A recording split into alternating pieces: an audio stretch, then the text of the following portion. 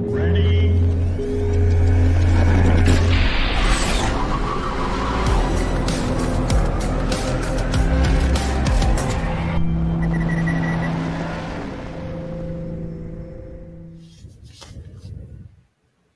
Very good afternoon and welcome to the 15th edition of the Simola Hillclimb.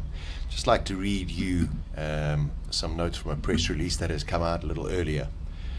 Knysna Speed Festival, the organizers of the Simola Hillclimb, have confirmed seasoned competitor Peter Hubert sadly passed away in an accident today. Based on the wishes of the Hubert family and Peter's son, we will continue with the event once the local authorities have cleared the scene and given us the go-ahead to proceed, which has now happened. We are exceptionally saddened by this tragic event and reassure everyone that the Simola Hillclimb takes the safety of competitors and spectators extremely seriously, and all necessary precautions are in place throughout the event. However, motor racing remains dangerous and accidents do happen.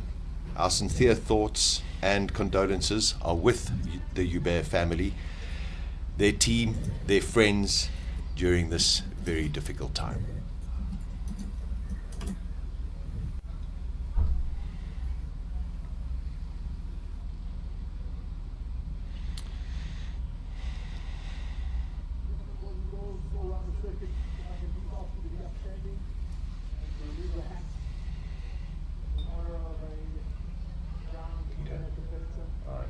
Getting I ask you to observe a minute's silence in honor of Mr. Today here at Simola Hillclimb.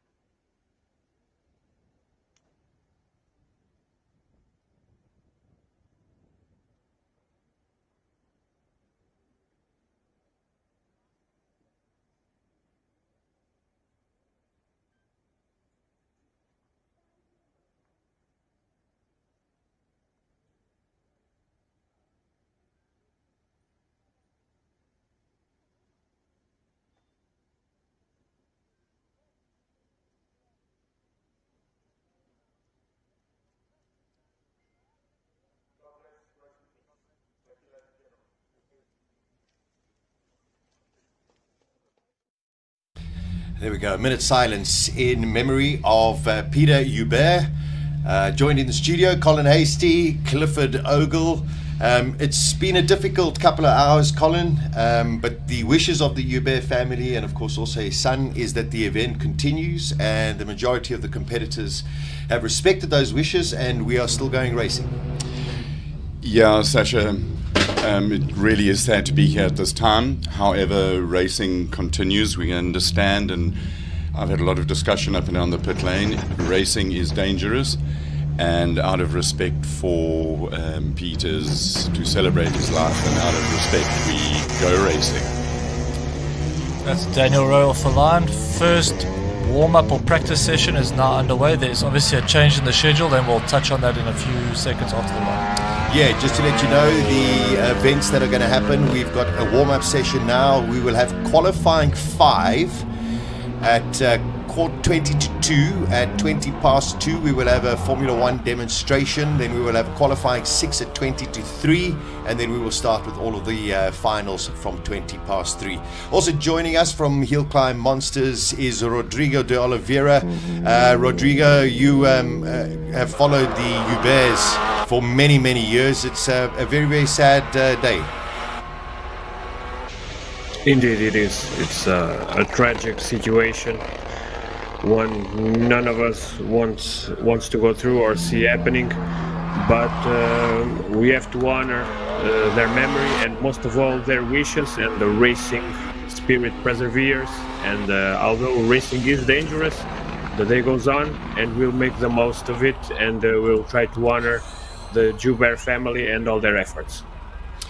There we go. We'll keep updating you with what's going on. It is a free practice session, a warm-up session, and that is... look at that for a display. His time's not going to count, but it's worth it. It probably wasn't going to be his fastest lap, but that was fantastic to watch. Well, I did enjoy talking to him in the pits a little bit earlier, and he said that he was going to entertain us. Yeah. I think there's more entertainment coming. Definitely. Johan Christoffersen actually did a 40.255, but we know that's not going to count. He was in the studio with us, and he actually said he's going to do one of the runs just to entertain everybody, and I think that's just a fitting tribute to, lift everybody's spirits. What I'm looking for, the bit of competition, Jonathan Machotsi and Daniel Rowe are having a huge amount of competition there. Jonathan sitting on a 43.8 and Daniel on a 45.4. But I think there's a little bit more tuning in Daniel. This is a warm-up. Yeah. So the idea is to, warm the drivers' heads up and warm the cars up, and for them to get an idea of the conditions. Yeah. Diane Padayachi out on track. And the next one, of course, Sean McKay. We are relying on transponders at this stage to find out who is going where. There is our wonderful drone that is flying up with the cars as well. And hopefully we'll get our speed gun to see what kind of speeds the cars are doing.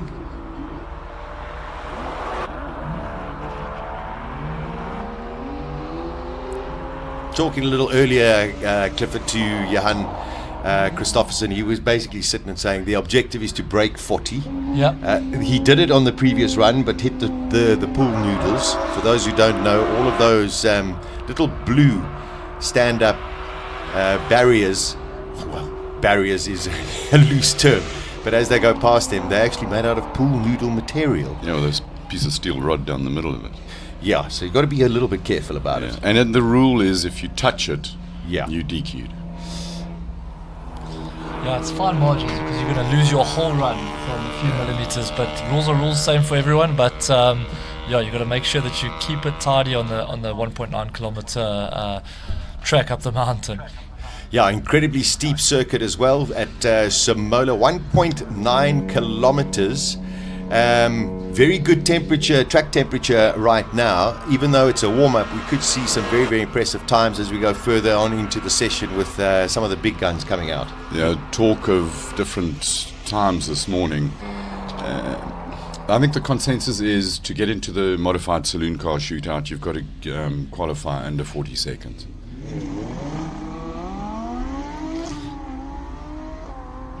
I love the sound of that Audi. Beautiful V10. The last of a spec. There's rumour that there's going to be a new Audi R8, which could come in 2026. So this car's been around for a long, long time and has achieved so much. So magic to see it going up the Simola Hill. So we've got our speed gun back, 192 k's an hour. That's pretty quick up that part of. There's an average incline of 8%. That's the steepest part coming up to the bridge, and the cameras seem to, I think the term is flatten the hill. Yeah, it's very, very steep. This is where you need the horsepowers. Yeah. Horsepower or momentum. Yeah, I mean, depending on what you drive. Horsepower gives you momentum. Yeah, but before you get steep, are you going to start with me already? Yeah. Just checking. Yeah, of course it is. Momentum is speed and velocity. For sure. Velocity but and I mean, weight. when I'm talking momentum, I'm talking like on your single seaters that obviously carrying the corner speed, and you can't rely on the horsepower to get you up the hill. So you've got to put a run together based on the strengths of your vehicle. I mean, just listen to the sound of that V10, just magnificent. Shiraz Bawa in that V10. We've got a whole gaggle of Ford Mustangs coming through as well. Paul Malachi is on track, and Ridwan Babamia posted a 108, so that's pretty slow at the moment. But Paul Malachi on track at the moment. Shiraz Bawa coming up into the final sector, goes into those little S's, and then of course into the left-hander, and then across up to the finish line. It's like a double S towards the end. Christoffersen just goes through it everything opposite lock. Yeah. This is also a new experience for me because I'm used to I don't know, 50 odd meters of pit lane walking up and down there, and now I get to see. You can actually see what actually happens, There are Colin. curves. I'm loving it. Yeah. Paige Lindenberg out on track. Joshua O'Callaghan also out on circuit right now. I think we're just feeling out the conditions right now and just getting their minds up to speed. But yeah, coming back to your S's and that, if you charge the first one or get it wrong, it just leaves you with so much more work to do on the second one, which affects your lap time. So you've got to have a bit of patience and trust your eyes just to set it up, because if you're trying to be too fast too quickly, it's definitely going to hurt your time up the hill. Are there a herd of Mustangs? Well, we have been debating it. I'm going to go with Fleet. Makes more sense. Or Gallop? The magnificent McLaren 720S, Garth McIntosh, also a daily driver. It's spectacular, Colin. I mean, you see these cars very, very close up. We watch them here on the screen, and you see them at full pace. Super impressive. I mean, 205 through the speed gun. I love that car. And it's got a cool color as well. I'm missing my pretty wheels competition. I still think Clint Weston's Merc has got the prettiest Absolutely, wheels. yeah. That's a win for me all day. I mean, they're 21 inch already, just based on size, because for me size does matter. But 21 inches on a Mercedes, there's a clip there. He did clip on his first run this morning as well. Also, similar area on the way in, on the entry, just clipping the pull middle. So 2 times now scrapped on the run. So, speaking of the prettiest wheels, this Mercedes at the bottom gets your not so pretty. No, they're wheels. fugly. There we go. Natalie Weston driving that beast. I mean, that must be pretty difficult to control going up the hill. It's got a lot of driver aids on it as well, and part of getting the biggest speed out of these things is to find the balance of which aid to turn on and off, and the deployment of the battery power, electric power. It's quite a complex setup that they've got, and I know Clint was battling it with it on that AMG GTX. Yeah, he should be coming out very shortly. Eugene Herbert out on track, the man from Master Drive. There's our stunning drone shots. There is Clint There Weston. he is, yeah. The flashing lights indicate that he's got driver aids on. Yeah. Either that or he's pushed the... Or he just pushed the button by mistake. Clint's not the kind of guy that would... he's even It's indicating... turning right now, so yeah. Look, this is always a highlight on any run, is what Clint's going to bring in. He's using more of the track there already.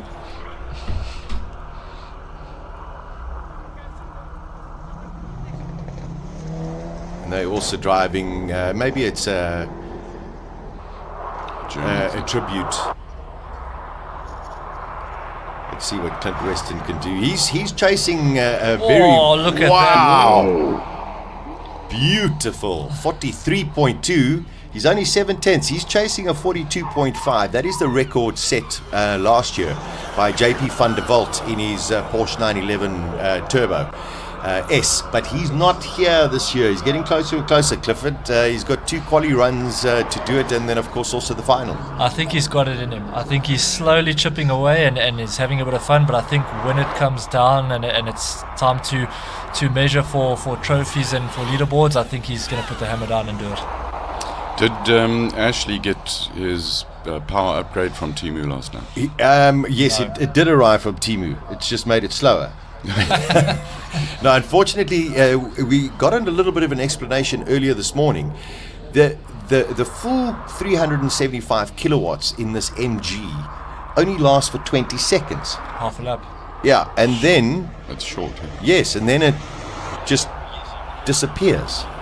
So I'm sure it's something that the engineers in China will fix up.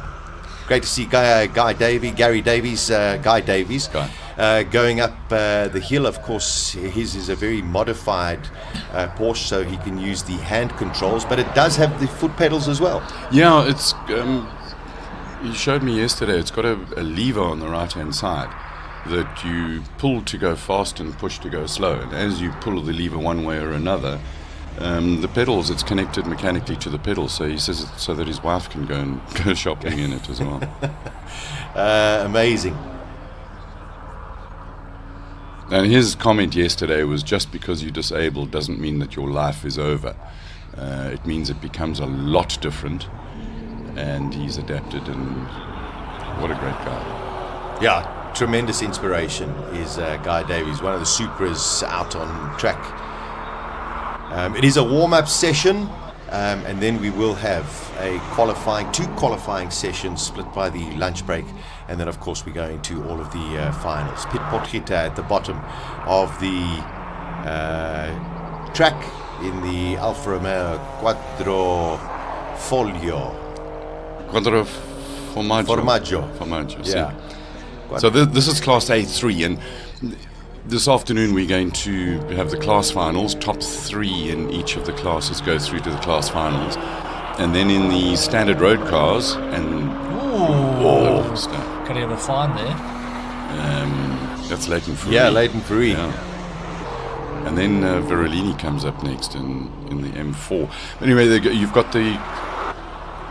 I love how sideways it goes. This is actually fun being here. You guys are lucky. We are. We're incredibly lucky. And then the top 10 qualifiers in single-seaters and sports cars. Then they go through to the King of the Hill. And that's in standard road cars and single-seaters, and then of course the big guns, the modified ones. Yeah, they're all going to be coming. So just got a note, the AMG and BMWs will be used this warm-up session as a lap of honor for Peter, and that's why they have their hazards on. So a great mark of respect. An Opel Corsa. We have 8 OEMs at the 15th running of Simola this year, which is really, really also very encouraging, Clifford, to have the OEMs representing in a big way at Simola, and long may it continue, and let's hope more and more come as well. Yeah, good to see the OEMs getting behind motorsport and showing the passion and excitement and getting to experience exactly what motorsport brings to every individual from all different walks and facets of life. So it's just good to see that there's a bit of support coming back, and it shows that things are potentially on the up and up in South Africa, and that's looking a little bit untidy in an Opel Corsa. Right, definitely pushing it. Ernest Page, you had a chat with him earlier, Colin. I mean, that was excitement personified. 5.7 litres per 100 kilometres he's got in racing. Oh, using all of the oil there. And I mean, that's a little 1200. Yeah, but you know, with modern technology and engines, size, Clifford, I know it always counts. But sometimes you can get magic performance from little things. Sure, I mean I've been saying that for a long time, but yeah, you've just got to be brave. You know, you can't rely on horsepower. So certain areas where you could get on the brakes a bit earlier. This is all about carrying momentum and thinking 3 corners ahead, because if you brake too early or you unnecessarily comfort brake, it's going to cost you seconds when you get to the top. What is this comfort brake you speak of? I know a lot about this because I use it a lot, and my excuse is that you load the suspension for better front end grip in the corner, but that's page 36 of my excuse book. Call it reasons. Sure. Reasons.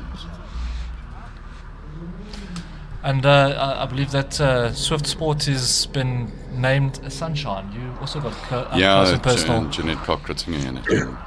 Sunshine. You are my little ray of sunshine. Please don't go into sing. Sing.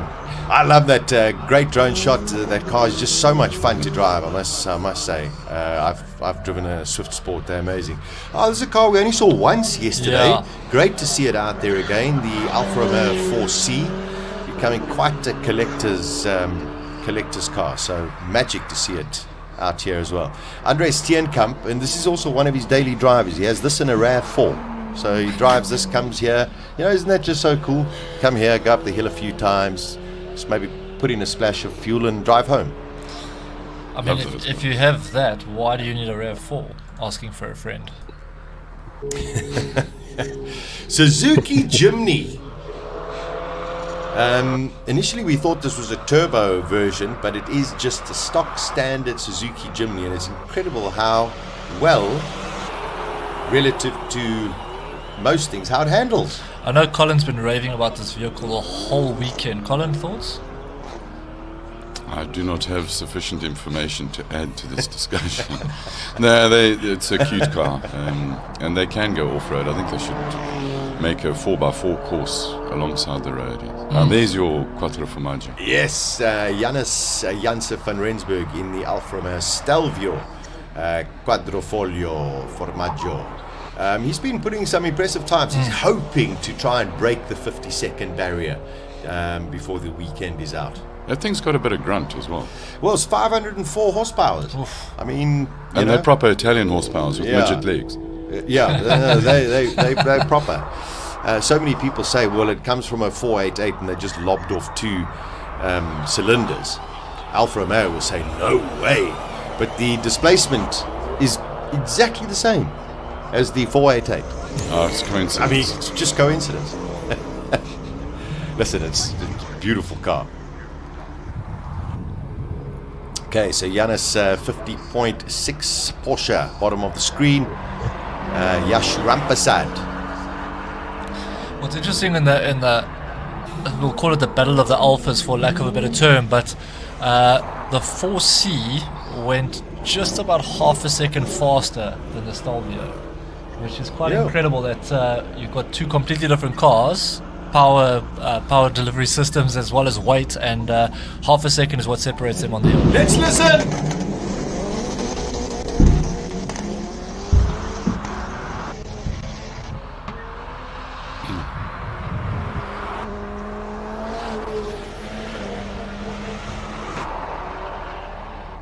I tell you, I don't know what it sounds like on your speakers, however you are watching this live stream, but here down at Simola, we are in our commentary booth.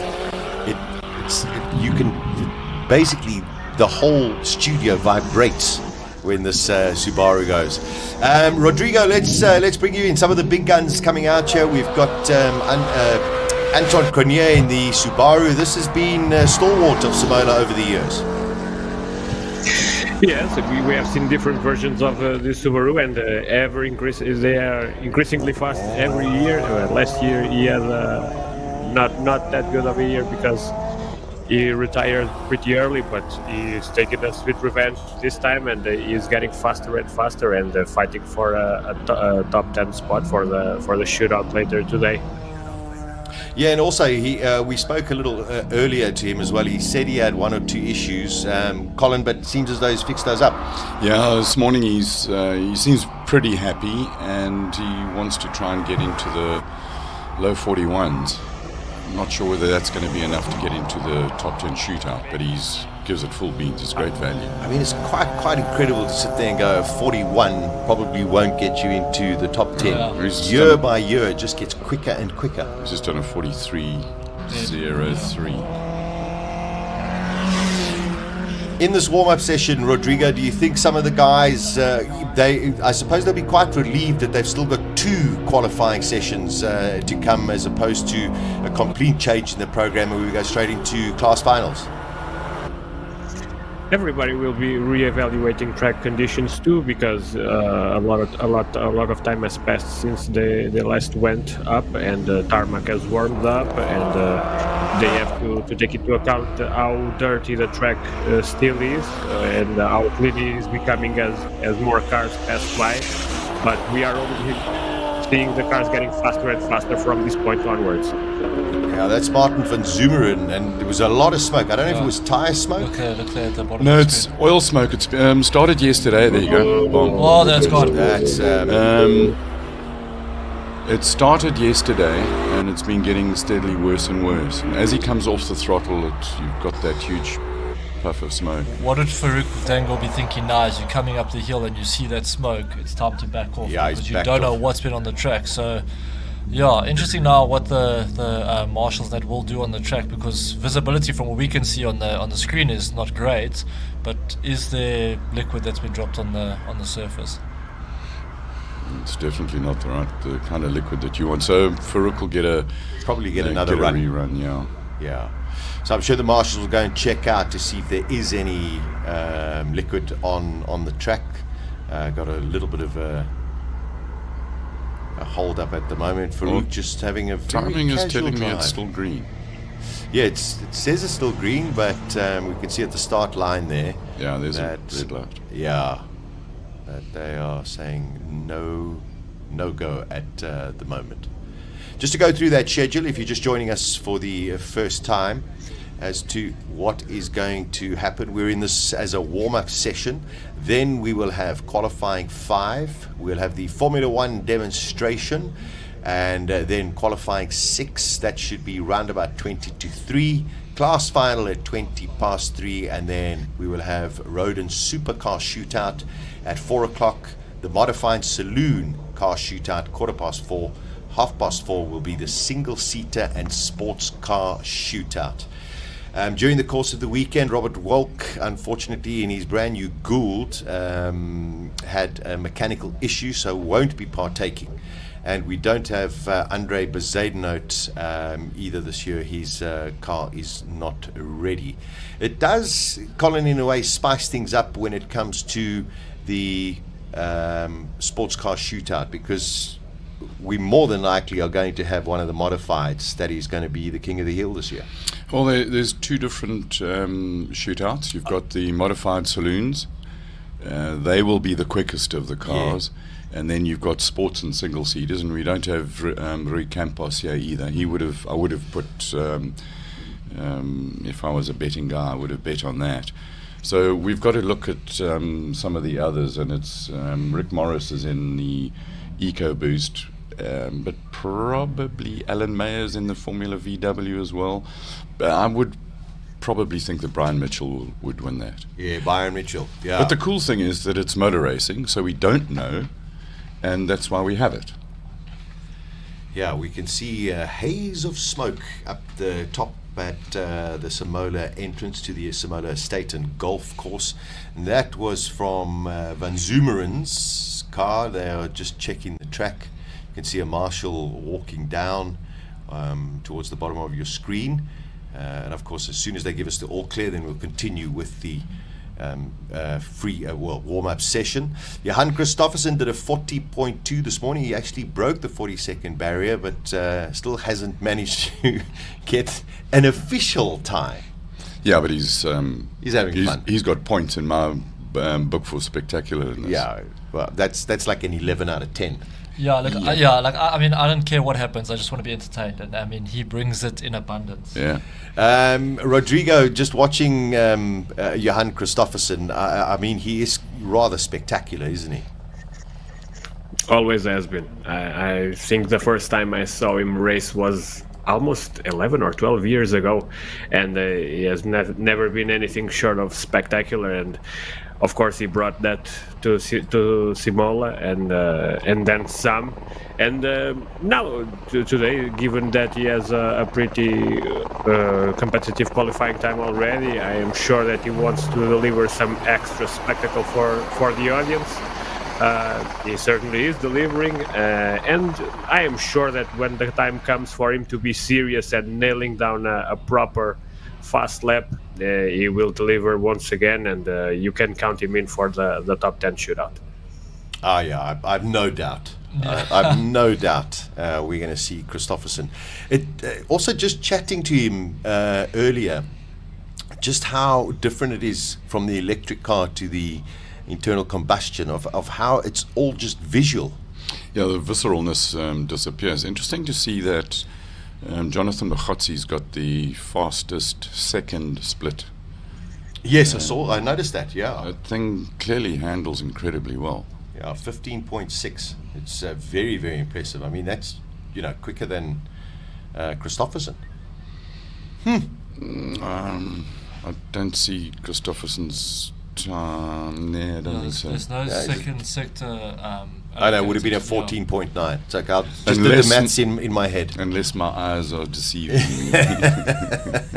Yeah, he's just to let you know, the second split for Johan Christoffersen was deleted because the lap was deleted. Yeah. That's why. Okay. All right. At least we can do some fast maths. So we have a little temporary pause at present. The marshals are just checking out the course. Van Zummeren, clearly there must be some kind of liquid on the track. Otherwise, we'd proceed with the rest of the warm-up session. But hopefully it'll get underway very, very shortly. That's Leonard Archer waiting to go. That thing has got the most incredible launch. Fast Freddy builds it, and it's absolutely wonderful to see its launch and how the sound is glorious. Got to have lots of wheel spin, traction control, and all the rest of the stuff as it goes. It's quite lovely. Super vehicle. The attention to detail on all of these cars and the professionalism of all of these teams is just a step up from anything else that we have in South African motorsport. There's some tatty cars, listen to this.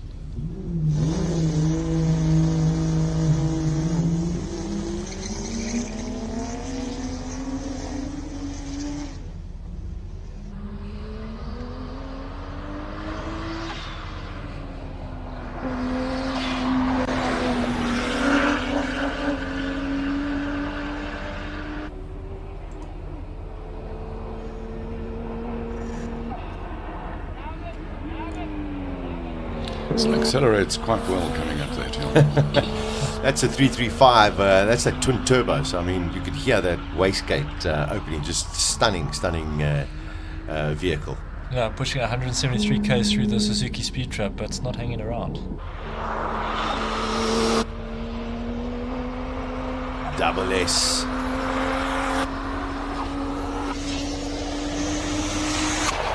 Tell you, that looked pretty good. That looked pretty good from Leonard Archer. Just trying to get his time there, a 49.3. All right, here come the big guns. Peter Zely, just listen to this. Turn up your TV, your phone, your headphones.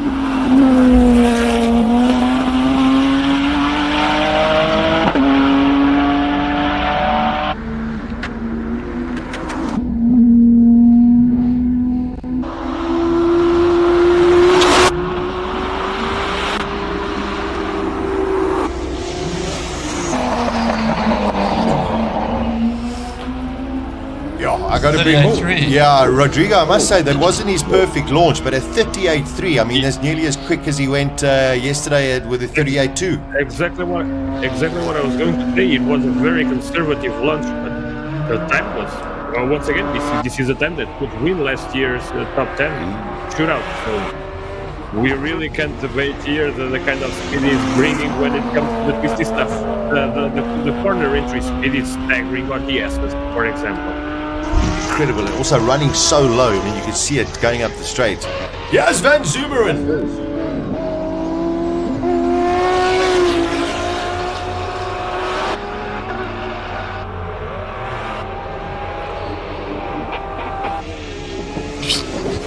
.256 through the speed trap for Wade Van Zummeren.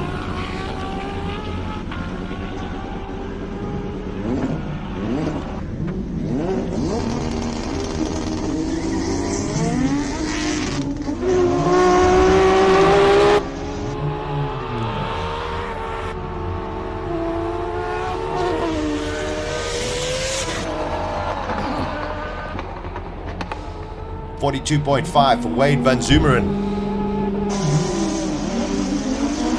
Silvio went down the three. That was a great launch from Silvio, bottom of your screen.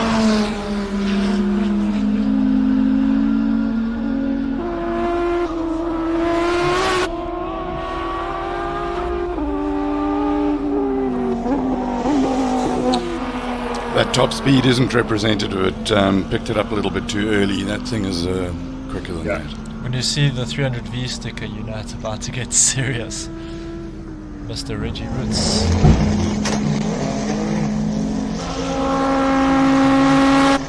One more launch for Reinhard Root. So they're taking it serious this time. Yeah, they're testing it all, yeah. Silvio seemed to misfire halfway up the hill. Let's see what Reinhard Roots can do. Aldo Scrabbante at 40.8. Something broke on Silvio's car midway. There's Gary Martin's. Gary Martin, shame. He's had a really tough weekend. And that did not sound healthy. And Reinhard also slowed down. Yeah, he's Yeah. backed Backed out. out, Yeah, yeah. he's backed out of it. No, there's something touching there. Yeah.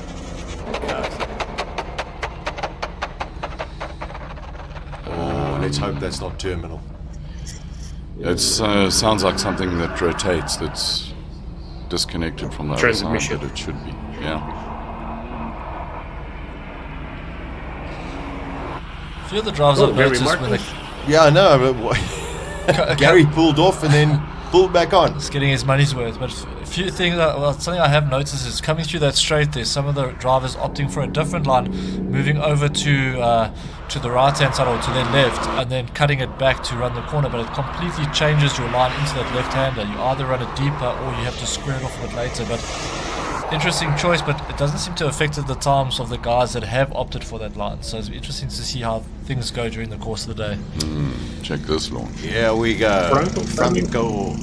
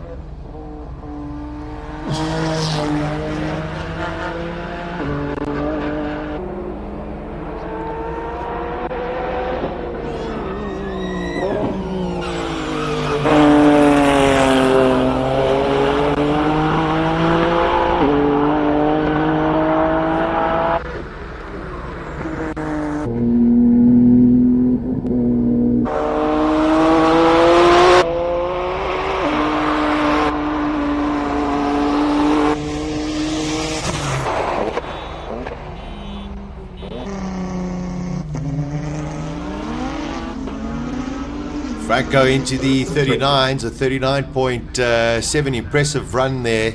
A little squirrely into turn one. Yeah. Sorry, Rodrigo, carry on. New car for today, the Rospa R34. First time we see it this weekend.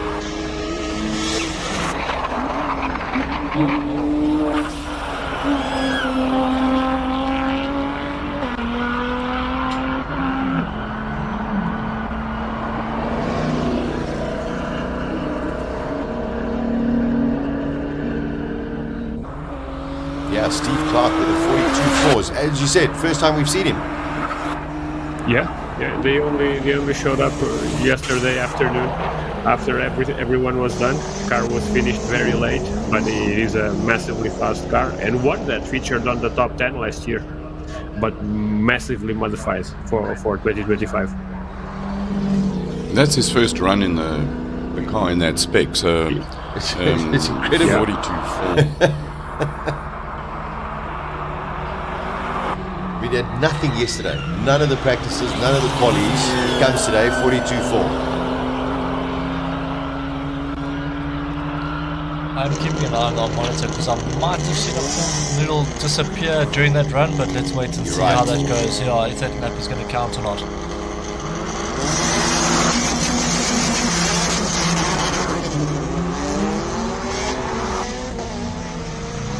Byron Mitchell, this is the man to watch in the single seaters. Car number 8.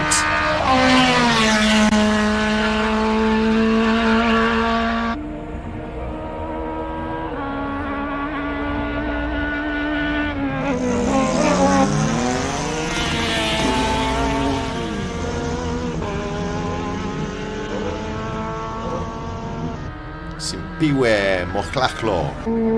Just too much wheel spin, I think, off the line.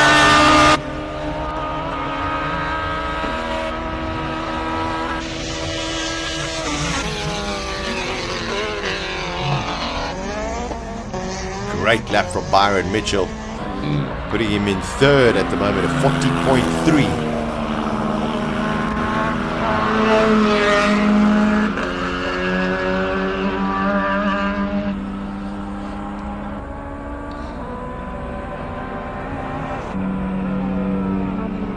Can Alan Mayer do anything about that 40.3s? Simply looks like she's backed out of it, or she's just certain parts of the track looks like she's not carrying as much speed as she could. Let's see what the times say.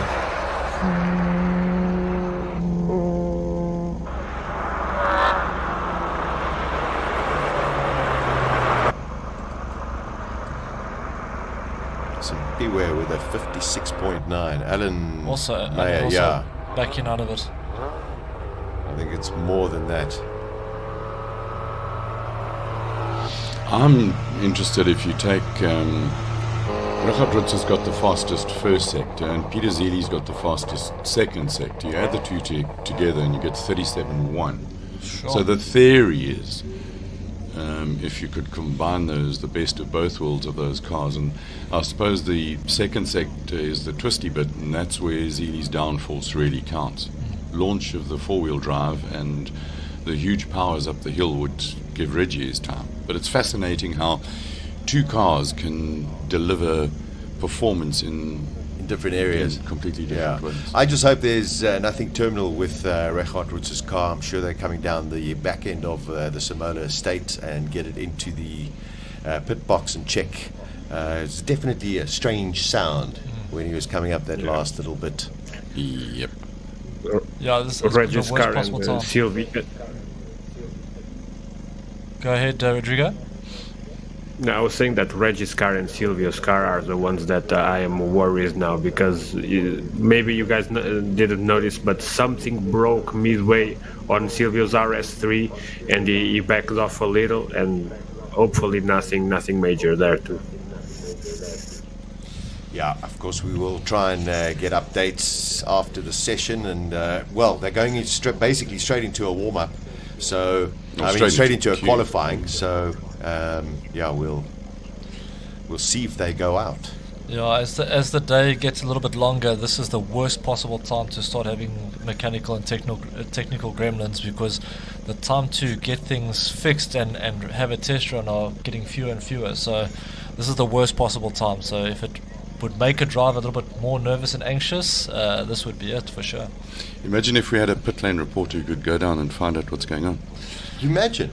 We had one like that, but No, I don't know. He was rubbish. We got rid of him. No budget. Was demanding way too much. Yeah, way too expensive. Just having a look, I mean, from qualifying 3 yesterday, Peter Zely at 38.2, Richard Ritz at 38.3, Franco Scrabbante at 39.6. And then, of course, Byron Hubert, Lee Thompson, Aldo Scrabbante, Anton Cronje, Silvio Scrabbante.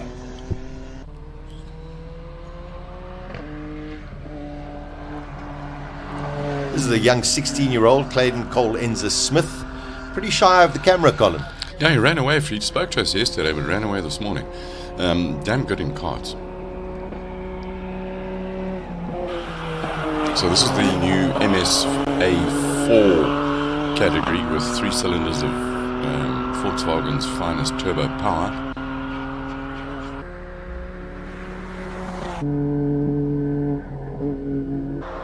A little twitchy on the entry into the corner.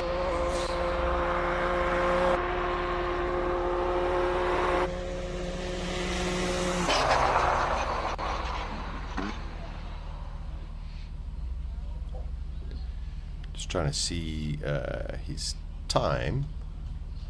That looked pretty impressive. Be rewarded with every swipe. Earn up to 30 cents per litre cash back on fuel when you swipe your new BP Rewards card and Smart Shopper card together. Plus, get 1% cash back on shop purchases when you swipe your BP Rewards card at BP Express.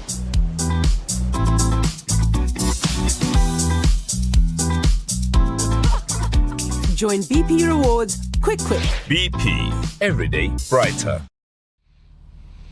Oh yeah, most definitely, and not to get ahead of myself, but it did once again. It did not seem to be pushing at absolute maximum, and given this is a warm up session, there was no need to. And still a 38.3, it's a massively fast time. The potential on that MR2 with the latest aero package, and how we got everything work seamlessly together after I don't know, 4 years now of development. Well, it really is paying dividends right now, because even going at a comfortable pace, it is just staggeringly quick. Rogero, the second, that twisty part, he is massively fast through there. And, you know, it's, Yeah. what's it, 13.8. Franco did a 14.7, so it's effectively a second quicker, 0.9 of a second, in the second part of the One track. One thing I have a strange advantage on my perspective. It's the amount of videos I make from Simola and the amount of editing I do. I sort of get a feeling of how quick cars are on the corner. And one of the points where I really try to gauge how confident the drivers are on their cars, it's their corner entry on the S's. After the bridge and after that little straight, the end. Now, during both yesterday and today, when I'm watching the live stream, when I'm seeing the camera that's right before the S, when I'm seeing the speed that he is carrying, my mind is always telling me, okay, he's going to crash because he's entering way too fast. And he is still doing the S's with a very tight line, hugging the inside of the trajectory. So the air is working overtime here, for sure. I think it's about time to revise speed prediction or time prediction. I thought that we were looking at, well, I now think that it's winning time. If the conditions everything stays the same and the cars are healthy, probably a low 37. 37. If not a high 36. You guys nailed your times. Yeah, to we the did. thing. We didn't get. So you saying a low 37? Let's write that down. I'll go with the 37.0 something. 37.0. Wow, Wow. 37 dead. Okay. No, there's lots in it. Okay. Just to go earlier on, we did make our predictions as to the fastest time. I said Franco Scrabbante at 37.9. And then Clifford went for Reggie Roots at 37.8. Yep. And Rodrigo went with Peter Zely with a 37.7. Who do you think is going to be faster? Zely. NFI. Are you going with Zely? If Reggie and Franco's cars are unhurt, those three will be within 0.2 of a second, right at the end. Right, so Silvio. Yes, okay. Thank you, Silvio. A boost pipe clamp came off at the launch. Well, he had a spectacular launch, Rodrigo. That was the best launch we've seen from Silvio so far this over the last couple of days. Yeah, it wasn't, but I was sort of correct about something breaking. I saw something jumping from the car, but no, we have a full confirmation. But getting back to the predictions of the fastest times, I stand by my prediction. On a theoretical level, I agree with Colin that his time is possible, but the kind of mental fortitude to jump to that level, I don't know if today will be the day they will take that leap. I stand by my 37.7. Okay, 37.7. Listen, it's going to be very interesting. Just got a message from Christian, and he lives in the Simola estate. Yeah.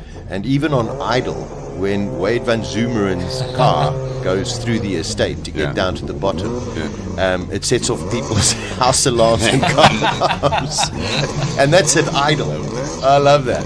Tell you what I do miss is standing right next to that car at launch and feeling the thunder in my chest. I miss it a lot. Much as I like being here in the beautiful air-conditioned office. Well, we might have to find a budget.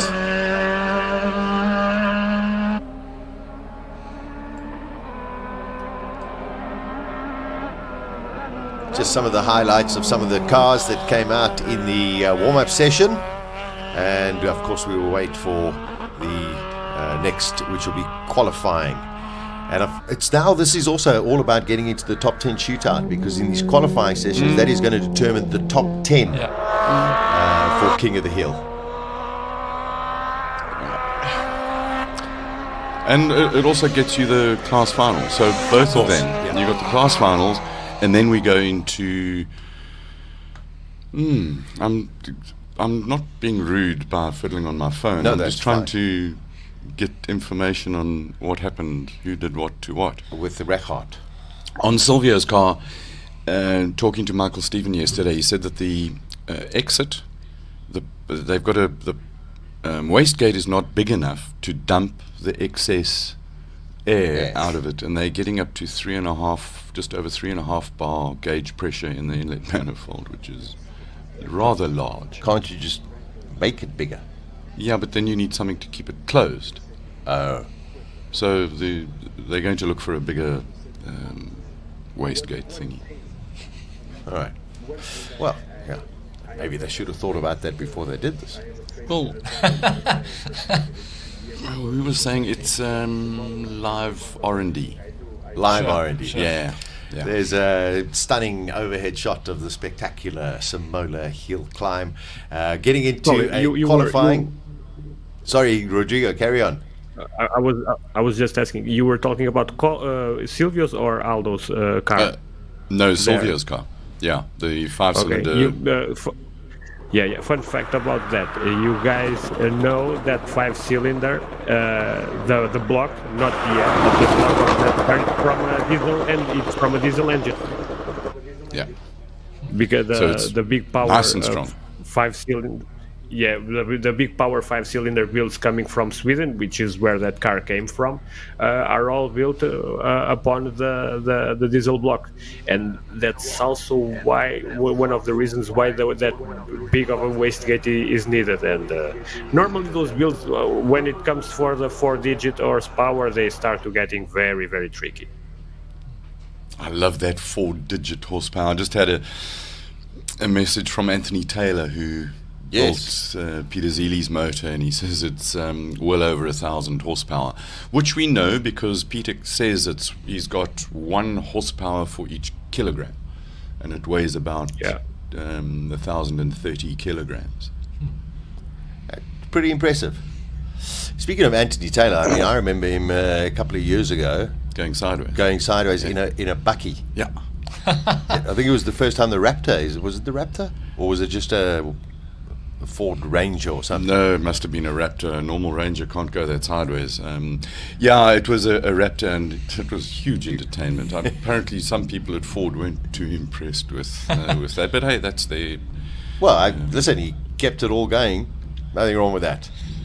So in the classes. Have we got any news on Reichardt Roots? Not yet. I was gonna ask you, Colin. We had like 59 competitors hit the hill now, but I mean we're running out of. I mean that was obviously warm up. Yeah. We're running out of qualifying sessions because we're getting close to the massive 2 to switch go. field. Yeah. Who do you think is feeling pressure right now and it hasn't gone according to plan? Stevie Clark. Okay. So the reason they were late, A, they finished the car late, and B, his tow vehicle went into Limp Bizkit mode in close to East London, and they had to repair that and bring that in. And to a degree, I would think that Reichardt is feeling huge pressure at the moment because something didn't go according to plan. Sure. Daniel Rowe is feeling big pressure because he's a fairly substantial amount slower than Jonathan Machotzi, and we know that the first thing you've got to do is drill your teammate. For sure. Peter Zely's in the pound seats at the moment, right on the front foot. Yeah, and he's just been so consistent. I think that's the impressive part about every single run that Peter Zely has done, Rodrigo, is his consistency, and regardless of which tyre he uses. Yeah. the debacle about the Pirelli tires yesterday that I sort of gave a bit of insight into that the 3-year-old tires were not as uncompetitive as it seems at the first remark. One thing that we have to take into account for the top 10 shootout is that there are some cars that have retired since this morning. We haven't seen, of course, the other two Zely Lotus, the other Lotus with the VW engine, the white one, Nyker, is not here too. Craig Zank, I haven't seen him. We haven't seen the GT3R, the 911 on this warm-up run. More I may be forgetting. The AMG GT3 of Ricky Gianocaro, we haven't seen him either. So the times needed to achieve a top 10 spot for the shootout probably will be on a 41 something, possibly. We will see, because even then, we with some cars retiring, the sharp end of the field is still massively strong and massively fast. So I've got all the withdrawal sheets here. You've got Jody Van Zummeren, learn how to page here, Ricardo and Jimmy Giannacaro, Mike Verrier in the M4 or the Z4 thingy. Darren Goodmans, Craig Zank, Charles Orangis, Keshan Nyker, and that's it. Yeah, so there's the GT3R that won't participate, as well as the AMG GT3 as well. So as you say, a 41, somewhere in the 41s is definitely going to get you into that top 10. Yeah, absolutely. It's respecting everyone's decision, but also giving some value to their participation. Later, when I make a top 15 or top 20 video, I will use the single best run from the weekend from everyone. So some of these fast cars will still have some time on the videos, and they get some of the media return from the event. Yeah. 100%. Just 2 minutes away from the warm-up session number 5. We look at yesterday. Your top 10 was Anton Cronje with a 42.9, and at present, after this warm-up session, a 43.9 from Jonathan Mochotzi. Imagine Jonathan Mochotzi makes it into the top 10. Well, at the moment, Cristiano Verolini in the M4 is sitting in 10th place. So, if you take the overall, you've got Byron Mitchell in there on a 40.3 and Cristiano 45.0. I expect George Evans to go a little bit quicker than that, and I think that what Rodrigo is saying, it might even be slower than that. 43.5 will get you in. Could well be. What is the current cutoff point? 45.099 is Cristiano Verolini. I've got 43. I've got 43.9 from Jonathan Mochotzi. Yeah, but you're forgetting Byron Mitchell's in a single seater in there. Okay, fair enough. Sasha, I'll pay attention next time. Focus. I'll pay attention. When Colin's got his phone, he's serious, so just be careful. Yeah, very serious. I'm still, Reggie's ignoring me. Is he? I'm upset. Okay, that's... He's obviously going through some stuff right now, so I think the first priority is just try and get that car sorted. Yeah, not Colin Hastie's phone. Yeah. Hopefully it's something that's cut and dry and they're not looking for it, because you don't be looking for something now. Exactly. You want something, we know that with Silvio's car, it's a clamp, and they can just put that clamp, that hose back on, clamp it up, and make it even more secure. But we haven't got any update on Richard Rutz. So, Rodrigo, you're also right on the ground there. Have you not? You haven't received anything on your phone from Richard? No, not really. Normally, I have some extra knowledge, but on this case, and I know they probably are stressing about if it is some. Thankful, I hope not, but if it is a transmission issue, they should be scrambling light mess to get it for the next one. Well, I'm going to I leave think, you. I and think, I'm I going think to go and we should find send. out. Yeah, let's go and send Colin. He's going to find out. We're into qualifying 4 at Simola 15, and Daniel Rowe on the track. Here comes Johan Christoffersen.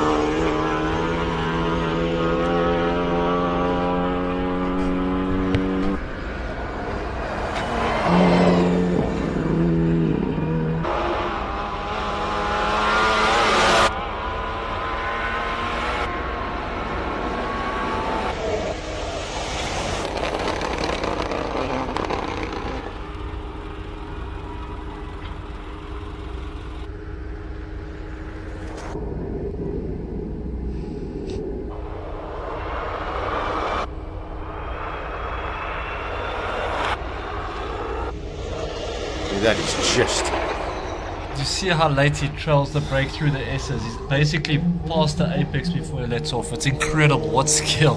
39.4. There we have it. Let's hope that nothing was touched. It looked clean, but let's hope nothing was touched in the process. Unbelievable from Johan Christoffersen. That's super impressive, Rodrigo. It is, man. I sort of predicted that he would nail down a lap and he will keep everything much more tight. It's just with that little bit of slip to point the car towards the exit of the corner, and he nailed a proper lap together. And it is a big leap in time because he went from a circa 40-ish time to straight to a 39.4. I mean, yeah, that's 6/10 quicker than you know, I was talking to his engineer earlier today, and his engineer said, oh, you know, maybe a 39.7. So Christoffersen has found an extra 3/10. I feel like they were done. Sean McKay and Dayan Padiachi out on track, both in the A5 category. Let's see how they get amongst each other. Of course, we're also looking for the class final. You want to try and be in your top 3.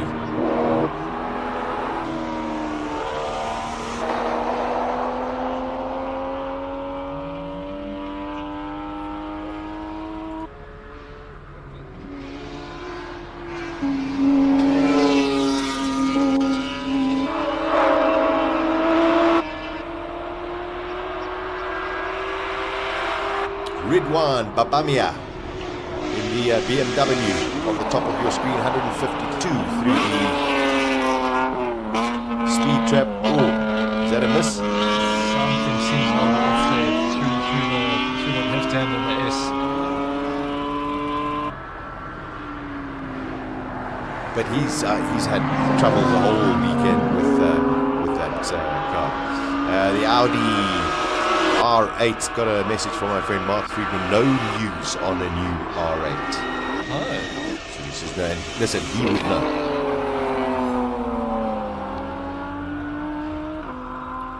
So Daniel Rowe went out and did a 45.1, I think, which is one of his better times, but his teammate Jonathan Mokgotsi didn't go out.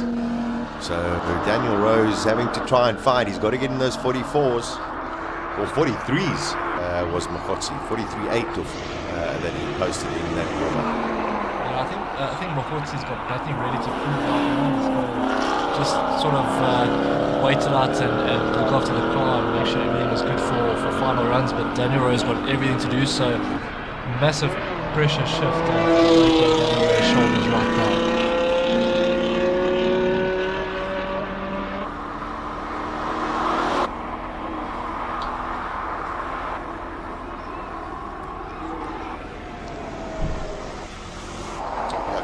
At combined qualifying Q1 to Q3, Mokgotsi's best time has been a 44.1 and Daniel Rowe's been a 44.8, so 7/10.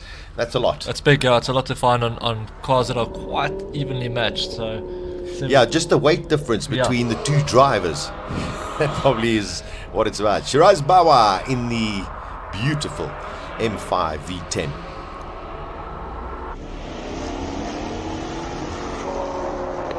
Paul Malachi in the Shelby. Whole bunch of Shelbys coming out now.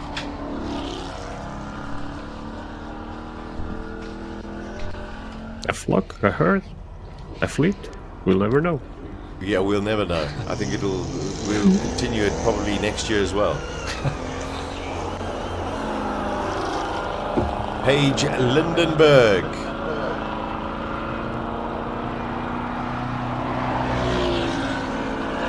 In the Shelby Super Snake with the Ford Coyote. It's like you said, we probably won't know what you call a group of Mustangs together, and you said we'll probably find out next year. And that's one positive thing with this herd or flock, is that they are consistent runners and entrants in Simola. So yeah, nice to have regular names coming back every year to keep pushing and continue the Simola heritage moving forward. Yeah, it's incredible. I mean, the Lindenbergs and their whole team always so supportive and come out on force. Yeah, and are ready to race. They're not playing around. Paige Lindenberg posts a 52.3, Vinesh Parayachi a 54.0, Paul Malachi a 55.2. Joshua Callahan on the top of your screen, bottom of your screen is the very, very impressive 720S McLaren, Garth McIntosh. Very, very strong first sector.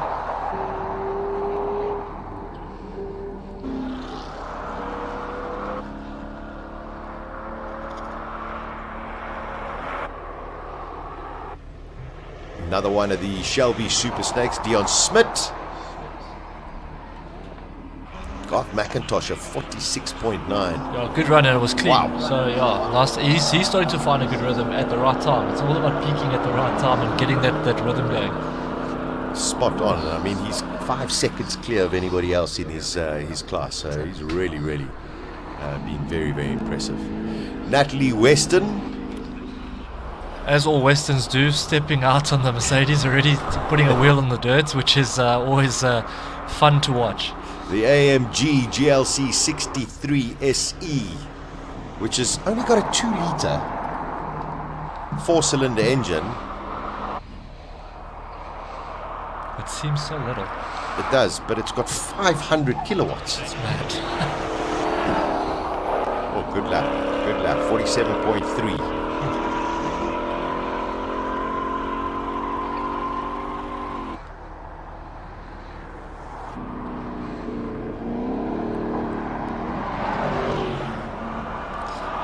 Clint Weston now out on the circuit. Everyone holds their breath because I'm pretty sure this is going to be entertaining. Well, he's going for it now. He wants that record as well. 42.5, somewhere around there from JP van der Walt. I think he did a 43.2 in the last one. So he's getting closer and closer.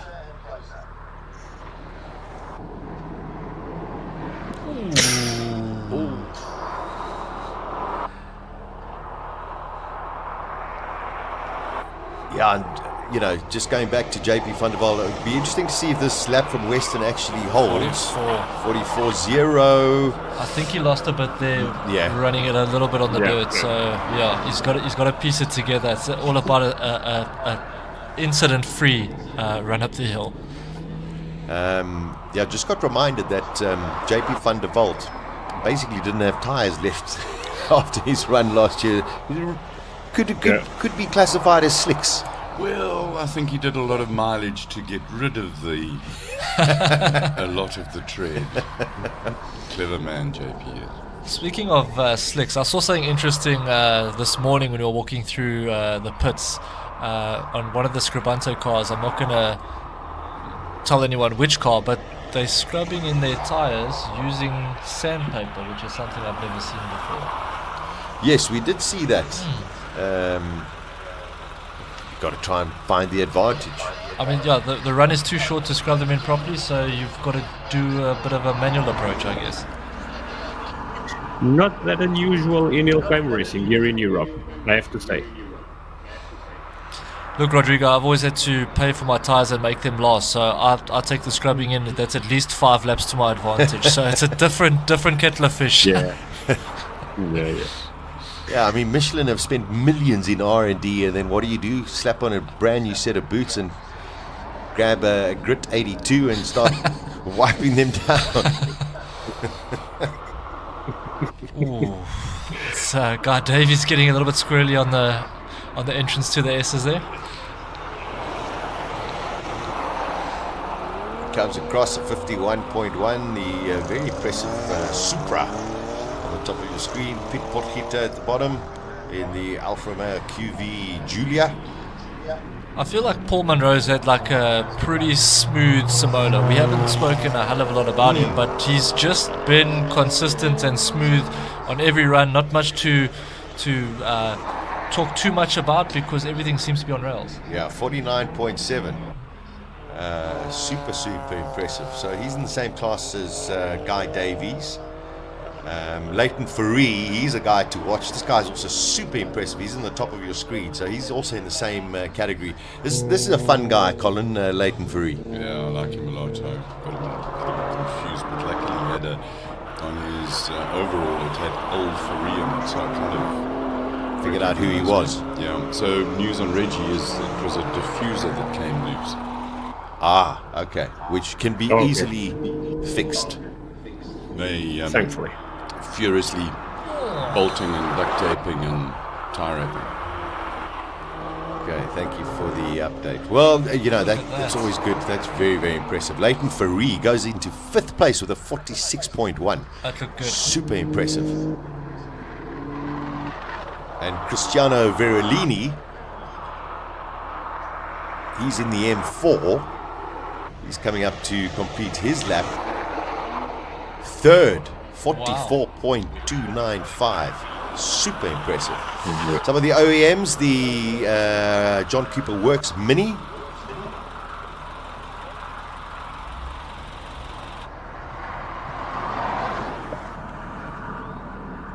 Just got news, Ashley Oldfield's time disqualified, so must have been exceeding track limits.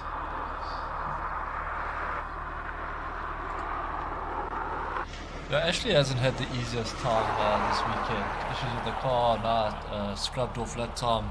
I mean, I'm pretty sure they're enjoying the event, but it hasn't been smooth sailing. But, with a new brand coming to Simola as an OEM, obviously these R&D issues are things that they can work on, and you don't know until you get here. So the Opel with Siyabonga Mankonkwana. He's coming up to complete his lap. And we've got Ernest Page on the top of your screen. The little 1200 Suzuki Swift Magic, 5.7 litres to 100 k's up the hill.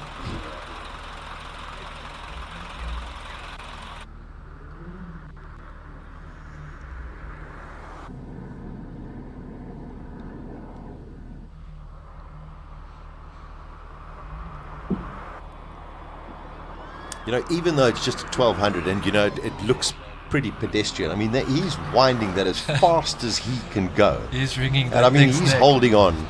I mean, what size are those tires? Like 185? No, they 165, 160. I mean, that's the size of a bicycle tire. That's all you need. It weighs a little, and they're perfect for driving over potholes and things like that as well. Yeah, that's true. Yeah. Francis Cousins in the Fiat Abarth, the Alfa Romeo 4C of Andre Steenkamp.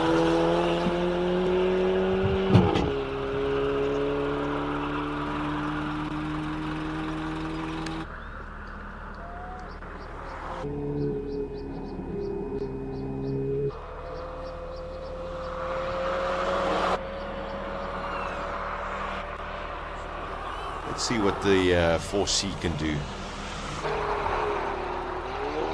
50.0. It's respectable. That's pretty impressive. Looking now, like the Swift Sport coming through the speed trap against the normal 1200 is about 30 k's on the top speed, which is a lot in a small powered car. But yeah, I mean, it's significant. It is significant, yeah. A 56.5 for the Suzuki Swift Sport. Getting quite close between the Alfa Romeo Stelvio and the Nissan Patrol. Those two fighting for class honors as well.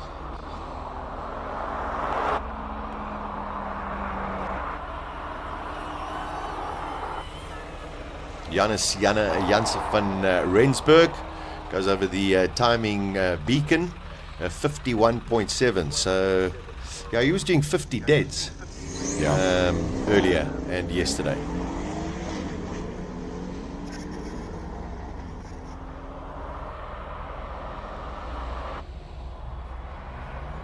I still think that chimney looks crazy now.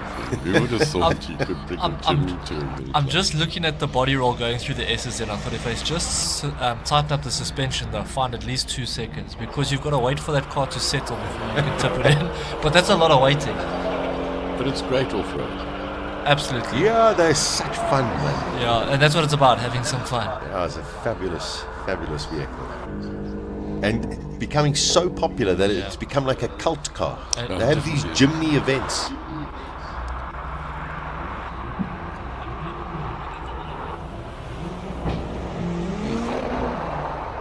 love the sound of that car coming up next.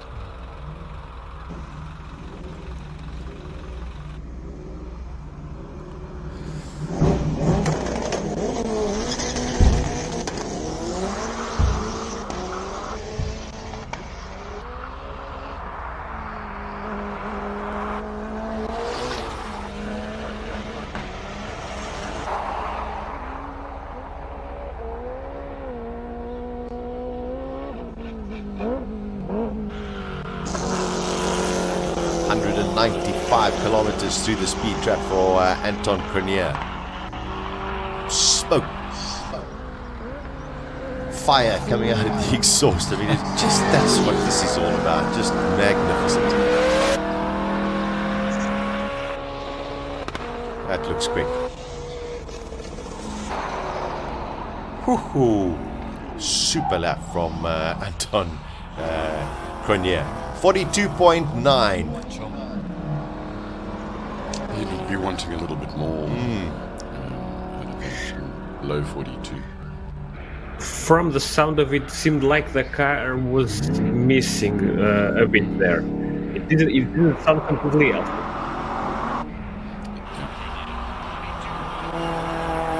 Tariq Sitzman in the Ford. I mean, you talk about the Jimny going up the road, Colin. What about the Nissan Patrol? Not your standard kind of hill climb car. I doubt you see any of those going up the hills in Europe. Rodrigo and Nissan Patrol. Not even on my wildest dreams. And there are roads here where we hold some hill climbs where it wouldn't even fit. Only in South Africa.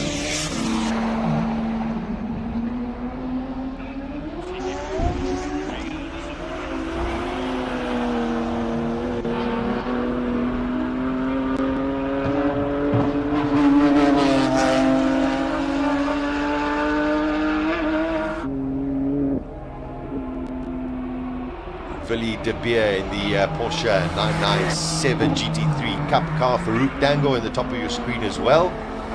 Didn't have a warm-up run. Wow, that Porsche sounds incredible. Farouk won't be happy with that 48.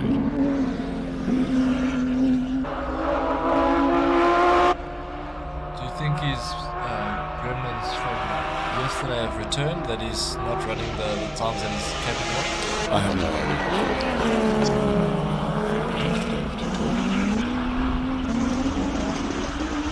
Peter Zely.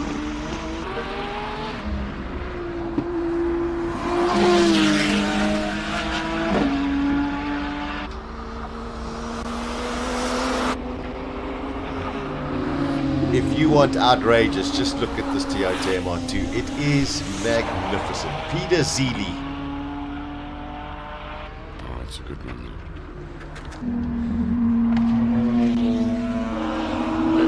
Touching the brakes, the double S's. Wow, that is super fast. 37.5. Wow, that puts me out the running. Yo, Rodrigo. Holy. Okay, trying to contain my language here. Wow. Okay, Wade van Zummeren seems to have a little bit of an issue. No, they just get there you go. Okay, here. All right, let's listen to this. We've got Butter Kraus on the track at the moment. He goes into 10th position with a 46.5. Okay, not great for Wade van Zummeren. Just go back to Zely. That is incredible. It's believable, this.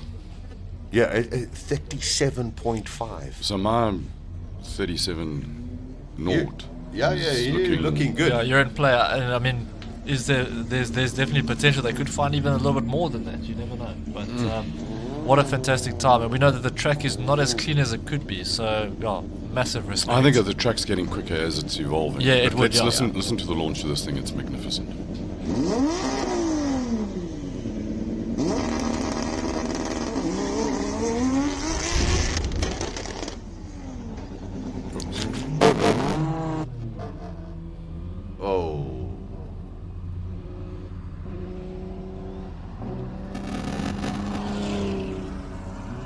Something's not right with I think there was something in a gear change, and then when he realized that he wasn't going to get the time, he's backed off.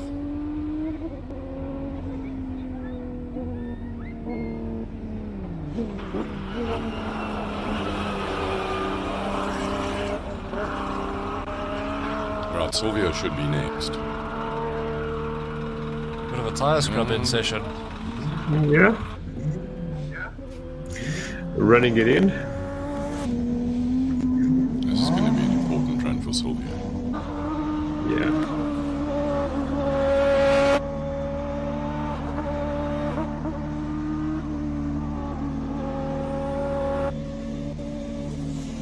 It's actually clever use of the time in the run.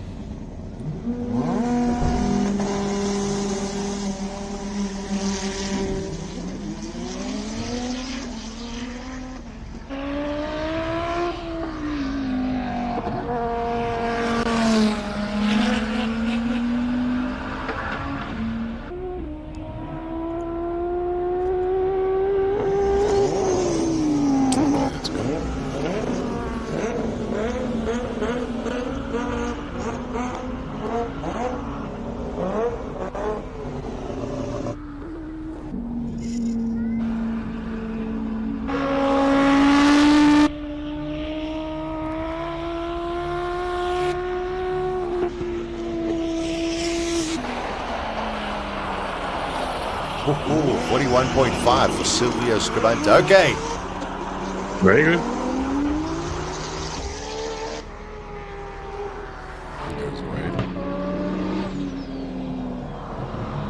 Something's wrong with Wade. We're not winning here. They changed that diff overnight, the rear diff on that car, but it's definitely some kind of issue for Wade van Zummeren. How incredible is it how Silvio Scrabbante's car just hooks up once it's got traction and then just steers on a dime? It's incredible. You know, I was chatting to Silvio yesterday. That car's been rebuilt bolt for bolt. It's very impressive. 41.5 for Silvio Scrabbante. Rodrigo, be happy with that? Yes, for a car that is pretty much a new build and it's built upon a time attack basis where a standing start was never in question, so they have to dial that in. They have to change a lot of the geometry and the architecture of the car to accommodate for that. Yes, it is a very good start, and probably they will up the boost until the end of the day as they feel more comfortable with the car, and we might be getting even faster, but 41.5 it's already a very respectable run. Stephen Clark.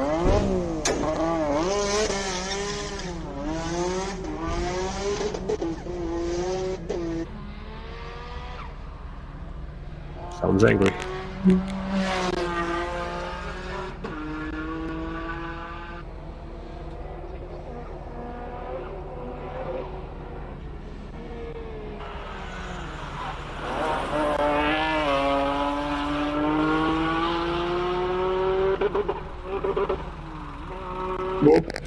Oh, a little bit of a miss.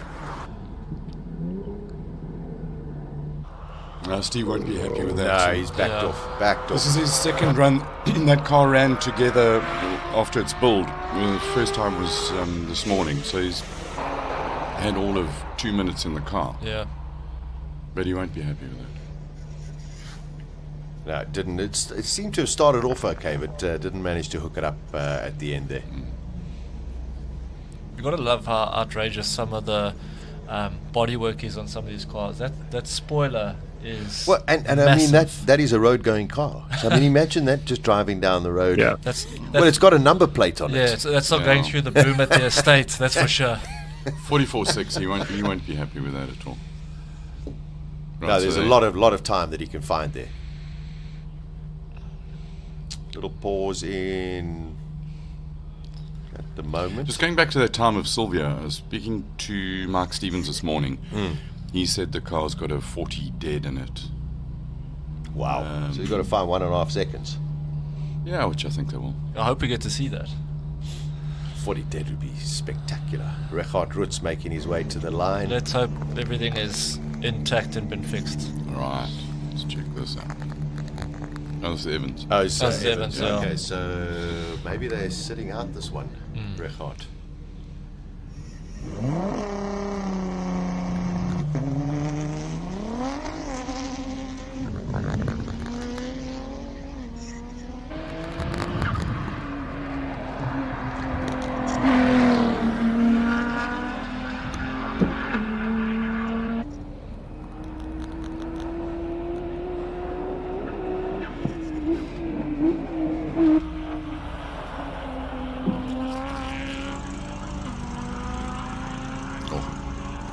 Can't wait for this launch.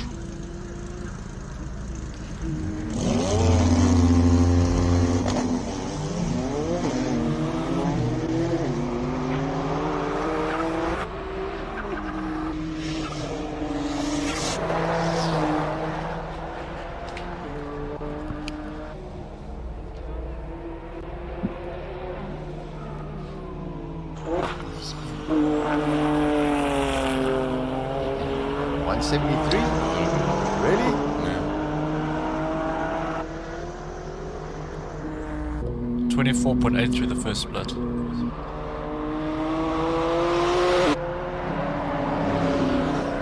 Oh, it's quick through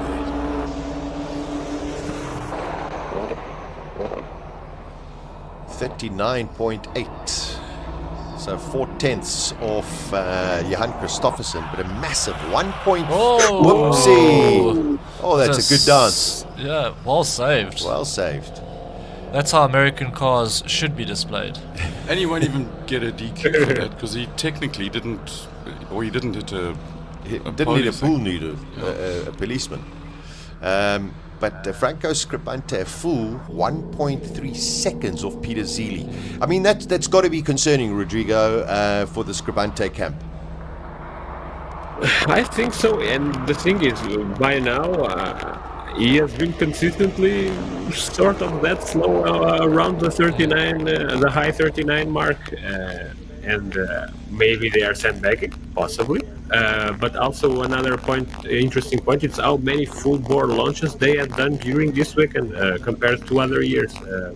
2023, 2024, they reserved the car to only 2 or at the most 3, and by my accounts, during this weekend they had all run 4 or 5 full bore launches on the car, so they should be pretty confident on the transmission durability, but we'll see. Something interesting, Stefan Winterhoven in the Corvette doing a 101 with his pirouettes on the hill, still not the fastest. So it shows you, if you've got a Corvette and you have a bit of a dance somewhere on the hill, you can still get through the line faster than a Suzuki Swift. Clifford, I love You should be a copywriter. I love the way you just come up with these Pearls of wisdom. fun facts. I'm a budget racer. I've got to find different ways of trying to be competitive on a budget. So I would definitely sign up for a Corvette, because I'm definitely not going to make it happen in a Swift.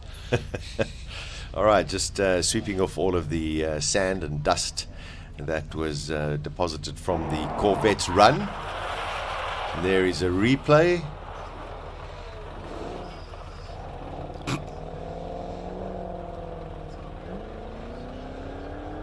I just love that. Dukes of Hazzard style. Yeah, just carry on. Rolling back car number 3, that's Rick Morris in the EcoBoost 1600. 4-cylinder. It's going to be a interesting little category between Rick Clayton and Simpiwe. The two MSA 4s against the Ford.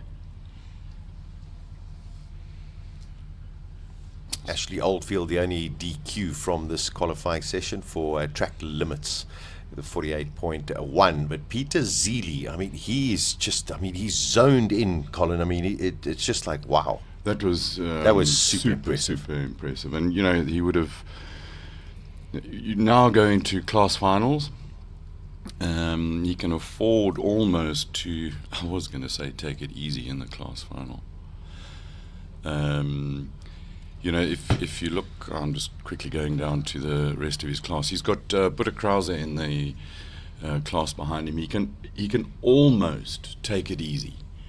It's in our DNA to explore, to search for more. We push, we seek, we forge roads where there weren't any. We search for more. Look at the stars. Find your more. We weren't born to stand still. We were born for more. More adventure, more freedom, more.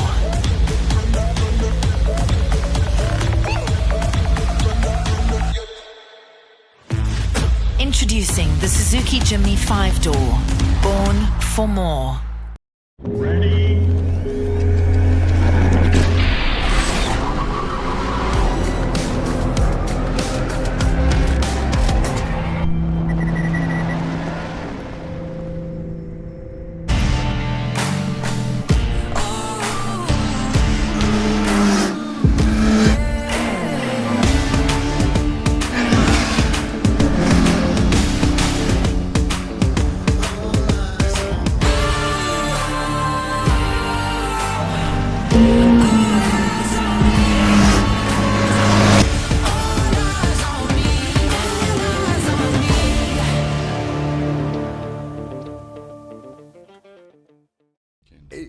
And you know, it's so important that you bring that up, because for many years, you get someone like, you know, Franco Scrabbante, and you look and you go, oh, they're not there. But when it comes to that top 10, it's incredible what he can deliver.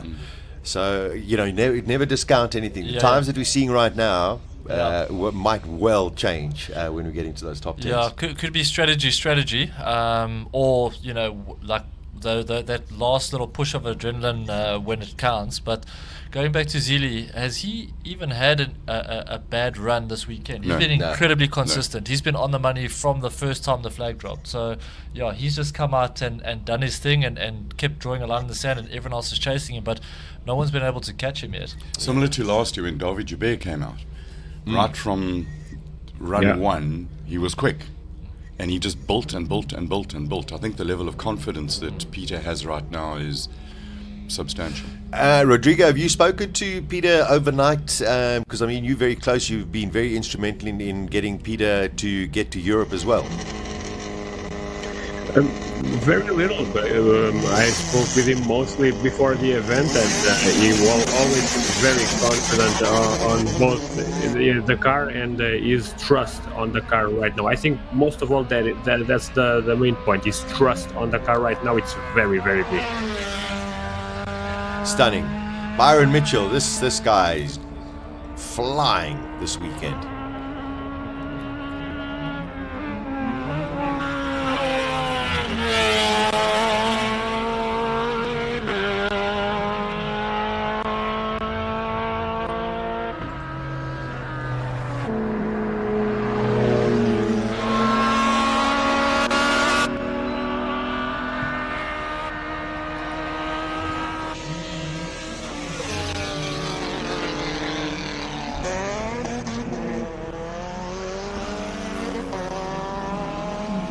there's something wrong with Simpiwe's car there. Yeah, it just doesn't seem to There's no go. Yeah, since we've come back and gone through the warm up and now the other sessions, it just hasn't got pace. So Byron Mitchell gets himself into 5th place overall, 41.7. We'll be very, very happy with that. Whoa, Alan Mayer getting a little excited.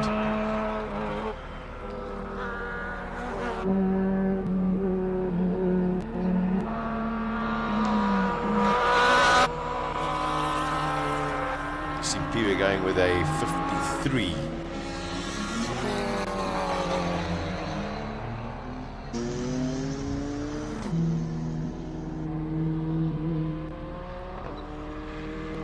Casey and Smith. Now that's what the MSA4 should sound like, the top line, and go like.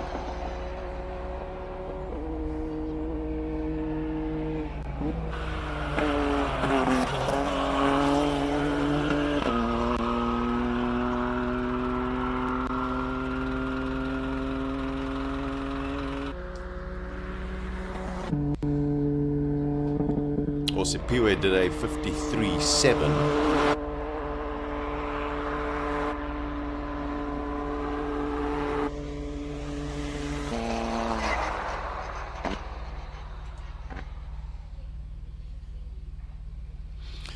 Got a message from Wicked Willie Bard, and he says that he's absolutely stunned by Peter Zely, both by car and driver, and never forget Fast Freddy's fettling. Oh, wow. That's quite poetic. Freddy was, he's done some really, really good stuff there. And very impressive. To go back to what Rodrigo was saying, the confidence that Peter has in the car and the comfort he's got with its balance is vital to extract maximum performance in it. No, exactly, Colin. Like, confidence is everything. You can have the best car made ever with all the possibilities, but if you don't have trust in the car and you're not pushing beyond what you believe the car can do, because I mean everyone's trying to push so hard they can go, but if you are backing off, you lose so much time. But again, back to Wicked Willie's point, there is also the relationship you have with the guys working with your car. If you've got that relationship and you trust them and you know that their work is good and you can communicate with each other, that's tenths of a second right there. It's rather like being Max Verstappen's teammate. Rodrigo, very, very impressive. We're going to have some Formula One demonstrations, of course. Then we're going to have a qualifying 6. I mean, I'm just sitting and thinking, does Peter Zely just, can he find even more? Yep. I think he can. After seeing that 37.5 and looking how much margin there's still on that run. He wasn't pushing to the limit. You could see that as fast as the car is, it wasn't. Just a note, because some people on the stream might not know, Willem Bard that sent the message is a former winner of Simola with the car that Reggie Roots is now running, which is a side note that I think some of the new viewers might not know, but if I'm not mistaken, 2018 winner. At the time, the car was baby blue, different body kit, but good to hear from the big man. And when a guy like Peter Zely gets this recognition from a former winner, well, we're dealing with some serious stuff.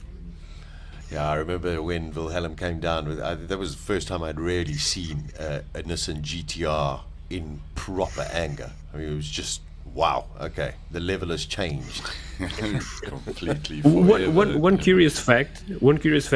I think it was because of him that the pool noodles started having the importance they have now. Because on the winning run on 2018, on the very last corner, he just cut the corner so much that he broke the front splitter or rear diffuser. I'm not sure which, but I have the video on the channel, and he almost had a big crash, but at the same time he won the whole event on that run.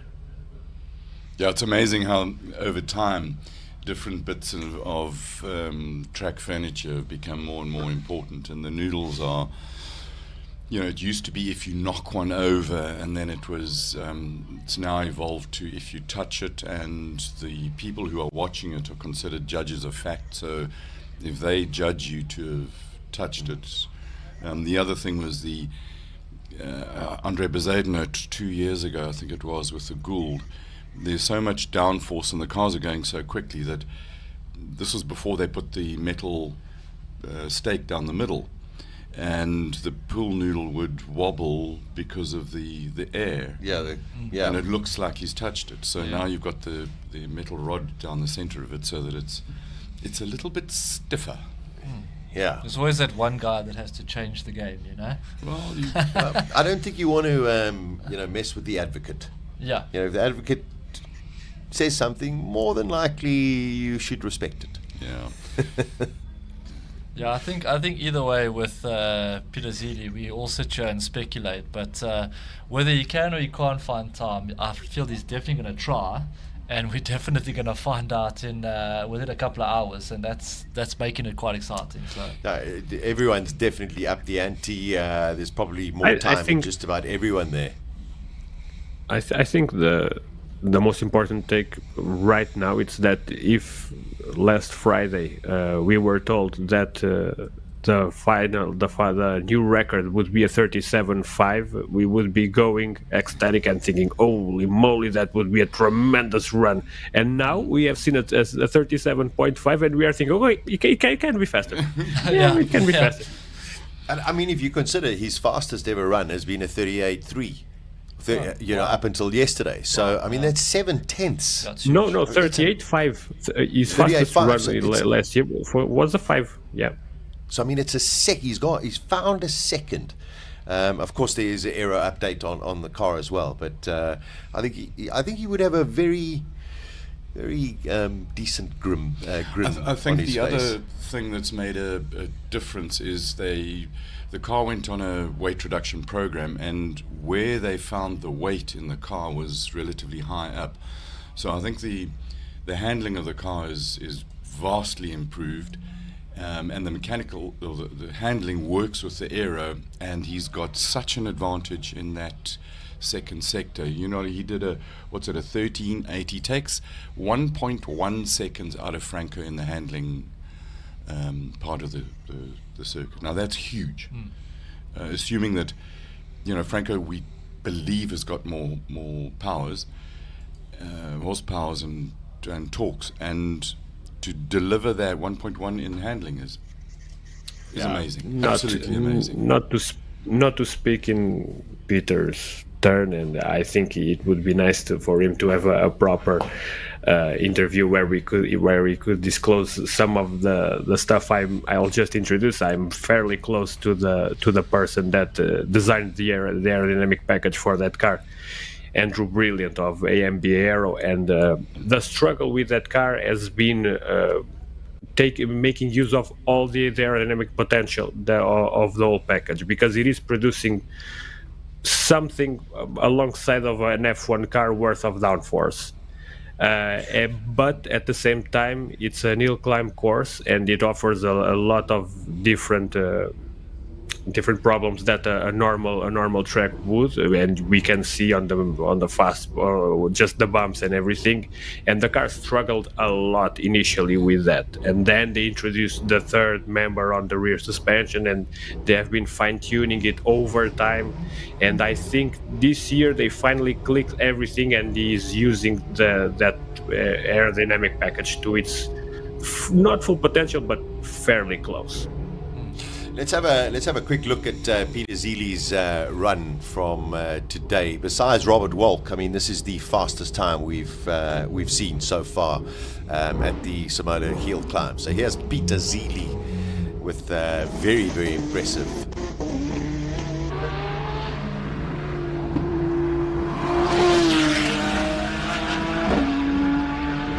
He's on the gas early through one.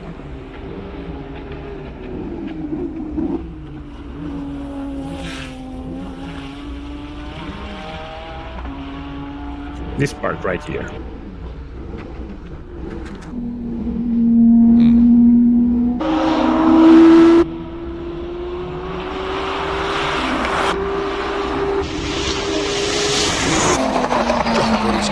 crazy fast.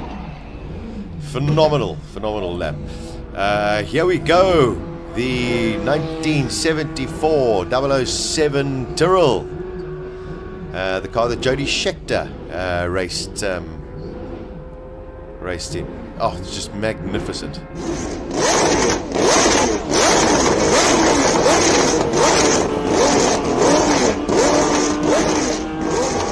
Something about the sound of an angry EFV.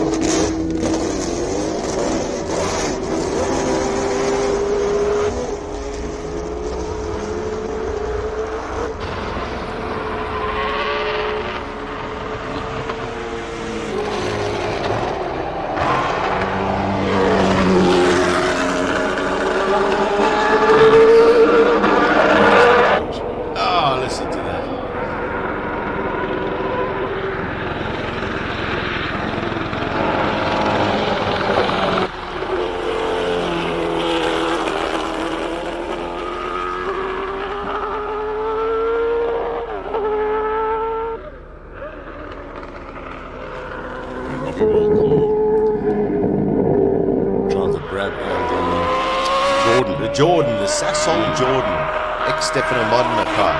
Pretty. Oh, so gorgeous. But listen to the sound of that. Oh, my word. And that's running roughly at the moment. You say? Yeah. No, it's a tad. There's a... Where's Robbie Walk? Well, maybe not bringing out the Sasson I don't Jordan. hear it in the background. No. We shall definitely hear it if it does fire up. Absolutely. So we're going to go into qualifying now. Last qualifying, is it, Sasha? That's it. Last qualifying. That's going to take place in a couple of minutes from now. And then, well, these times all count, especially when it comes to the class finals. But when it's the top 10 shootout, we go back to zero.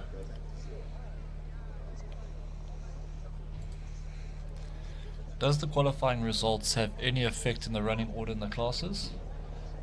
Yeah, well, it should. The fastest will go last. Is it? Yeah. Okay, so it basically works in reverse. So slowest first. So you know what you're chasing for the fastest car, which is a massive advantage. What we need now, Sasha, is a list of combined qualifying times, so we can talk a bit of sense about it. Well, I can tell you that Peter Zely is at the top with 37.553. That's it.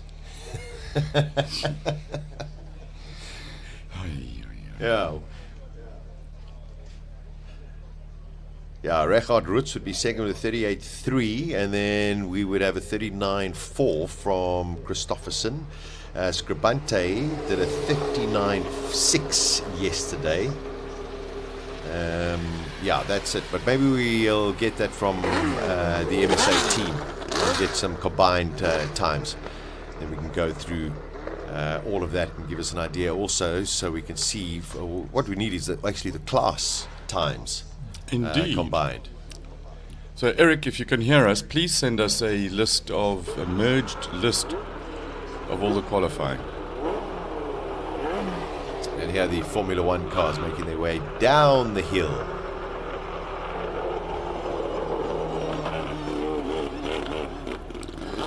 I was quite, we had qualifying and sprint race for Grand Prix, and sadly my man didn't win.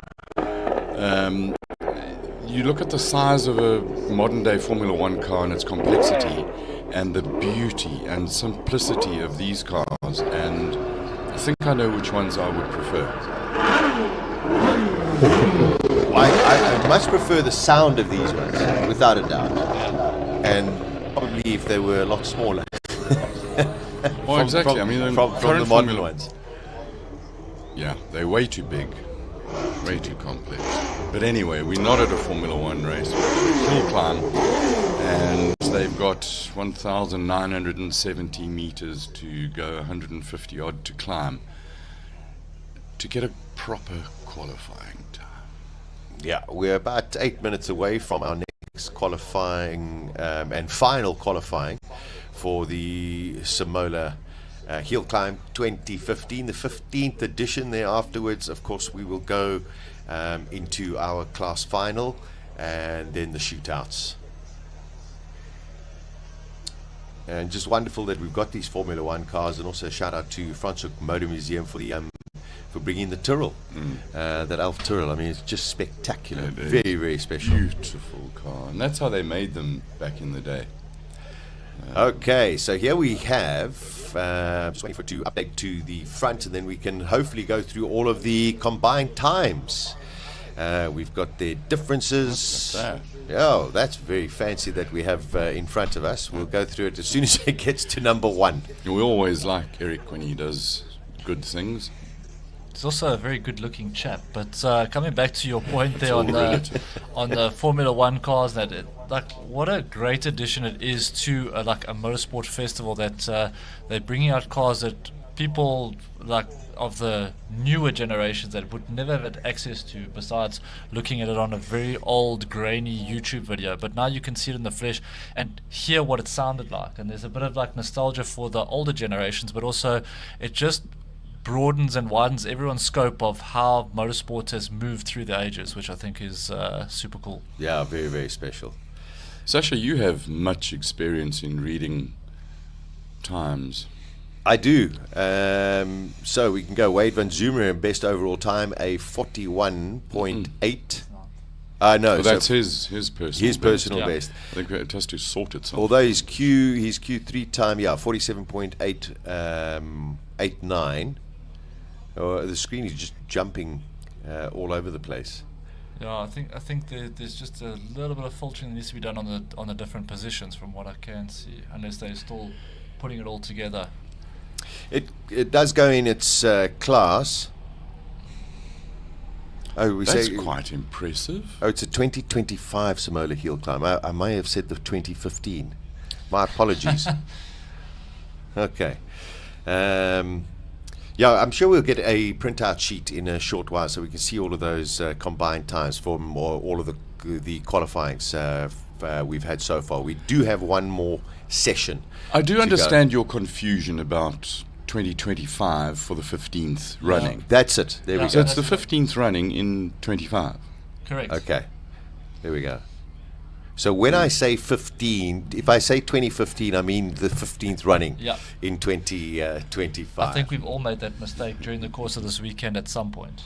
So we should have had a swear jar and put money in every time someone makes that mistake. We should have a swear jar for somebody who talks over a car starting, a proper sounding car. That was in place, but our prime candidate is not sitting next to you here now. So we were hoping to make a bit of coin this weekend, but it hasn't worked out the way we were hoping. Getting nothing. I've seen your wallet. There's a lot of moths in there, my boy. Rodrigo, great to have you as always on the Simola Hillclimb from Hillclimb Monsters.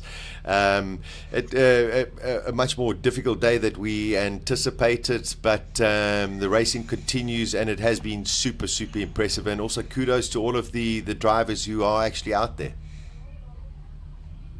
Of course, it requires a mental fortitude that not many have, and yes, it has been a quite difficult day. The racing spirit persevered, and the Joubert family's wishes, which we want to honor. And when it comes to the racing aspect of it all, Simola always delivers, and the spectacle is here.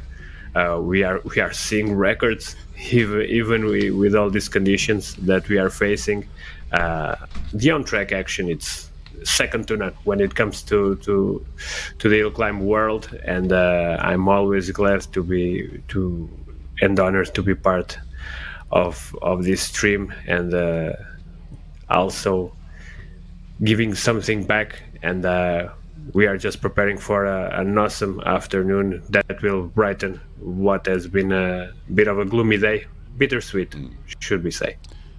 Absolutely. Motor racing is a cruel game. We have incredible highs and the deepest depths of lows. And speaking of highs, Eric, thank you very much for bringing us the sheets of time. Sasha, you've got them in by class. I've got them by I've class. got them overall. Yeah, I've got them by class. So we can go through at present.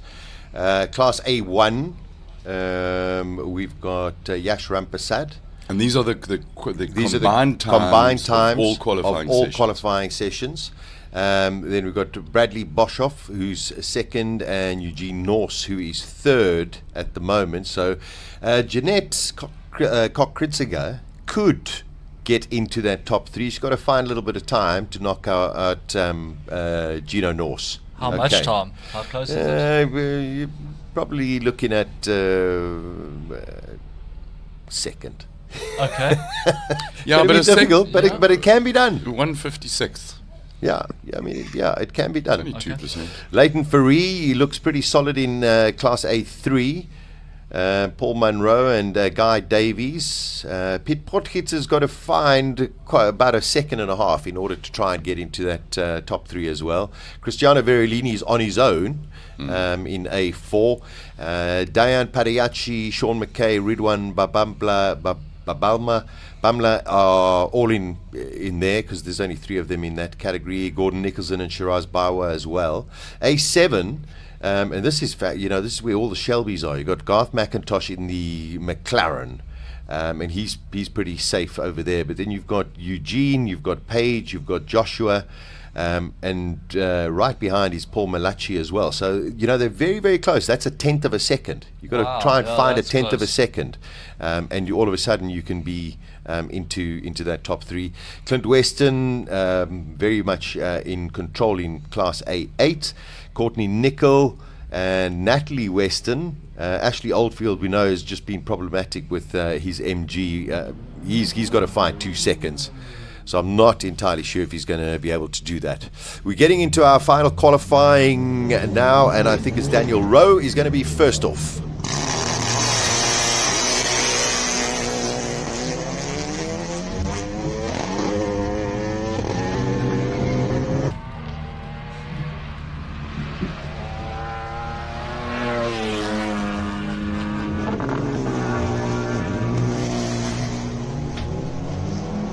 Fascinating battle between the two Volkswagens with Jonathan's best up to now has been 44.1, Daniel's 44.8. Yeah, it's more time to find there.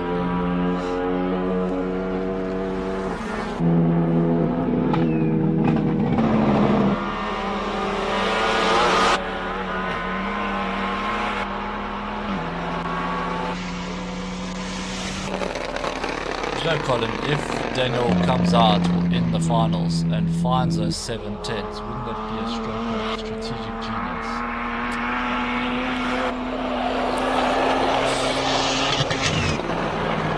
Oh, Christopherson is entertaining us yet again out on the hill.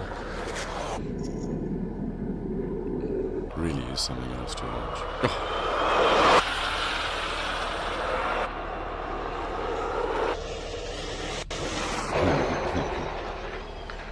Sideways through the finish. Sideways over the line.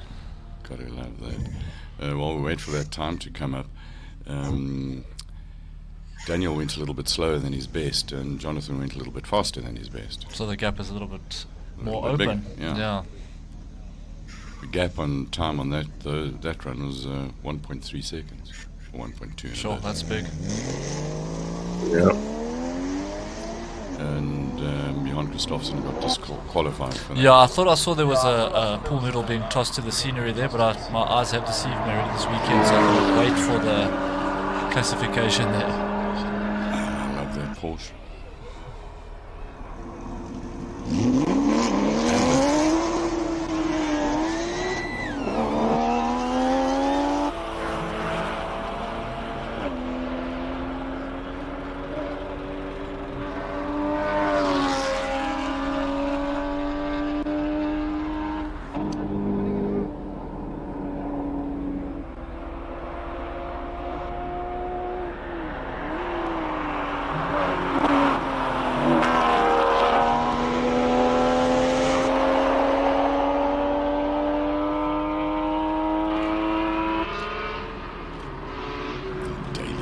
Red run.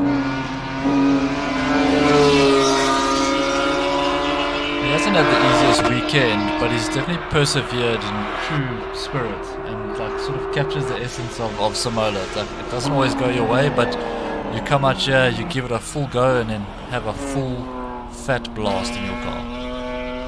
We'll give it back to your wife so she can take the kids to school. Yeah, that's tomorrow's mission.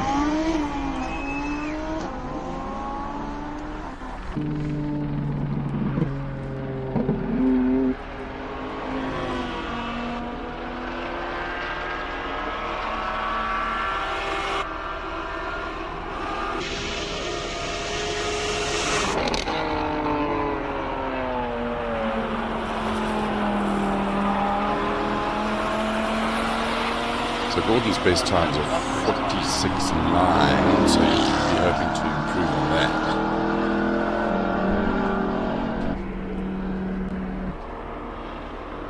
It's 29.7 through the first sector.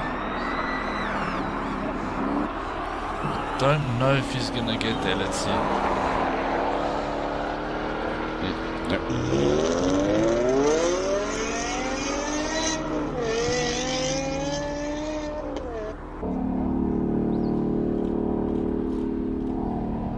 Also very interesting on this combined sheet is just to cast your eye down which session delivered the quickest, and a lot of them are in Q3.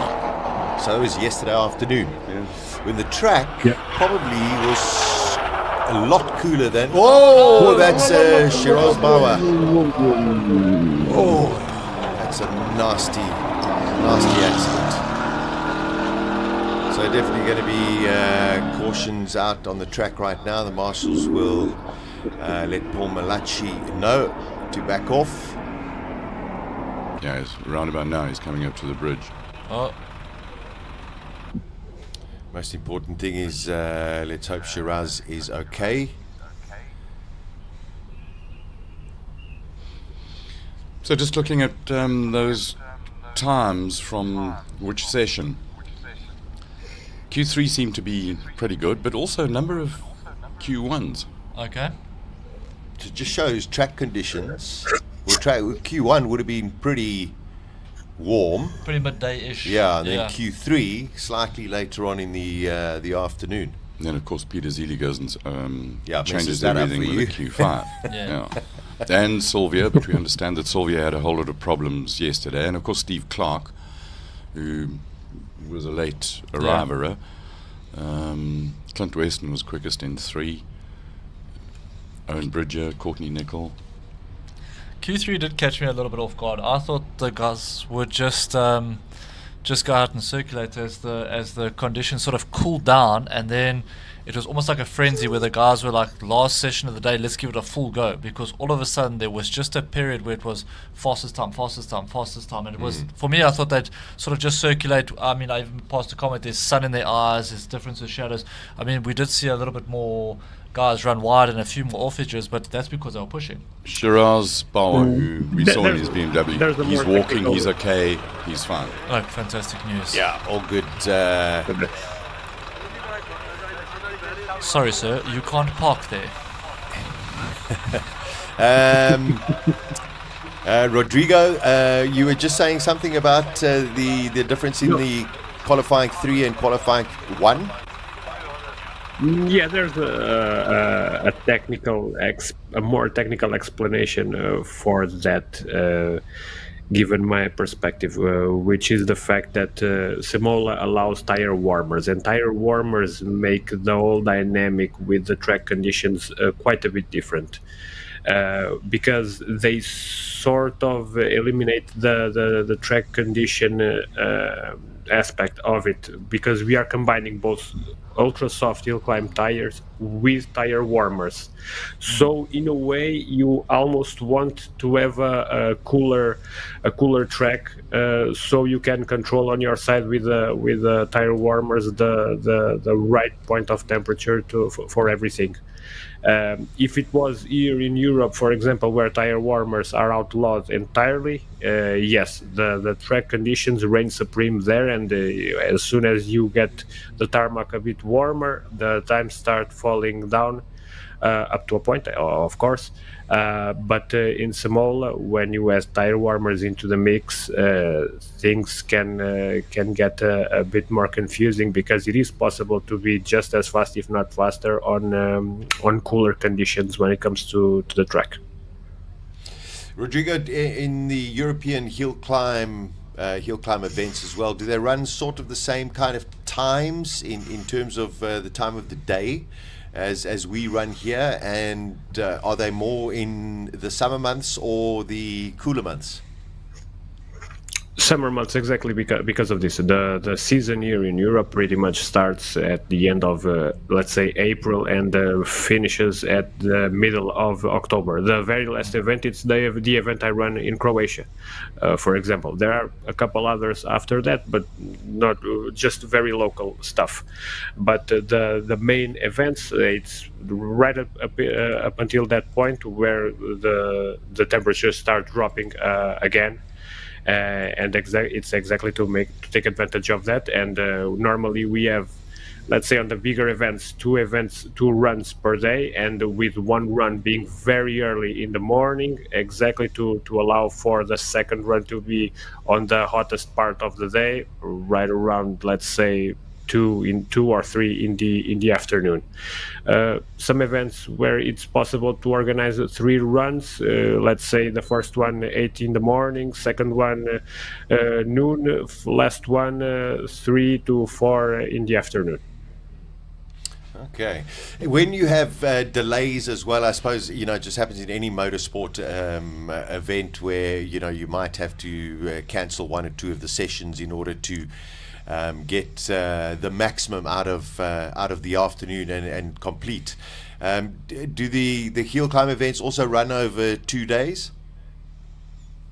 They do. It's always 2 days for pretty much every event, apart from some very local ones in Austria, for example, which is a country where hill climb racing is very big, where they organize these very local events, which are always done in a single day with up to 6 runs. But those have some very, very specific advantages for that. But no, it's always 2 days, Saturday and Sunday, with the most preferred format being 3 practice runs on Saturday and at least two racing runs on Sunday. Rodrigo, I just wanted to ask you, because you mentioned about tire warmers here, and they obviously don't run them in Europe. How easy is it to get your tire pressures right if you're not using tire warmers? Because obviously tire warmers is the first regulator to get your pressures right. It must be so difficult to put it together and try and get your pressures right if you're just relying on conditions. How easy is that to get set up? Not easy at all. It's always a bit of a struggle for everyone, and that's also a bit of information that you'll be very hard pressed to squeeze from any team, because they keep it close to their chest, and they normally won't reveal that data at all. And because the cars in hill climb racing are so different here in Europe too. There are many one-off builds, and the power values are just are going up and up. So it varies widely from team to team. Even from similar cars, you can have, let's say, for example, the Lancer Evolution. It's a very popular base here when it comes to the high-powered cars, and you can have 2 cars which have the same base and are running sort of similar times, but because one is more reliant on being lightweight and having a bit less power, and the other one it's going for 1,200 horsepower, but it's a bit heavier, and then the tire pressures on both are totally different, and they run totally different suspension settings and everything. So it's part of the beauty of the sport. Where, as far as I'm concerned, and Simola also expresses that to a very high value. Yeah. So my follow-up question to that then is, as you put it now, is that With that being so difficult to get the right information, are the manufacturers of the tires accessible to give you technical information, or you've just got to sort of wing it on your own? Oh, wing it on your own on this case. It is because at the end of the day, while people take those who take the Hillclimb racing very seriously, it is very much a grassroots type of motorsport. Also part of the beauty of the whole thing, but when it comes to our data and everything, there's still a gap there to explore. And yes, at the very top, when you have some of the teams that have these million euro bills and stuff like that, they can have the data. They won't divulge it in any way, shape, or form. Don't count on that. But no, people have to wing it very, very much at all levels. Although I will say that there's a wealth of knowledge built up for 30 or 40 years now on this sport that people can rely on, and after a year or 2 years, people get a feeling, and you won't see anybody just failing it wildly wrong or something like that. But no, at the very sharp end of the scale, things they vary wildly. People have to wing it a little, and there's some discrepancy between everyone. But like I said, it's part of the beauty of the sport. And when it gets too formulaic, when it is on Formula One, for example, maybe it starts to get boring too, and that's another discussion. Yeah, it's obviously a few expensive years of school fees trying to figure it out.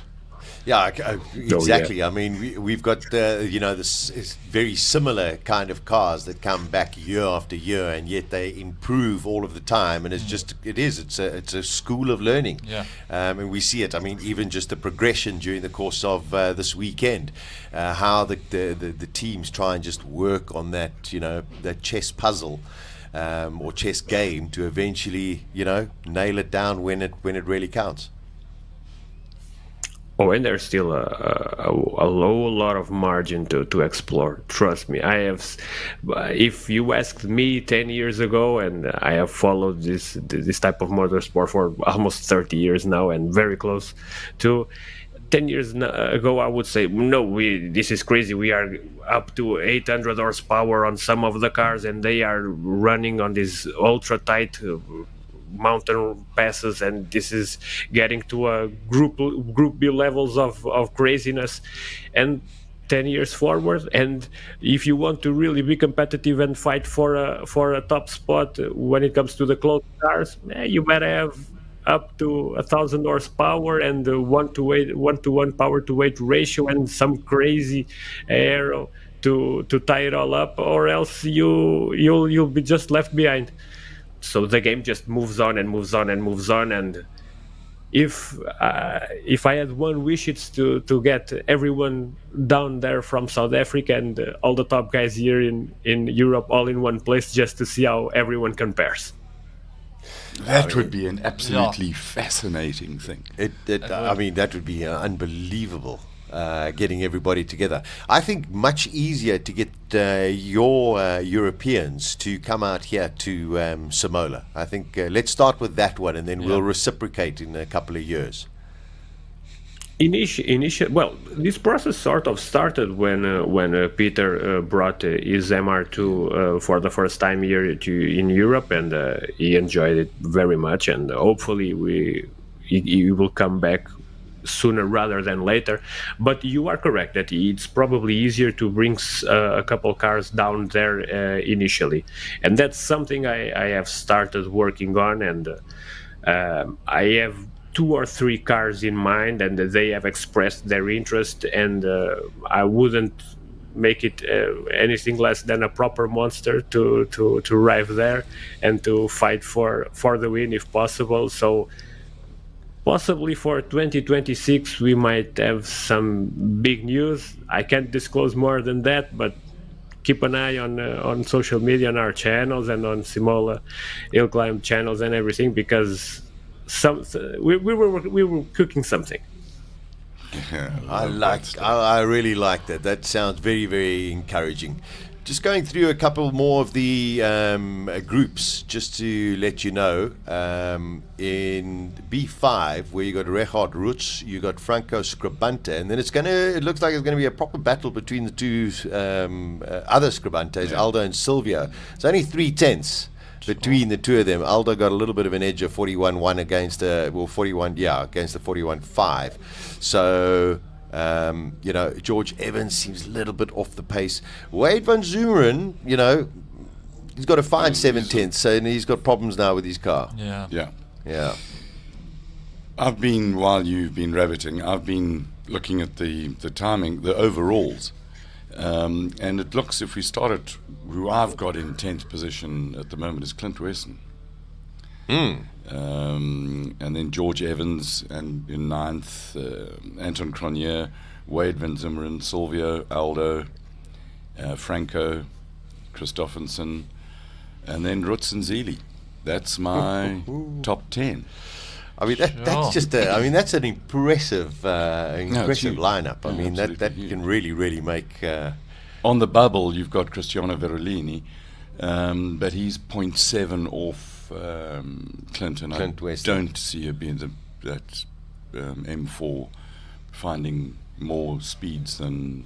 He's got to basically find 0.7 of a second now, assuming that Clint doesn't go faster. That ain't going to... I mean, that's a pretty impressive lineup, Rodrigo, for a top 10 shootout, considering everything. It was always going to be, but yes, just to confirm the depth and the strength of the whole field, even in adverse conditions and when some of the heavy hitters had to withdraw, the top 10 is still very, very strong.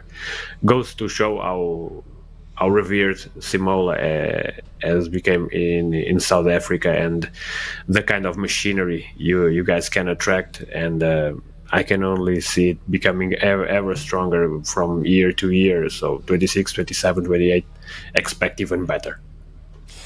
Okay, just some track news. We can let you know that the vehicle of Shiraz Bawa has been removed from the circuit or off the tyre barriers. They're just going to repair the tyre barriers at the moment, and then as soon as that is given the go-ahead, we will continue with qualifying 6. Where was Shiraz sitting in class? He was top.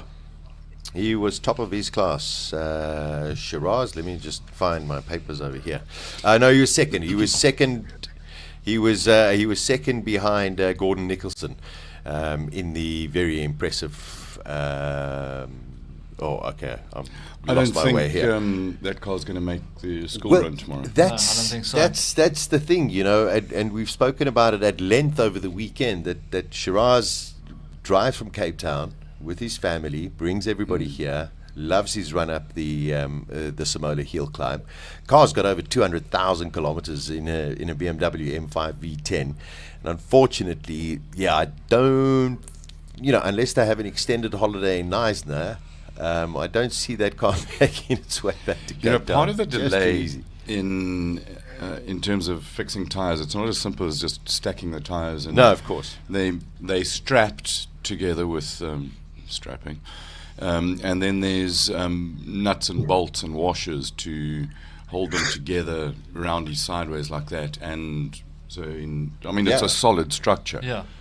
Yeah, and listen, it is going to take a while. Maybe we'll get some pictures from the side of the track. But, as we've mentioned, the safety is paramount. And, of course, that is a very quick part of the circuit as well. And you've got to ensure that is 100% ready.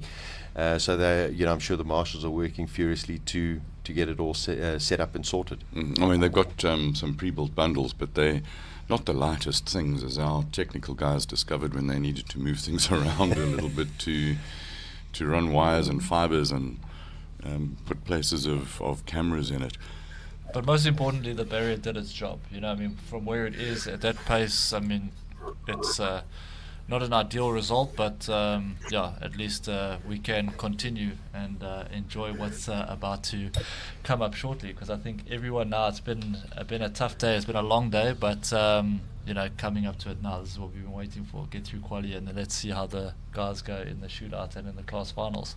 Yeah, I just want to get into A5, Diane Pariachi, Sean McKay, and Ridwan Babamla.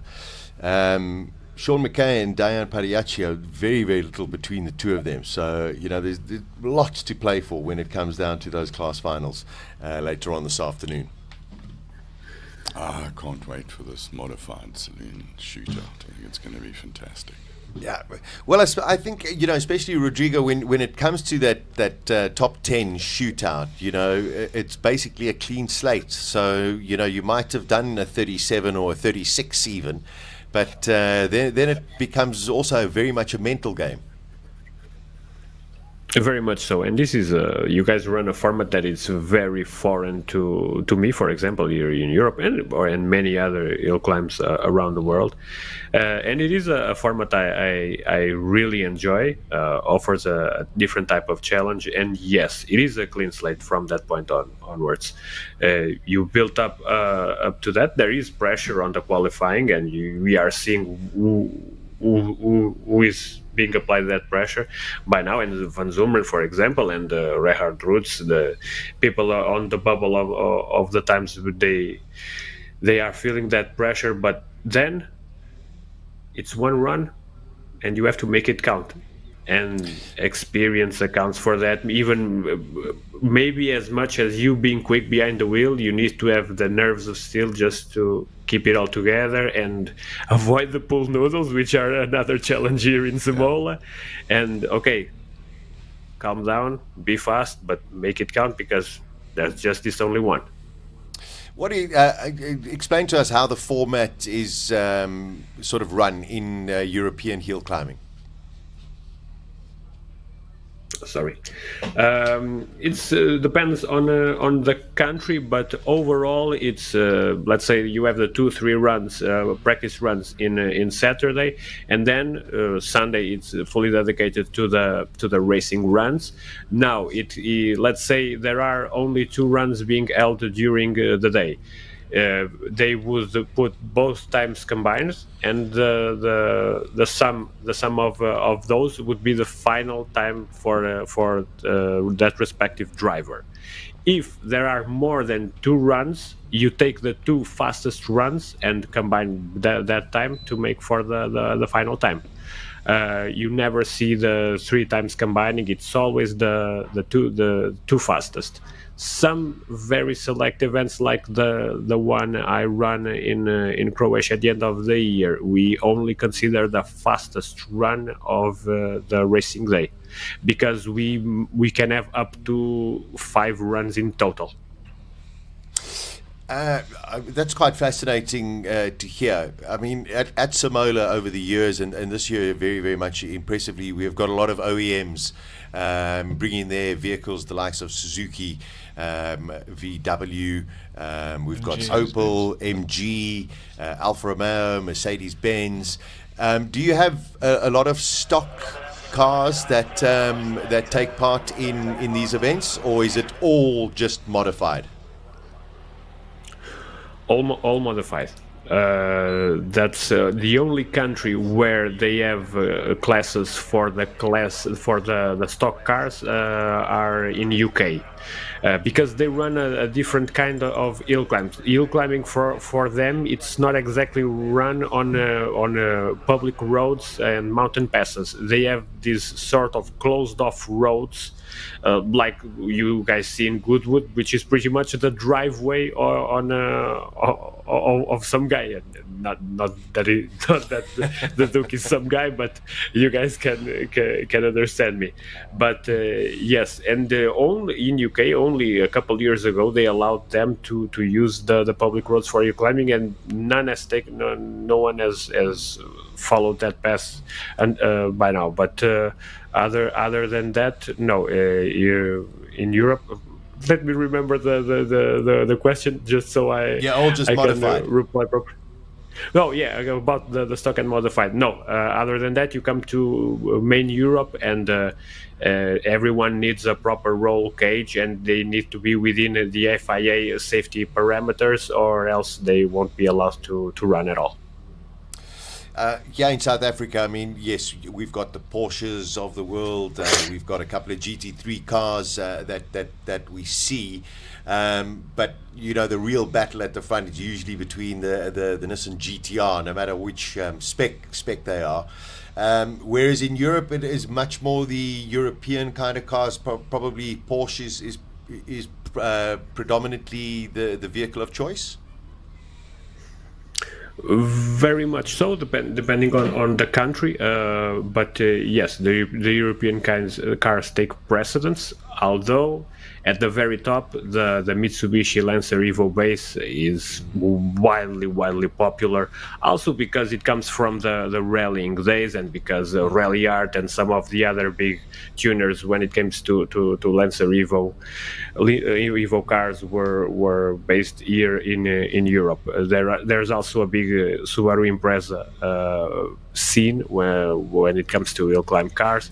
But yes, the Porsche GT3 cars are wildly popular.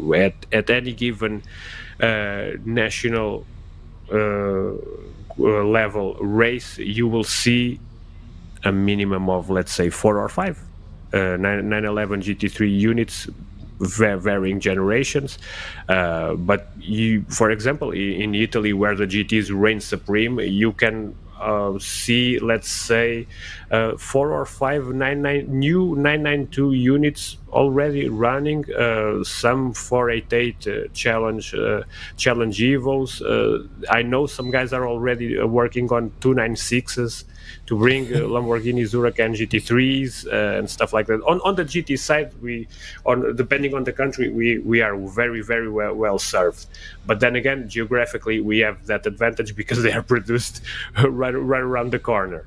But yes, you guys have a big advantage when it comes to the JDM stuff. Mainly because you guys have the wheel on the exact same side the Japanese guys put them originally. So you guys have the GTRs, you guys have even the Lotus, which are surprising, but because there was a big Lotus scene in Japan, it sort of transferred to South Africa.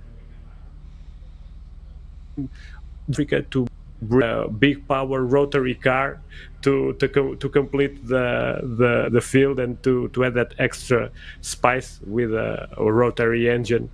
Or maybe you guys can invite Rob Dam in the States to come with his 4-wheel drive rotary car or something like that. But for the whole field to be complete when it comes to the JDM, very unique stuff you guys can have in Simola. That's the only jewel missing. But yeah, between both continents, that's where the big differences lie. Now, the other big difference, it's when it comes to the fact that Simola, it's very unique in its layout. It's pretty much a drag race with some corners thrown in the middle. So it's very much a power hill climb. It's very dependent on power. So the kind of cars that are built for the European hill climbs and what you guys have down there differ very much on that aspect, because we focus way more on having lightweight cars with a bit less power. Nowadays, it's a lot of power still, but they are way more focused on having very lightweight chassis, and you guys are more focused on having these ultimate big power cars. And that's also why a base like the GTR gets so popular.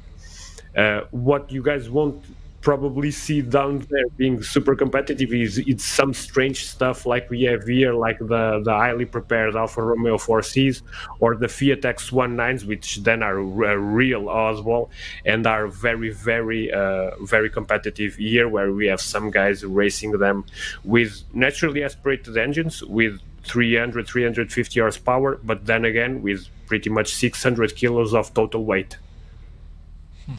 Impressive. I mean, I'd love to go to a international hill climb event. I mean, I've watched on Hill Climb Monsters, some of the footage, but Simola is just so special, and you just feel like, okay, let's maybe go and explore, go and see it, because it is a completely different form of racing, that I'm used to, and that is circuit racing.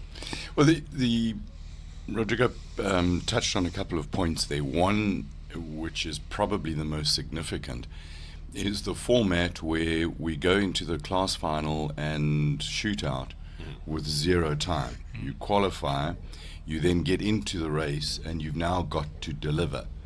And I was just looking at some of the times, and Mr. Christofferson did a 38.2 versus, and he's qualified. 39.2, yeah. No, 38.2, but he hit a... No, sorry, 39.2, my eyes are a bit trot. He hit a thing, and that time could well be a winning time. Yeah, it could be. Okay, track action. Well done to the Simola Marshals for clearing up all of the debris and putting the safety barriers back. We are into Q2. That is Paige Lindenberg, A7. And looking at her category, yeah, she's safe. She seems to be safe in 3rd position at the moment. Her nearest competitor in 4th place needs to find 2 seconds, and that is the man who's on track at the moment. At the bottom, Joshua O'Callaghan. So this should basically see that Paige can do enough. She should be through.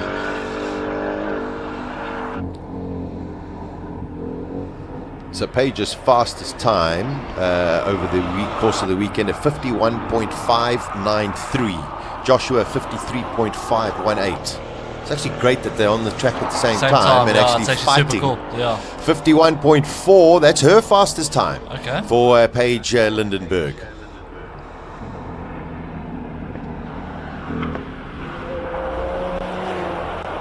Garth McIntosh in the McLaren. He's got to do it now.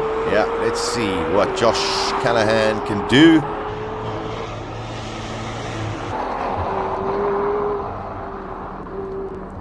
.3, so that's 8/10 slower than he's been. So that top 3 definitely sorted out with McIntosh, Eugene Herbert. Even though he's still got a run to go, he's safe. So Garth McIntosh in that McLaren, super fast. Dion Smith is out on track, also in A7, but he's got to find, well, a good part of 11 seconds.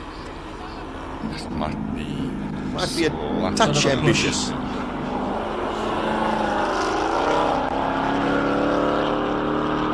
That's Paul Malachi out there. He's having the extra run because his time, or his run, was compromised.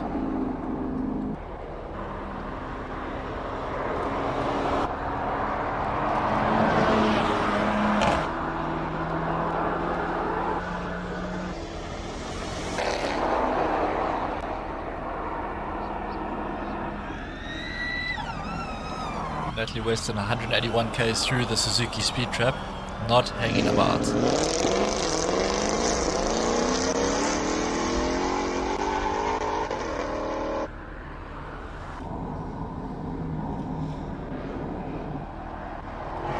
Eugene Herbert sitting second in that class, and a full second ahead of Paige Lindenberg, but good 3.5 seconds slower than Garth McIntosh in the 720S.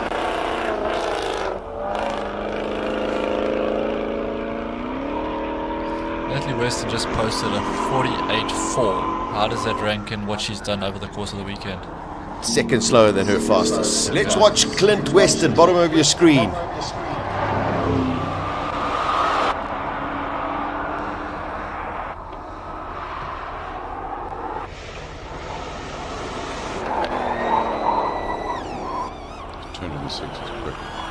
Very quick. His fastest time so far is a 43.356. He wants a 42.5 in order to beat JP van der Valt's top time.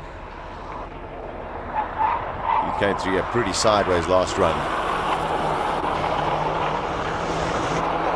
Sweet. 43.7, so not his fastest time, but he's still got another chance. Ashley Oldfield in the MG that goes very well for 20 seconds. And then just mysteriously loses a tremendous amount of power. I still think he should have run with a soft top. Would mess up his hair. Scissor doors in a soft top. I mean, peculiar design. It looks the Strange. part. It just unfortunately hasn't gone the part this weekend. But would you buy this car to do a hill climb? Well, that's his fastest time of the weekend, so well done. 48.799. And probably his last run for Simola 2025.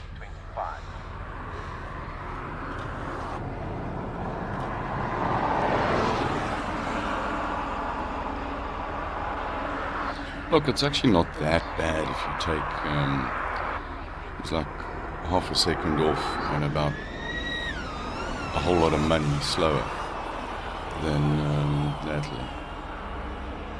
Yeah, not... Sure. Would be pretty interesting to see if it could maintain its full power all the way up the hill, though. That I think that is what is been the slightly disappointing part You of know that what car. they say about ifs and, Ifs and or buts.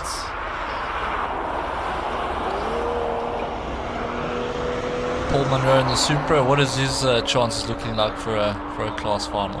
Yeah, just seeing Guy Davies putting in a 52.3, and looking at Paul Monroe. I'll just find my right sheets over here.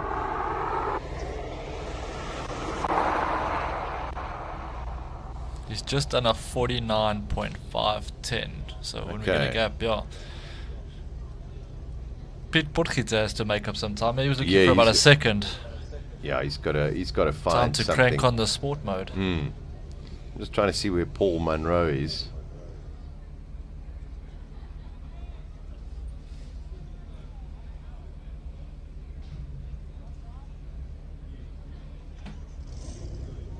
He's with Pete Potgieter as well. Do you think I can find it on my sheet of paper? Ah, there we go. Paul Monroe is looking good. He's in second place with a 48.9, and he posted there 49.5. So, yeah, it could be track conditions, could be a whole host of elements, but he's safe over there. Pete Potgieter's got to find 1.8 seconds on this run to get ahead of Guy Davies. Don't think it's going to happen. Well, I'm thinking about Lazarus, and nobody thought that he would make a comeback, but he did.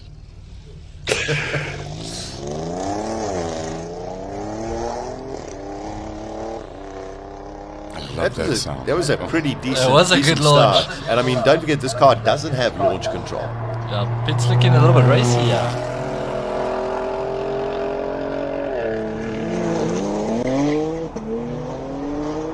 Cristiano Verolini. He's knocking on the door of, if he can sort of find about a second, he could make it into the top 10. Into the top shootout. 10, yeah. So He's been really going well. He's on a 44 dead is his fastest time. he needs to get under a 43. So he'll be hoping. Yeah. So this is a good run from Pete Potgieter.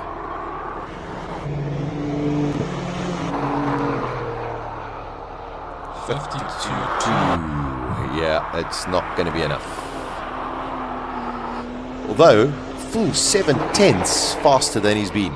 So I think he'll be very, very happy with Yeah, that. nice way to finish Yeah, things nice off. way to finish the weekend. Oh, Cristiano didn't do what he wanted to. Yeah, 44.4.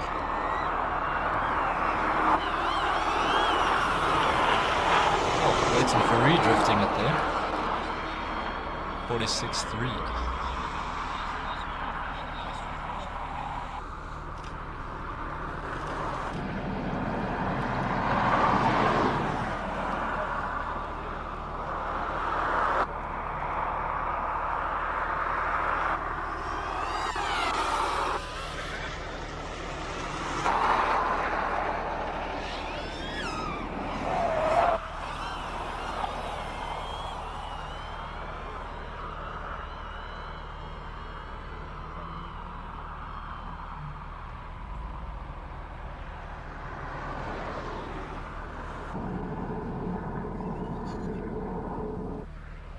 It's very difficult for the sound engineers with some of the snap, crackle and bomb of the big cars and the sounds of silence. For the rest. Ernest Page going up in his 1200 Suzuki. Oh, that's pushing it. And Francis Cousins and the Abarth. All fighting for honours as well. Car 57 time deleted for exceeding track limits. That's Cristiano.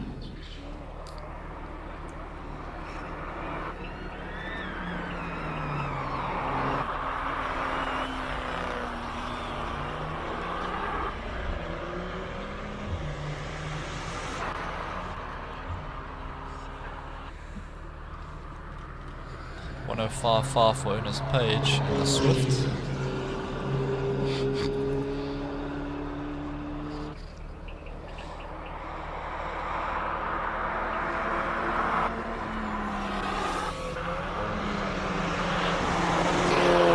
Abarth crosses over car number 52, the Alfa Romeo 4C. Oh, there goes the sunshine.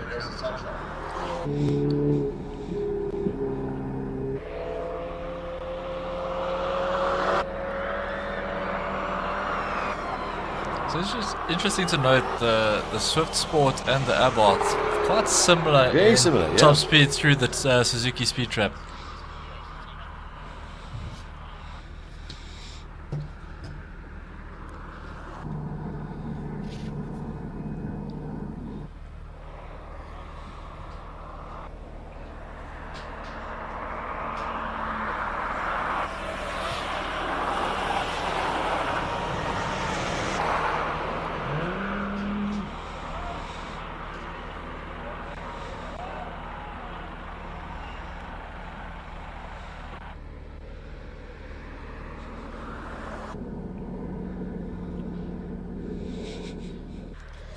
Little Suzuki Jimny.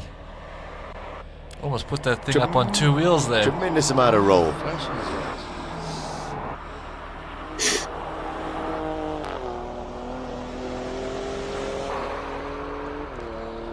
There's a Quattro Formaggio. Yeah, the Alfa Romeo Stelvio Janus Janse van Rensburg. He's got a tussle with the Nissan Patrol. What is Sean? Oh, he's getting a bit out of shape there. What is Sean Nurse's fastest time of the weekend in the Jimny? Because that looked pretty quick in the last run. 106.478. So slightly off. This last run was a 106.5. So small bit, but yeah, I think that's probably the car being pushed to the absolute limit. It's only 2 seconds slower than the Swift. I know, it's quite impressive actually. Yeah, a little, wow. Completely different aerodynamic kind of cars. So we've got a couple more of the, I suppose, the lighter sounding cars to come, and then we'll start getting into some of the lots of pops and bangs and final runs for some of the cars and glory for others. Be rewarded with every swipe. Earn up to 30 cents per litre cash back on fuel when you swipe your new BP Rewards card and Smart Shopper card together. Plus, get 1% cash back on shop purchases when you swipe your BP Rewards card at BP Express.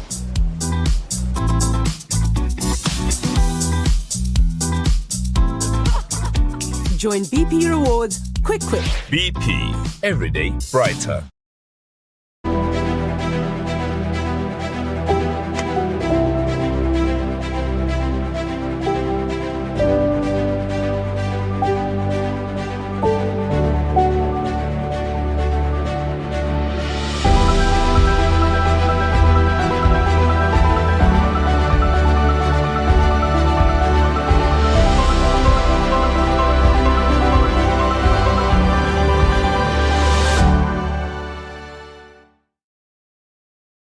Could use.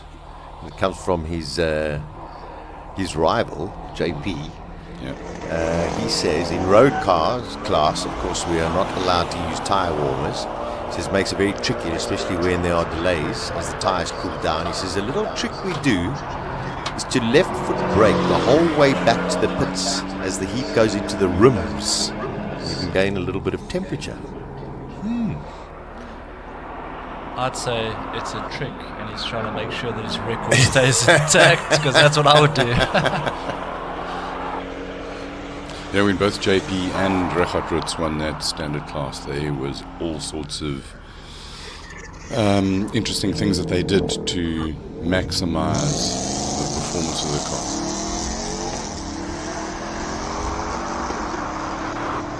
That's a lot of horsepower. It's a lot of car.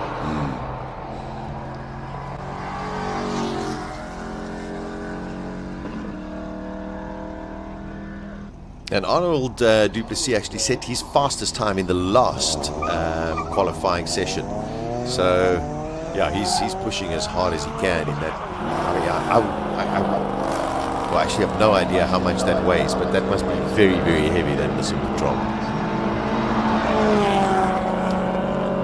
I think it's one of the super cool elements of Simola is that you can have something that weighs about as much as the Titanic with a V8 motor and it's going up the hill at the same time as a Ford Fiesta, and they compete at times. It's all within a few seconds of each other, and it's a race. You know, it's fantastic. 57.7. 57.7, not his fastest time. Okay, I can hear some noise. Oh, we got the lovely Honda.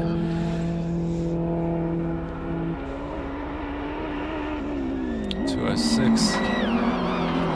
And a front wheel drive car.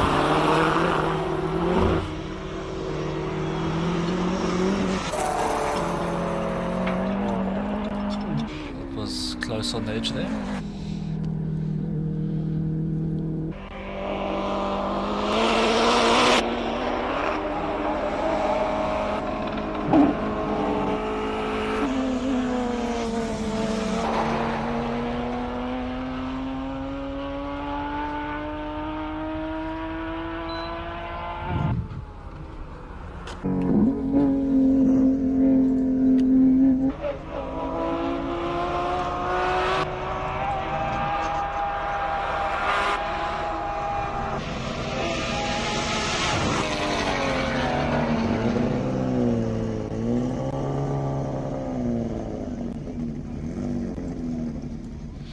Just waiting for Owen's time. Let's keep talking.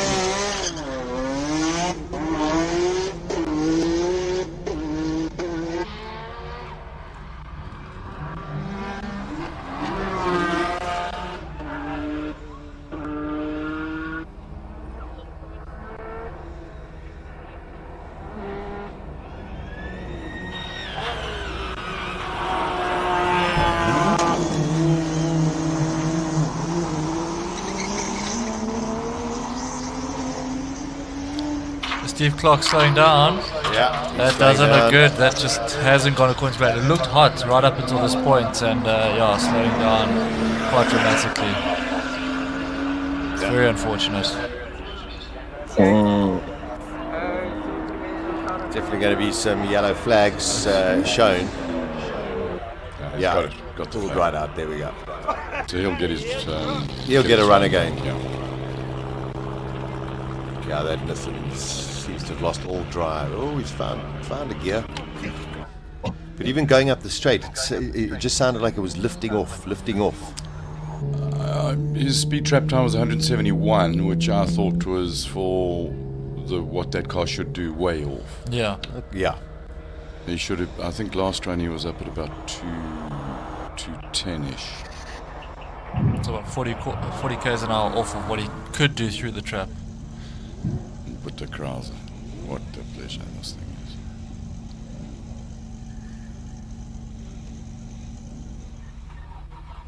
No, it's not gonna go.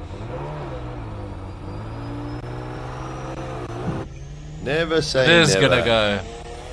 Yeah, that's Steve Clark. He can get anything to move eventually.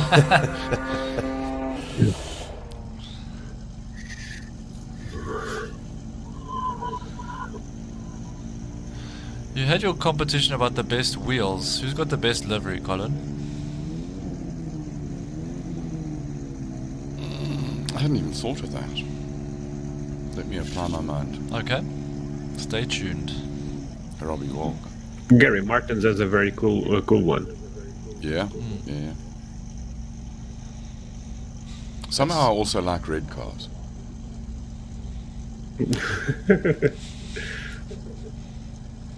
Venom.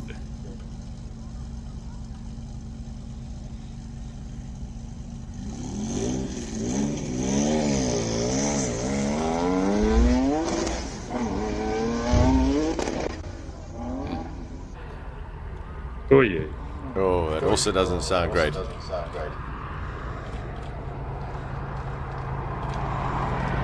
The gremlins creep in this time of the day. So many runs. Yeah, that's unfortunately the end of that one.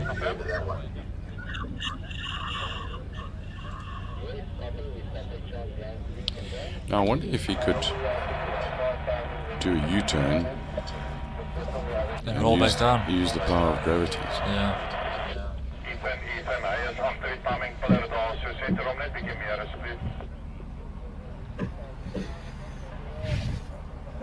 Okay, so we haven't had any change in the our modified saloon top 10. I was thinking that Stevie Clark might be able to get into a 42s. That doesn't look like it's happening. Well, it didn't. And Yeah, Anton so- Cronje didn't appear.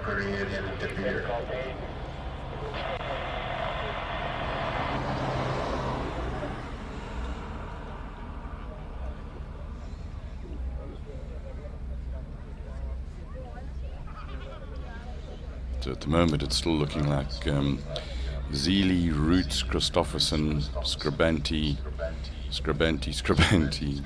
Van Zummeren, Cronje, Evans, and Weston.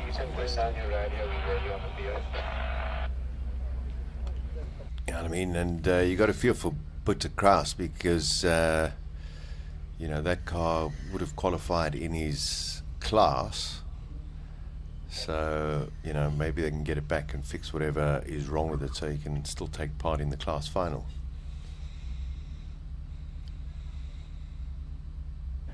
Yeah, he's in B4. Yeah. With Peter Zely, Leonard Archer, yeah, those are the three that are left.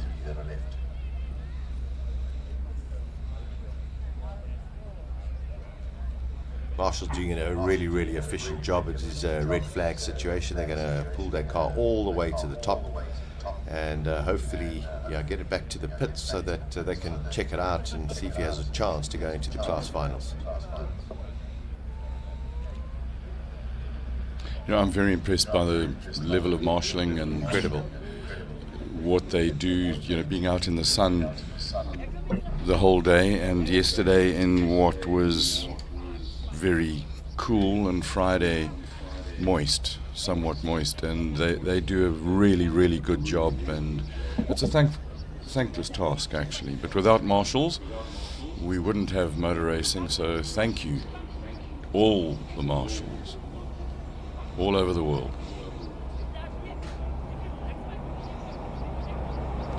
Nice perspective of the bridge corner. Yeah. You realize how long that corner is and how easy it is to start running out of road towards around about where they are now. And then now you can see also the steepness of that hill. Hearing some great applause for the marshals doing their job. Well done.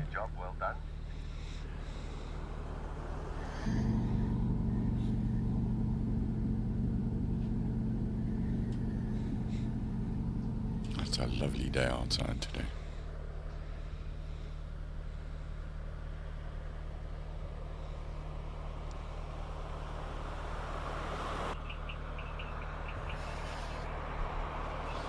So we should get proceedings underway in the next couple of minutes or next minute or so. They've just got to clear this car off the track. Also maybe just check if there's any debris on the track as well, get that off. Coming across the finish line and then maybe even tow it all the way back to pit as it is.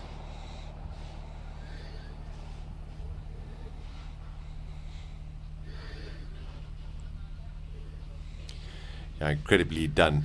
If you sit there and, I mean, that's what you've got to love about technology. The timing just continued. It was a 4 minute 18. That's a record for any marshal in a Hilux. All right. Yeah, this is going to be interesting. Here comes Aldo Scrabbante, and then he should be followed by his brother. And these two are now fighting for honours in the class.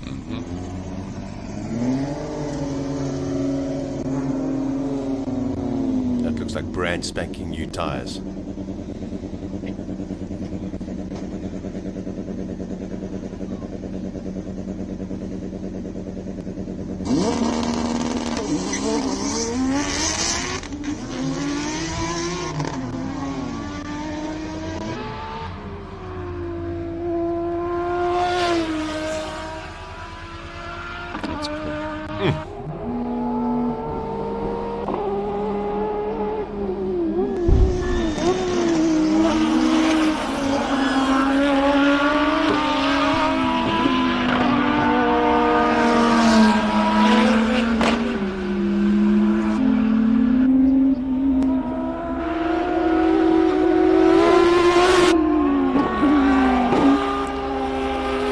Silvio's got it going. 221 speed is very good. Aldo Scrabbante 40.7. Wow. Let's see what Silvio Scrabbante can do.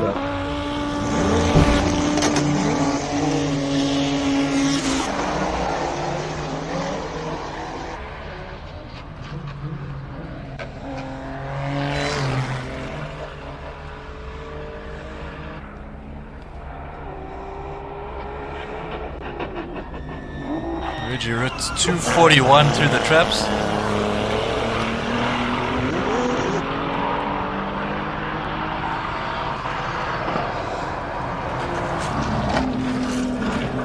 Oh no.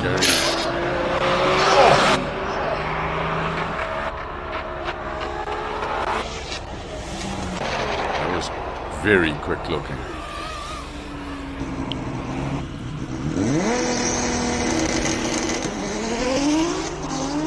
.38 dead. 38 bad. That's quick, Rodrigo. Where's Gary Oh, yeah. Martin sitting Oh, in yeah. the class, because he's got a bit of panel Yeah. beating to do now that he's rubbed it on the fence there. 247 for the Zummeren. Holy moly. Wow, that's Very fast. quick. Oh, but something happened. Yeah. Oh no.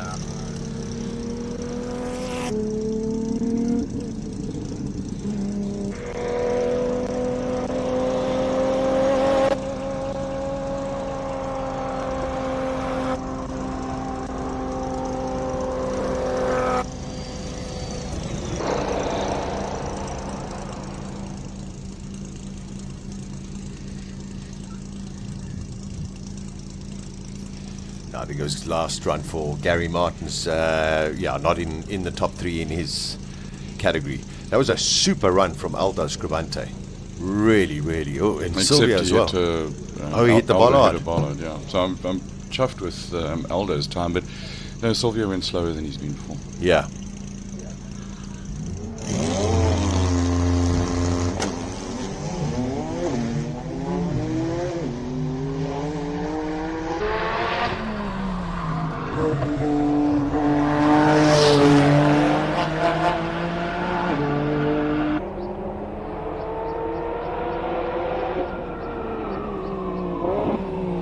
Plenty quick. 235.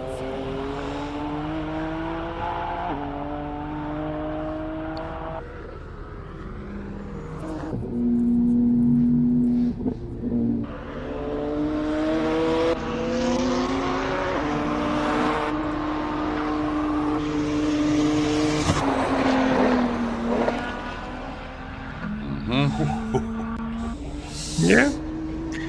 Yeah, 39.89. I mean, that's nearly 2 seconds slower than Yeah. Richard Rutz. Franco continues by 39.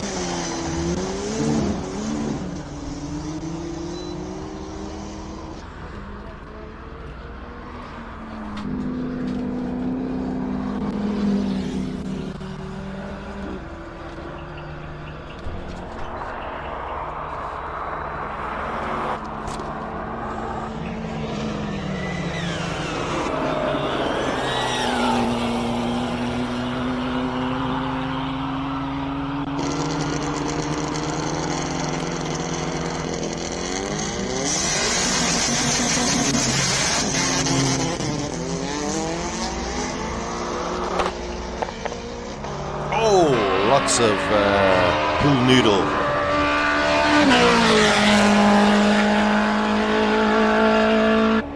I wonder if the marshal will give it a yellow flag, because that looks like they pool noodle right in the middle of the circuit.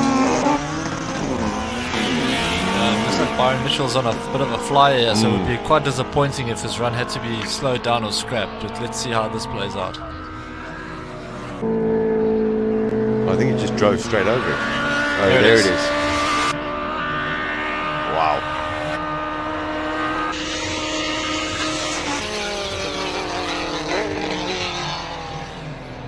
Super time, 41.3 for Byron Mitchell.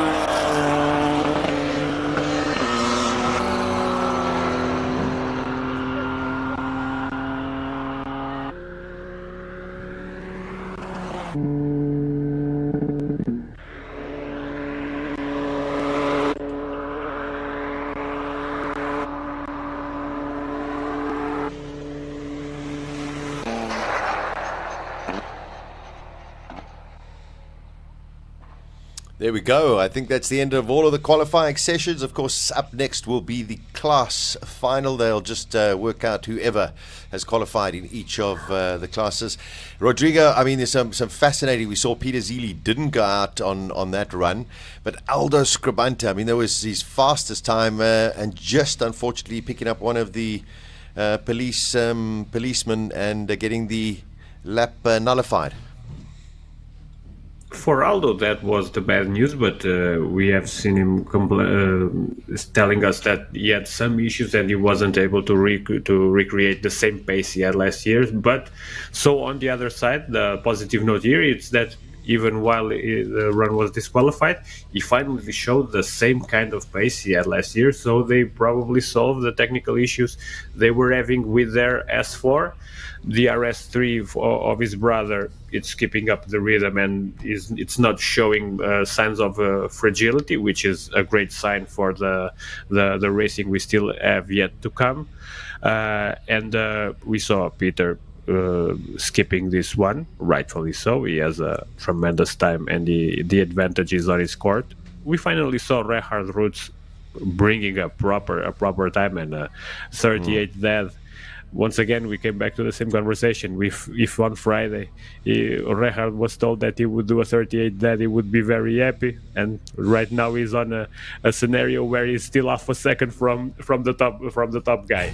So which is funny. But then we are still seeing Franco with a high 39, which, well, they may be sandbagging, who knows, but maybe concerning too there. We did not see Anton Cronje on this run. Maybe tactical, maybe some issue. We don't know. Gary Martin still seems to be with a lot of bad luck in this edition. We haven't seen him have a clean run for I don't know how many runs ago.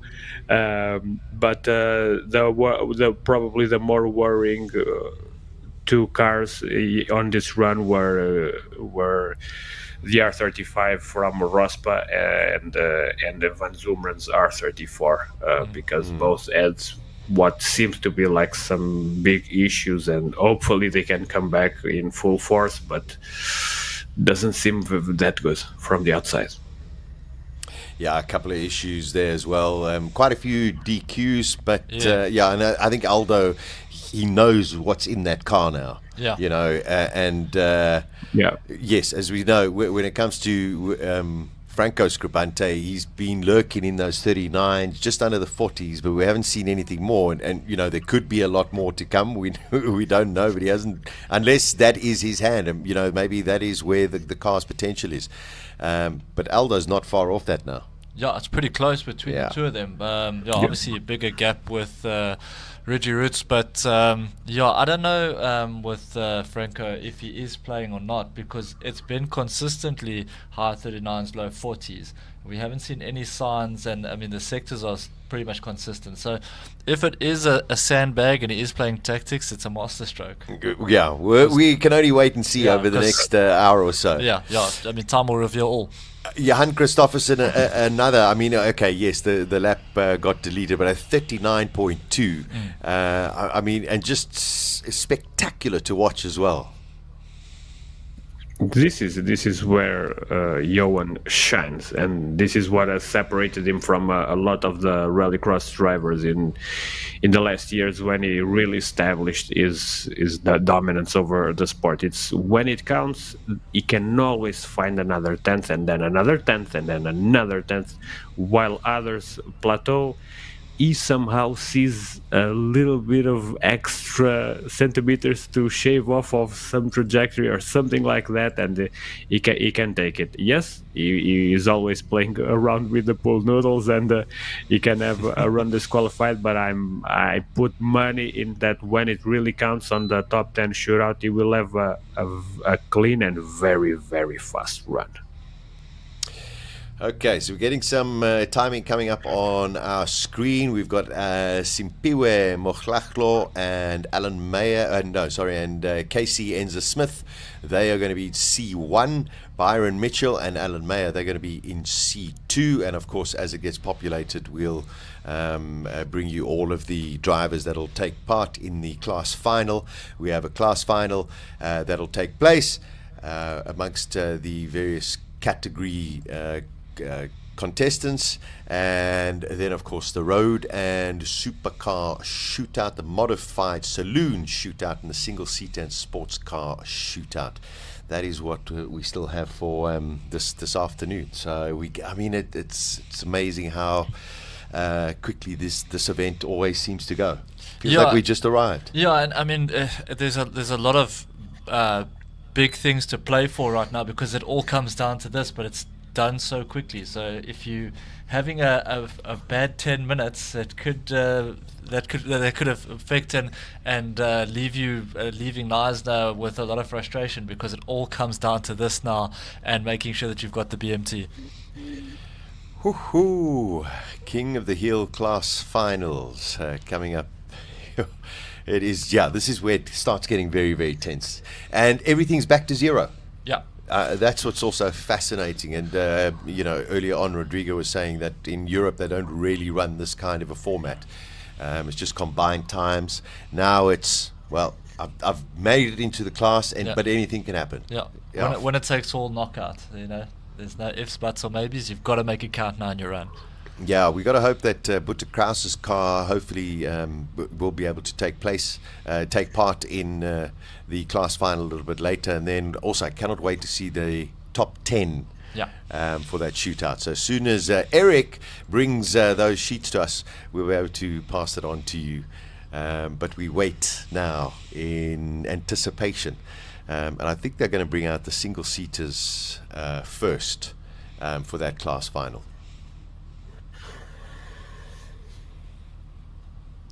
Yeah, it looks like the pit lane is having to get a little bit reorganized to try and get the formations right. And again, just a big thumbs up to the marshals and organizers, because been a lot of challenges, but we in the final push, and we're looking forward to how the whole event's going to unfold. But these guys play a pivotal role in making sure that the entertainment value is there for all of us, and obviously motorsport it's difficult to keep it running on schedule, but the sun's still up and we've still got a bit of racing left, so a lot of things to be positive about. Yeah, and outstanding work from everybody.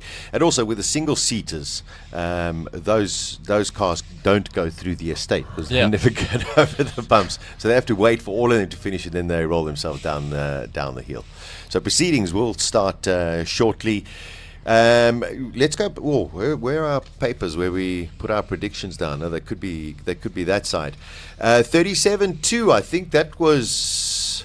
No, 37-7 is what Rodrigo. So I suppose we have to make some adjustments now.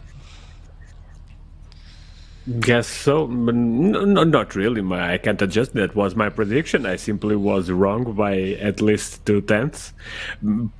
It's mathematically, maybe I was still the one that was closer because Colin went for a 37 dead, which is 5/10 away from what Peter did. But let's all be honest, there was still some time in that 37.5 that Peter did around Simola, which raises another point, because we all saw pretty closely both that 37.5 that Peter did and the 38 that Rehard did, and I have my own opinion, but I want to ask you guys which one of those runs the driver seems to be more at the limit of the car.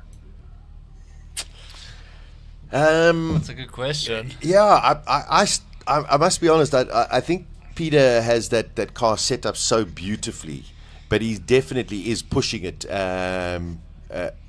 very, very hard. I've seen Rehard push a lot harder than that 38. That to me was a very, very smooth run from Rehard. So I think Rehard probably could push a little bit more, but whether or not he can get to Peter Zely's time remains to be seen. But I think Peter Zely has just hooked up everything in that car, and his driving has just been impeccable.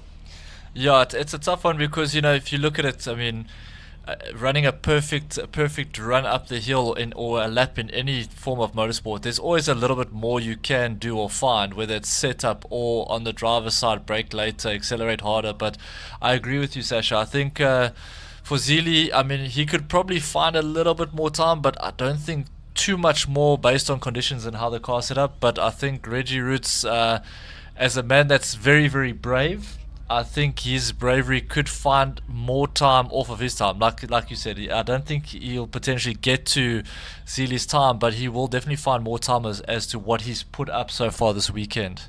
Your thoughts, Rodrigo? I agree with you to some extent, but from the outside, and we can only speak from that. I have to say that Rehard seemed more on the limits of the GTR than Peter seemed at the limits of the MR2. Now, this is only from the outside, and it can always deceive you in some way, shape, or form. And the GTRs, for you to extract times from them, you really have to lean onto those chassis, and they are heavy. So there's some kind of cumbersome movement to them when you are getting to the limits. But I have to go with what my eyes told me there, and the MR2 seemed quite more soft, and everything seemed a bit easier to reach that 37.5 than the 38 that Rehard did. But I'll happily be wrong when everything is said and done, and Rehard may prove me entirely wrong and pulls that last trick out of the back. We all just wait in anticipation. Anything could still happen. Yeah. Okay, we've got Colin out in the pits as we get ready for the single seat and sports prototype class final. Colin, what you got for us? How old are you?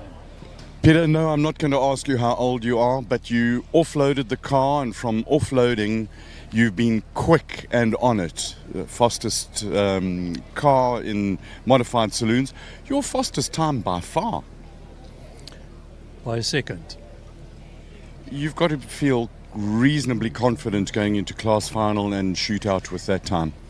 Yes, I do. So I've just checked with the officials. A record can be run. It must be run in a competition. So the class final and the final is a competition. because I contemplated going a little bit slower in the class final to save the car. But I'm going to give it now. What is that record that you're pushing for at the moment? I think it's 38.15.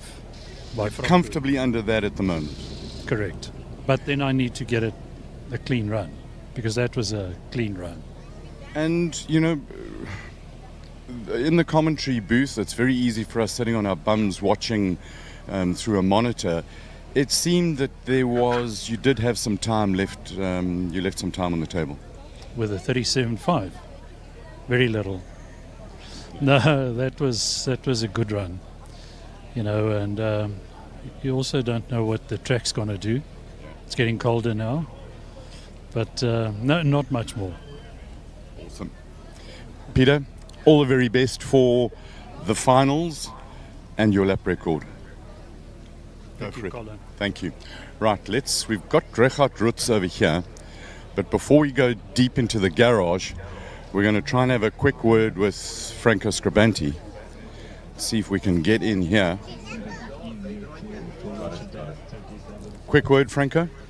You go into class finals at the moment, not exactly where you want to be.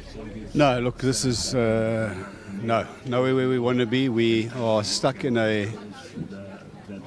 I don't know what you want to call it. Between a rock and a hard place? Something like that, yeah, and we can't get out of it. And but the guys, they'll find some stuff in there and you'll get out, find something? No, we've been looking all day and we're battling for grip. There's definitely grip out there because the times are out there. You know, we did a lot of changes to this car to get it over the bumps because we were always braking over the bumps, and in that we've lost it somewhere and we've got to find our way back. But as we stand, we are not finding it. Well, I hope you do find it. Good luck. We don't give up, so we'll keep on trying, Colin. Never give up. Thank you. Right, let's go and have a word with Richard Rutz, who's deep in the pit lane. Sorry to do this to you, Patrick, but I was going to try and get to him here quietly on his phone. Richard, we going to the finals now. How are you feeling about it? I'm feeling good, Colin. The car's great, brilliant. We're doing some fine minor tweaks. Peter had a massive time there.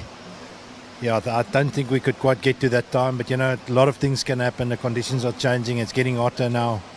And then it's suddenly going to get cool quickly, you know. So I think to preempt tire pressures, things like that is going to be quite important. But we're in it. I'm confident. The car's good. There was a bit of discussion earlier about the conditions. You've got your tyre warmers on. They are the sticky tyres. What makes the track faster and slower? On the start line, it seems that if the track cools down, the grip just goes out the window. So it's quite hard for us to anticipate the launch, you know. Like now I bogged in the last one because we pulled it back a little bit, but it's so much. It's like 25 Newton meters is the difference between it bogging and it biting, you know. So you really just have to judge and see what's going to happen there. But I think it's going to stay consistent for now on. So yeah, just holding thumbs. When we go to the top 10 shootout, the sun is going to disappear behind the mountain and the temperature just drops. Good for air temperature down, good for power. And the heat should stay in the tar. Yeah, I think the tar will stay warm, and if the air comes down the valley, the cold air, it's always good for the turbos. But unfortunately, it's all turbos around us, you know. But yeah, it's nothing like cranking some boost in cold air. Good luck and everything of the best. Thanks for chatting to us. Thank you. Right, let's see if we can talk to Silvio and Aldo. They might be out here. Let's take a quick, swift walk as we come out of the pits here. We don't see them. There's Wade here. I'm not having much luck at all. We found Wade.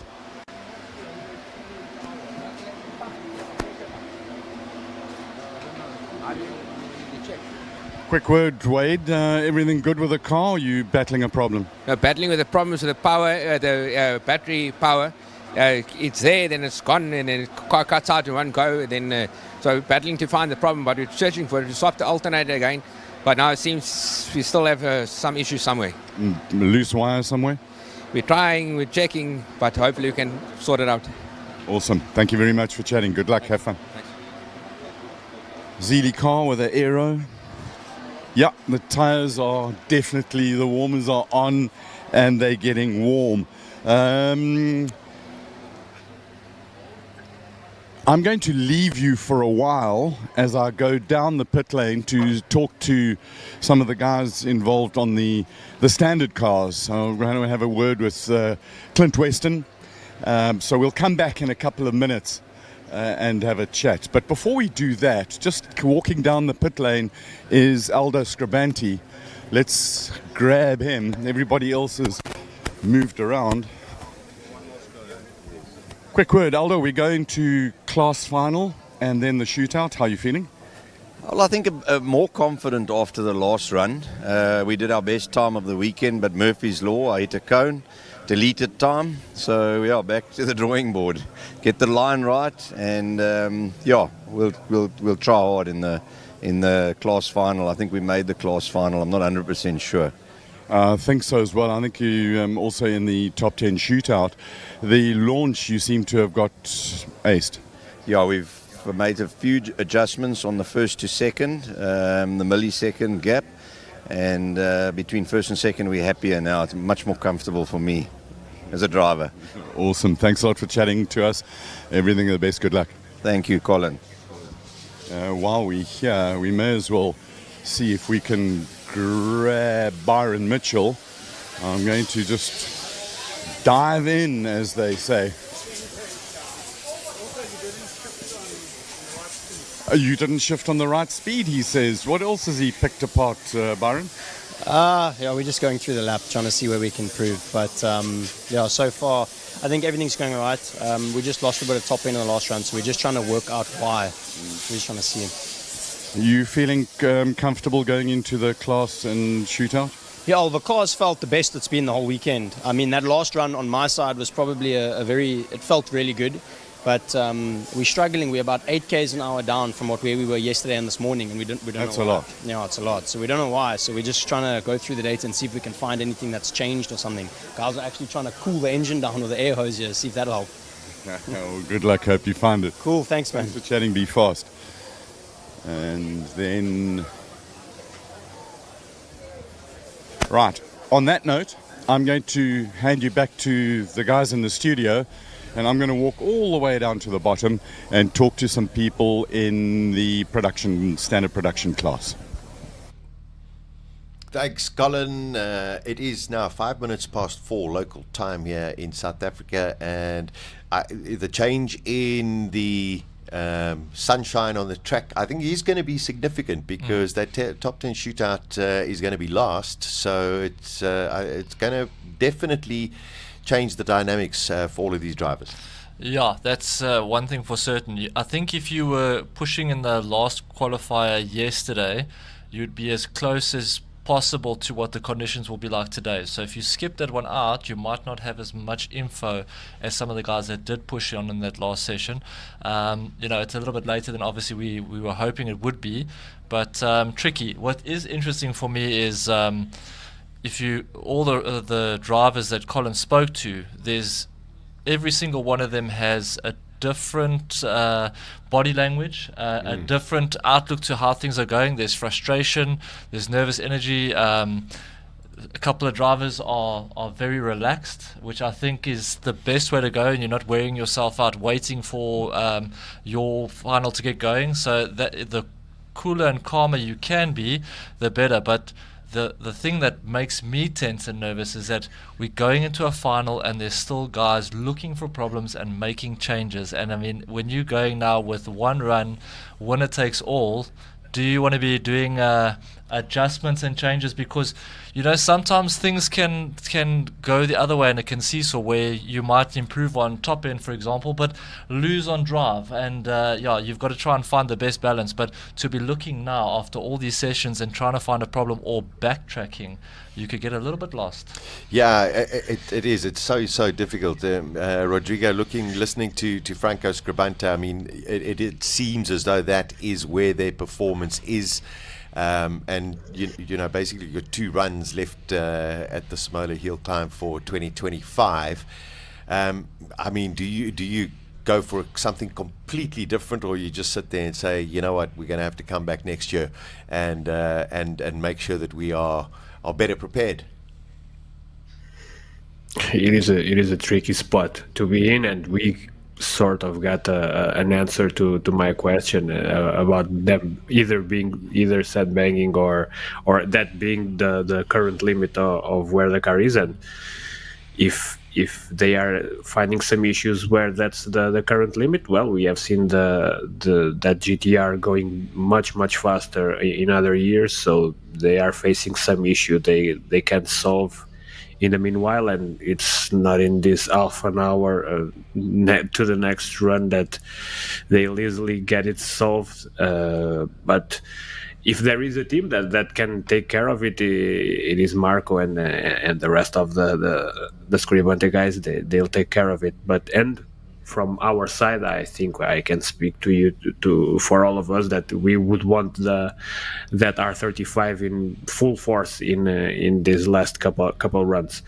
It was like Clifford said, it was interesting to see the body language of everyone, and I always find it funny to hear Peter talk, because he's ever the softly spoken gentleman that never really gives that much away, and he seemed pretty relaxed, although his position allows for it.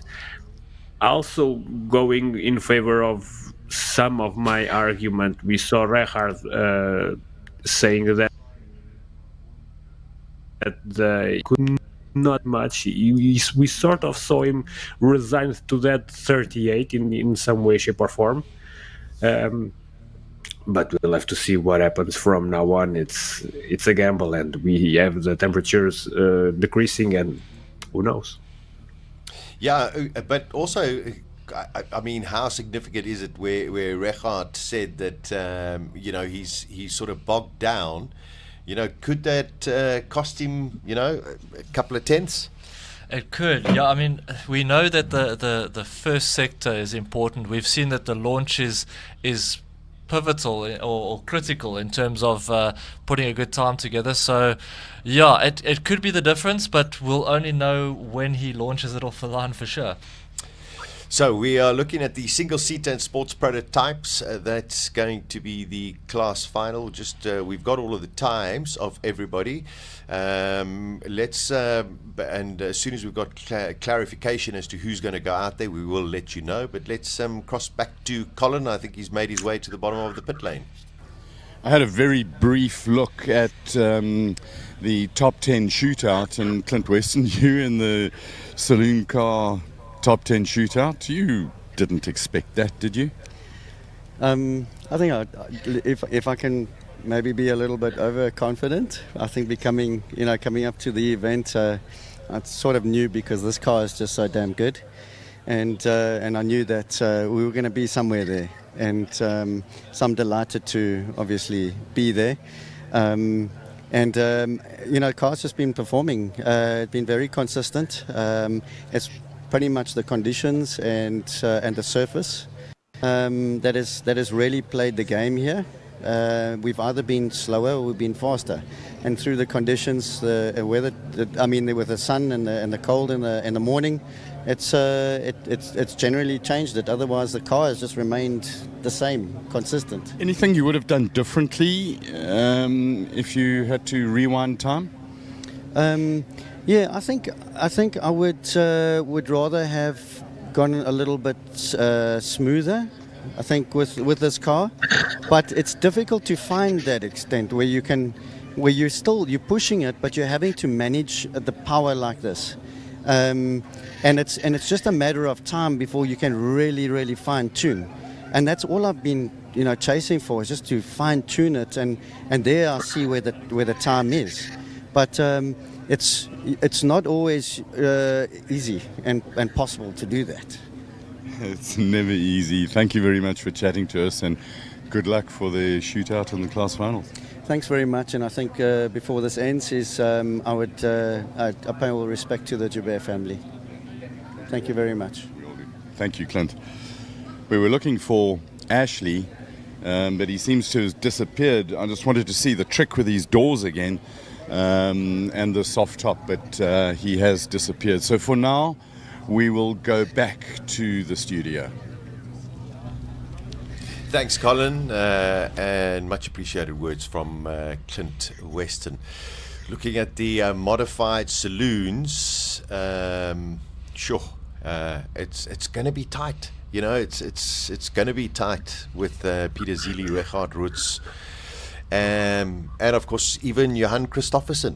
You know, on a one-lap shootout, yeah, he might not be able to get into the 37s, but yeah. So that he could post down a marker and put a lot of pressure on everybody else. So I mean, yeah, that's when we spoke to Rodrigo earlier, he said, yeah, that's what Christoffersen does, is he finds tenths and he finds tenths, but he only needs 2 tenths to break down into another bracket. And I mean, if he's a good a good driver that has massive BMT, which we know he's a good driver already, it's definitely on the cards. I wouldn't say impossible. There are obviously conditions in that they come into play, but at the end of the day, if you can hook it all up and connect all the dots, it can be on. And I think he's a guy that, I mean, he's entertained us, but I think he's not a guy that likes to come here and play around and finish second or third. He's also got his own personal achievements that he wants to take away from the hill. So that I'm excited for. I also liked when Colin was chatting to Clint Weston, who's like one of my favorite drivers because he just lets it hang so loose. But very confident and almost cocky with the way he said that he expected a good result coming here, but a massive mountain to climb because he's had very little time in this car, very little consistent conditions, but he's still backing himself, and you've got to love that about these guys that are at the top levels. They have the confidence and just back themselves. Yeah, I mean, it's an outstanding performance. Is there a possibility, Rodrigo, that an electric car could win the King of the Hill at Simola 2025? Yes, realistically, yes. It is it is one shot, and it only takes right now. If logic prevailed, it would only take two drivers to make some small mistake, and Johan being Johan, you would be there to pounce on the opportunity right away. So chances are not ultra favorable, but are not that low either. We're talking maybe what, 15% chance. Well, if you want to bet your money, there are way worse odds than that. But maybe it can be the year an electric car wins. Maybe we'll see that happen in the future. I think we are laying some new groundwork here with this, and maybe it will open up the doors for some more high performance EVs to come in the future. Who knows? Volkswagen Motorsport even has another one way more suited for hill climbs even. Maybe I'm leaving here just a suggestion for someone out there to pick up on, but we'll see. Yeah, it's just a fascinating end to Simola 2025 with just the array of cars that we have getting into this top 10 shootout, and as you mentioned earlier, Clifford, it's that BMT. That's what it comes down to. They've done all of the work. All of those drivers are incredibly accomplished. There's no one amongst them that can't go out and put in even a better time that they've done. And once that first marker is down, then it's a question, I've looked at the timing screen, or everyone's going to be aware of what they have to do to go and post. For sure. Pressure's a funny thing, and if you're the first guy out in your class and you have a flyer, first of all, you're probably third in your class. You've got nothing to lose because you know what the marker is and you give it a full go. But if you're sitting second or third and that first time is pretty much on your limit, you have the potential to make a mistake. And like Rodrigo said, 2 small mistakes, just 2 slight ones. You brake too early, you get on the gas too early and the car gets unsettled. That's it, it's done, and the funny thing with motorsport, and I always say this to everyone else, that I sound like a broken record. I think all my friends will throw a brick at me when I get home, but you know, motorsport is a funny thing, but it's a very cruel sport because you are there alone. I mean, the team's done everything they can now to prep the cars and get them ready on the line, but then it's up to the driver. And you know, in any other sport, you can play soccer, you can play cricket, rugby. If you're having a bad game but your team plays well, you can still win. But at this level where the competition is so close, if you're having a bad day, chances are you're not going to win much. So it's very cruel and it's very tense. I'm actually psyching myself out here. on a side note, on Sasha's earlier comment, and I'm going to admit this right now because I'm set in my ways and I'm getting older, but I don't know if I'm ready for an electric car to win Simola. I'm still a petrol guy. I like noise. So that's going to be a massive shift and adjustment for me, much like when cell phones were introduced to my grandparents. So it's a bit tough for me right now. Listen, I'm just saying that there is the potential always possible. that could happen. Now you see, now you've made me lose my train of thought because I was going to ask Rodrigo, I think, a very significant question. Oh no! But I cannot remember what. The one thing I was going to say is, yes, we could talk about the change in temperature, Rodrigo, but it's actually the same for everyone. Yeah. And you know, those in the modifieds, they've got the tire warmers. So whatever the conditions are, it basically is a level playing field. It is. At the end of the day, it will be the same road for everyone. At the very most, what can happen is something happening and some car just being stuck on the start line for more time, so it can get colder that way. But at this point, there are less cars going up, so the chances for that are lower too. So, at the end of the day, yes, it's mainly a level playing field for everyone. It will come down way more to how they mentally deal with the fact it's a single run to decide everything than any of the other technical questions we can pose, apart from a big problem during a run, of course.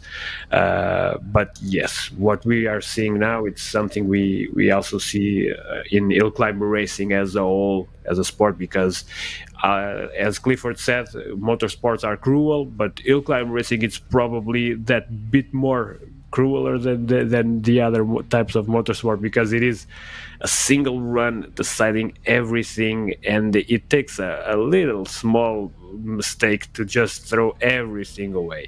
You miss a trajectory in some kind of way, you overshoot. Normally it's this is the kind of mistake we see more. It's someone going for a very fast time and overshooting some braking point and then messing up the next 2-3 corners, and there it goes down the drain. So let's see who deals with the pressure to the next level. And we see Christopherson already on track. Yeah, it's Johan Christopherson already going on track. This is the class final for this category.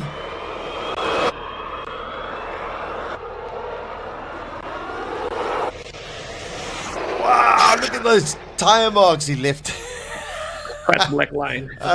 That is just magnificent to watch. Johan Christopherson. Diane Padiachi.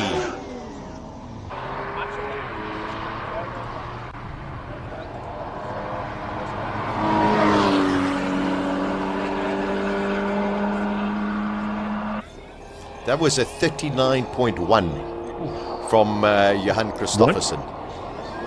1/10 more lower. Yeah.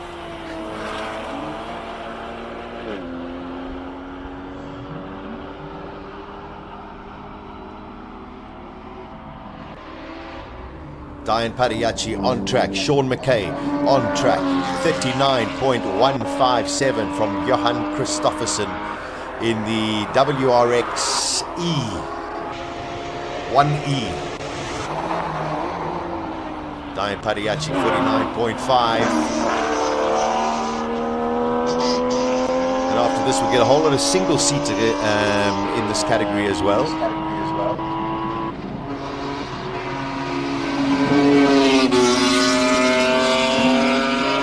We've got Sean McKay with a 32.3 through the first sector. Needs to find a bit of time here.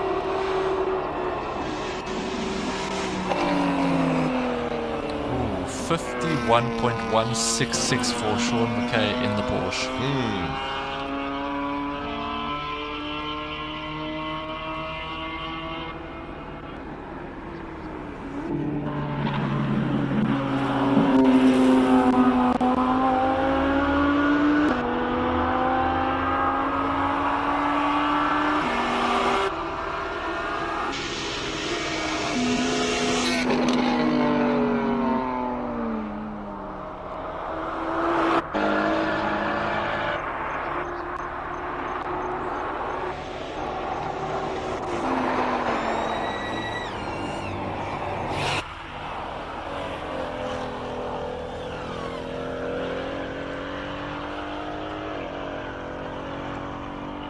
That's Paige Lindenberg. She's done a 32.7 the first split at the moment. Diane Pariachi sitting in second place. Jan Christofferson just in another world after his run.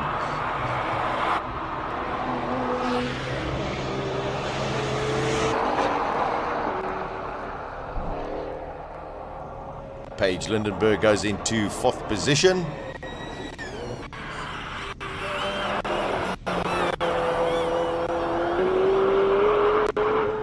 So currently Diane Pariachi, Class A5, is ahead of Sean McKay, and Ridwan Babamia is in third position in Class A5.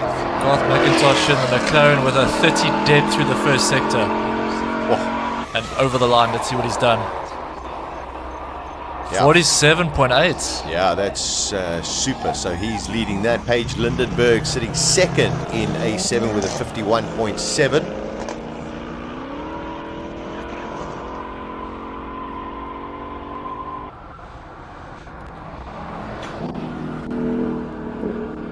Eugene Herbert's 32.1 through the first sector, with Natalie Weston following closely on track. She's through the speed trap at 186 k's an hour. She's pushing.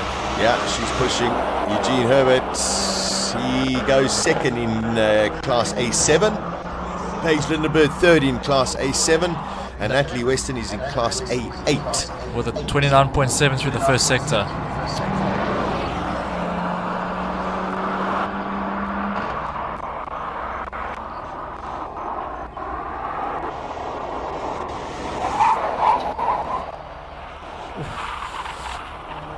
Courtney Nicol is working those tires to death. Unbelievable. Natalie Weston with a 47.5. That's super. But Courtney Nicol's got a 28.1 through the first sector. Let's see how she carries it over the line. Should be fast. 44.9. Wow. That's incredible. That is phenomenal. Clint Weston 27.1 through the first sector, and everything is sideways. He's got to keep the momentum here, but he's got to carry the momentum here if he wants a fast time.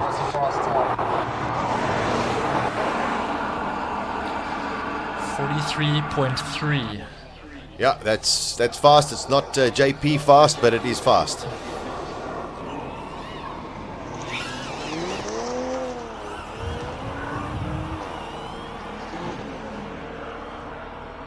Guy Davies is on track in his Porsche. Let's see what he does through the first sector. He's sitting on a 32.6 with Paul Monroe also on track, following closely behind him.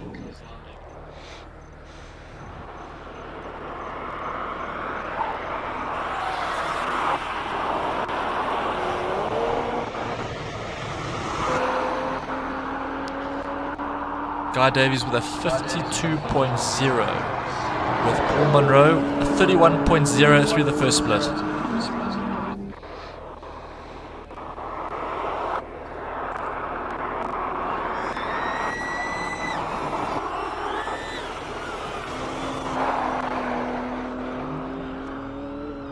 Paul Monroe, 48.8, with Leighton Fourie with a 29.3 through the first split in his BMW.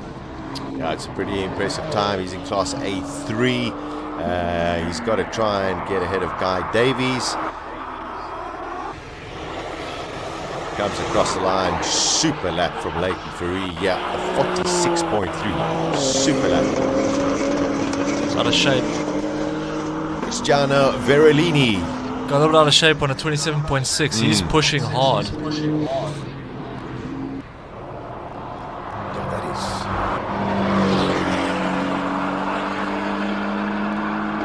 really hanging it out. Goes through. Verolini with a 43.9 takes the lead in A4. Super lap.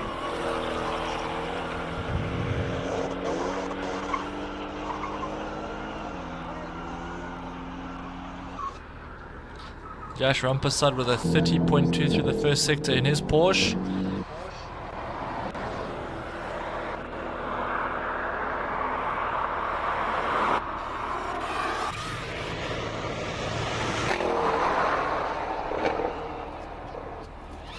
.47.9. Well, there we go. Class A1. He'll be up against Gino Norse.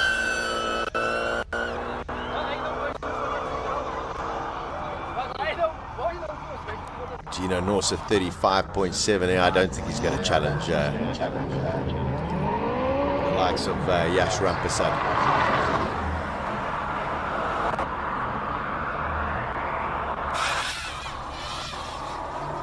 John Cooper works Mini S going through the top speed 161. The Honda VTEC Type R. Bradley Boshoff with a 33 dead through the first split.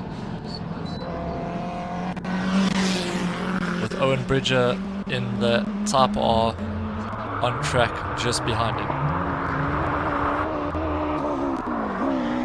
217.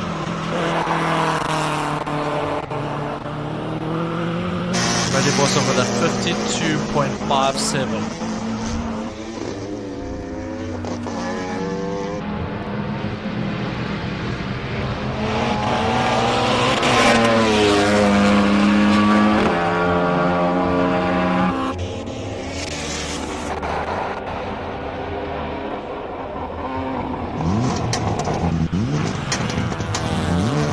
Mokhotsi and Rowe. Rowe is out on the track.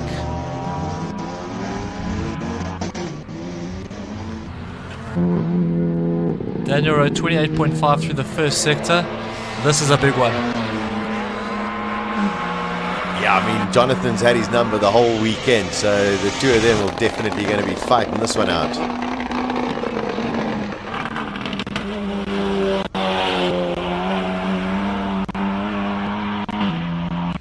Daniel Rowe 44.31. Ooh, that's by far his fastest, I think, of the weekend.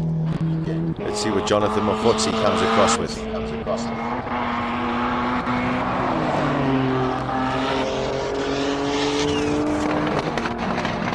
43.663 for Jonathan Mokhotsi.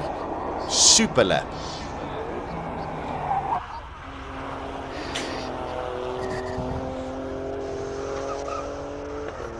Janus Janse van Rensburg in the Alfa Stelvio, the Jimny on the top of your screen.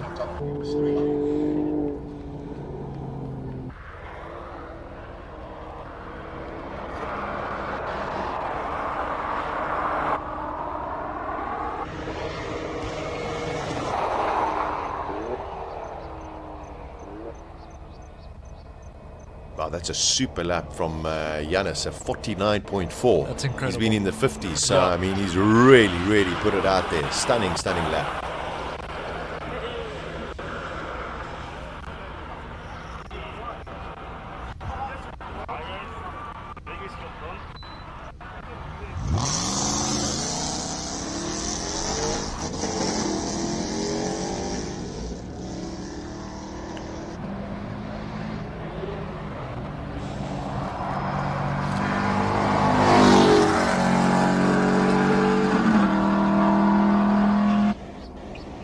Was a phenomenal launch by it was.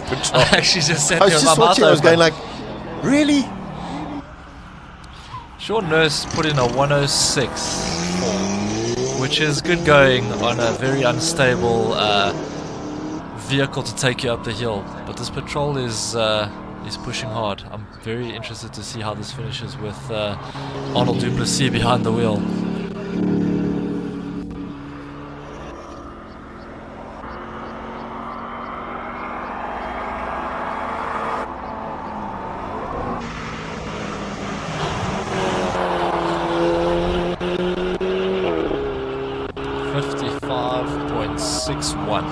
Yeah, I think that's as fast as that can go. We got just a few more cars to go out. Andre Steenkamp on track. We've got Gordon Nicholson, Farouk Dangor on track at present. Wow, that really racy from the 4C. Yeah, 49.3.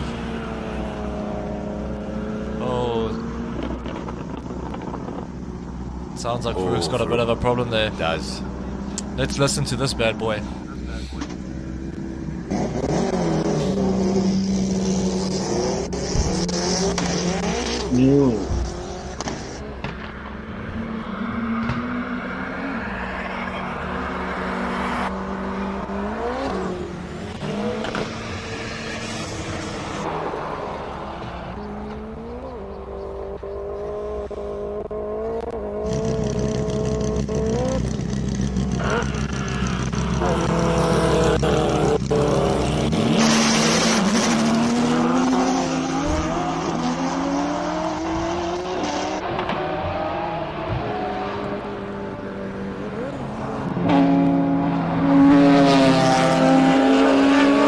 Anton Cronje looks like he has a problem here with a 32.6 through the first sector and doesn't seem to be picking up any pace through the back end of the hill section. It's incredible. Last run of the day. That's a heartbreaker. It just is such a cruel mistress. It's been quick the whole weekend to come undone now. It's a heartbreaker.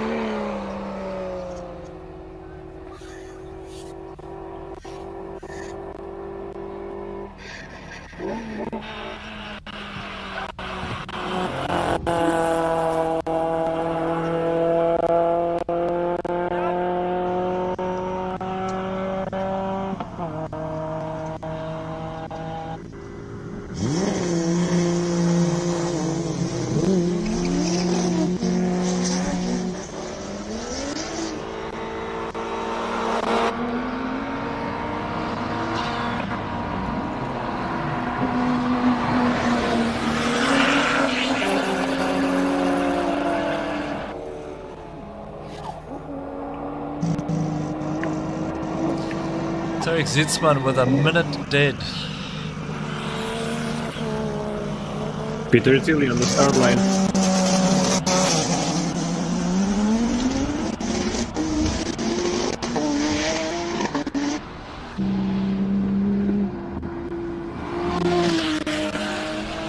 Let's see what Mr. Zely's got for us. He's not holding back here, that's for sure.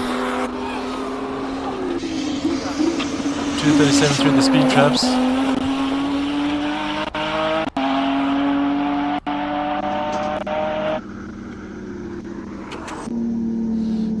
.5 through the first sector. Oh, he's slowing. He's slow. Oh no. Oh goodness.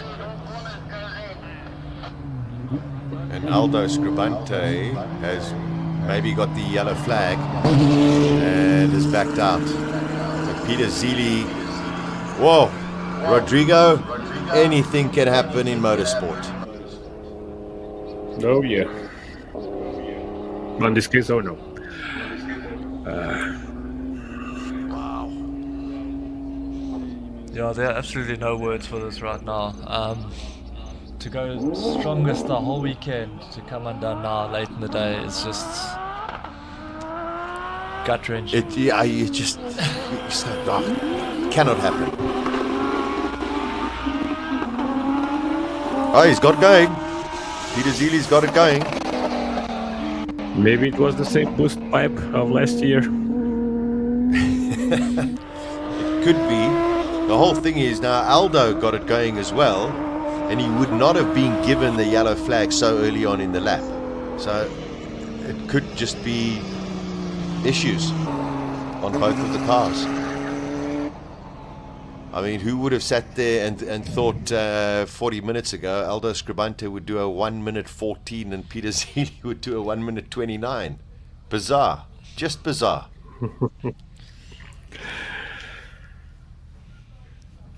Yeah, unfortunately, as much as performance is a factor, you've also got to just take in a little bit of reliability as well, and make sure that you can get the car through. But this weekend there's a lot of runs. It's short, it's steep gradients, and you're putting the car through its paces. So the car's taking an absolute hammering and beatings during the course of the weekend. But to go so late in the day, I mean, there's just no words for it. Yeah, there's no words for it. And Rodrigo, I mean, this is the class final. That's it. You'd sit and go, okay, well, Zely will get the class final, and you go, okay, well, King of the Hill, let's have a look. But bang, he's out of that. And in one fell swoop, there it goes. Only the top 10 left for them to redeem their glory in some way, shape, or form. But yeah, it happens, and it's the name of the game here. Hillclimb racing, it's like this, and the Simola format lends itself to this kind of drama, late game drama. Well, it is what it is. Yes, it is. That's it's difficult to say it, but it is what it is. Looking at the leaderboard now, we've still got Johan Christoffersen sitting on top, and all of a sudden that time is looking pretty respectable. And could it be enough? We've already seen. Well, the King of the Hill will be a restart again, but if you look that at is that, fast. I mean, if Zely's car has a major problem, that takes him out the running, and then all of a sudden, the possibilities are growing a little bit. So we look now, but cars have to be repaired all of a sudden, and there's not a lot of time left in the day. Well, I'm just looking at Peter Zely's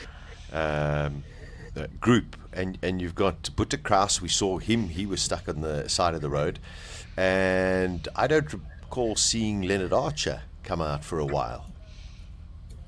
So those in the are BMW, he went up in his Did run. Leonard Archer? Yeah, he did. Oh, he did. Yeah, There he's we saying go. 17th with a 50.1. 50.1. So the thing is, I don't think Butter Kraus has managed to fix his car. So Leonard Archer is going to win that class. Who would have thought? So it goes. I mean, you've got to be there, Yeah, you got to be there right at the end. So also now we've got Richard Rutz sitting on the line, which is the last thing he'd want to be doing right now. Yeah, of course. I mean, in that discussion with Colin, he said that launch is crucial. Looking at the back there we go. There's the Noble. Yeah, that's so Butter Kraus. So he's got his his car fixed. I mean, so even if it's not running 100%, just put in a lap at this stage, and you could end up walking away with a bit of silverware. Well, I mean, if we go, Leonard Archer did a 50. Yeah. Okay, his fastest was a 48. Yeah. Butter Kraus's fastest has been a 46.5. So put in a all lap. he has to do is do a 49. Yeah, just put in a lap, So it's percentages. He's got to nurse the car, but obviously he's going to want to go fast. But back to Reggie Roots on the grid there, launching a car is, like we said, it's critical, but you're going to need heat and tires to get you off the line. And while he's standing there and it's cooling down, there's no sun. If we look on the grid right now, it's just shadows. So the track temperature can drop off a few degrees here and there. It makes a difference, can turn into tenths of a second. So not an ideal scenario. This is tense times out in the grid. Very tense. So Aldo Scrabbante all of a sudden is not going to be a contender for B5, which means that it's between Richard Rutz and the sheriff of Franco Scrabbante, and they're going to come up the hill in a short while. Whew. And you know, as mentioned, Regart's tyres just getting cooler and cooler. Rodrigo, it's just, you know, you just cannot ever predict anything when it comes to the world of motorsport. No, and especially here in Simola, given the format that was adopted, you really can't place your bets and be certain in any kind of way. Maybe you can be certain that Johan Kristoffersen will always make a great showing and will always place well, because that seems to be his reality for more than a decade now. But other than that, no, it's been a pretty dramatic day, and it just continues on, and more drama is expected, both on these finals and in the top 10 coming. And we see on the grid. Yep. Here's Regardt. Let's see what he can do. This is for the class final.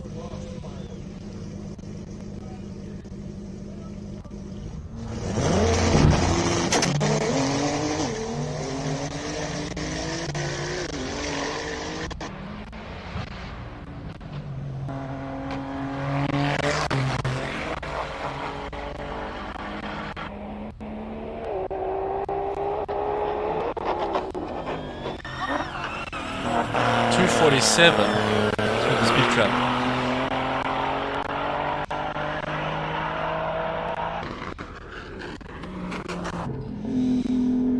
Sparks coming out from underneath. Side of the car, bottom of the car. They seem to have definitely lowered that. Oh. Wow, that's a super lap. 37.9. Whoa! And, well, there we go. Butcher Kraus, he's got a problem with his car, but he might as well go out. All he has to do is beat Peter Zely's time. Peter Zely's time of 1 minute 40 odd. Yeah, I mean, I would do it. You know, you get your name on the board, but it's not ideal. Obviously, you want to see him going flat taps and putting in his fastest time of the weekend. But yeah, it's a heartbreaker and not meant to be, unfortunately. And the big question is it something that Peter Zely can fix in the next couple of minutes? Because straight after this, we're going to the top 10 shootout. Yeah. Hopefully it is. Because we really want to see the fight for the overall records being the corollary on top of this edition. Let's go, Franco.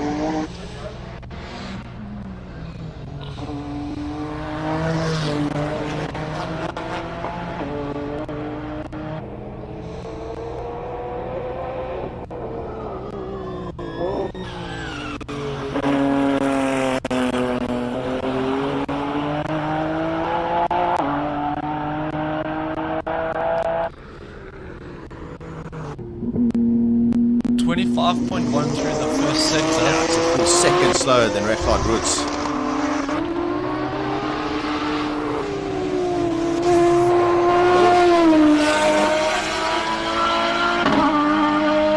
$39.9. I mean, that's it. He's just stuck in the 39. That's where he is, unfortunately.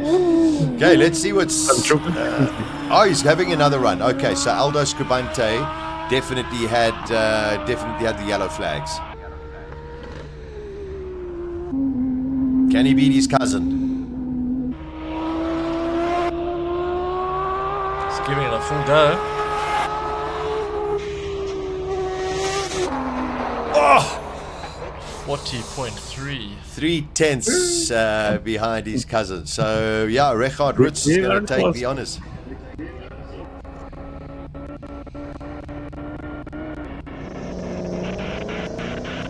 Sorry, Rodrigo, I didn't catch what you said there.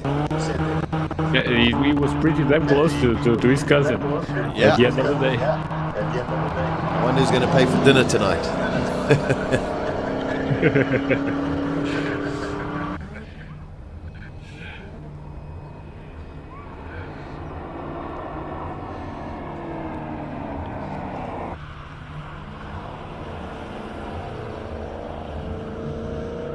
If you're looking left of screen, you're on board in an aerial atom. And very wisely wearing a full face helmet.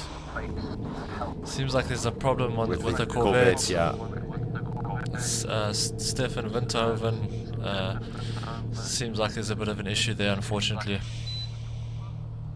Can he make it up the hill? The gradient doesn't look as that steep on your TV or on your monitor, but believe you me, you need something to get up there.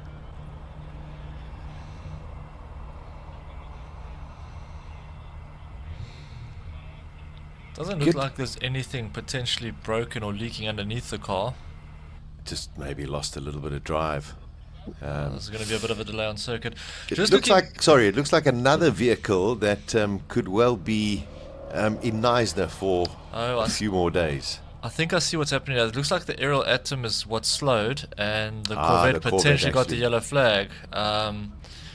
I assume. Yeah, looks that way. We wait to see. Interesting, if we go back to Reggie's run earlier, something I did notice, I feel like, I could be wrong here, but there could be potentially more time because he was carrying more speed up the straight over the rolling bumps, that he ran it a little bit deeper into the left-hander, which meant he had to back off a little bit earlier coming out of the right. So maybe losing a bit of time there, but the first part of the sector, the momentum was intense, that it just kept building, which meant a few kilometers up that straight line. But yeah, he obviously wanted it. He was pushing hard.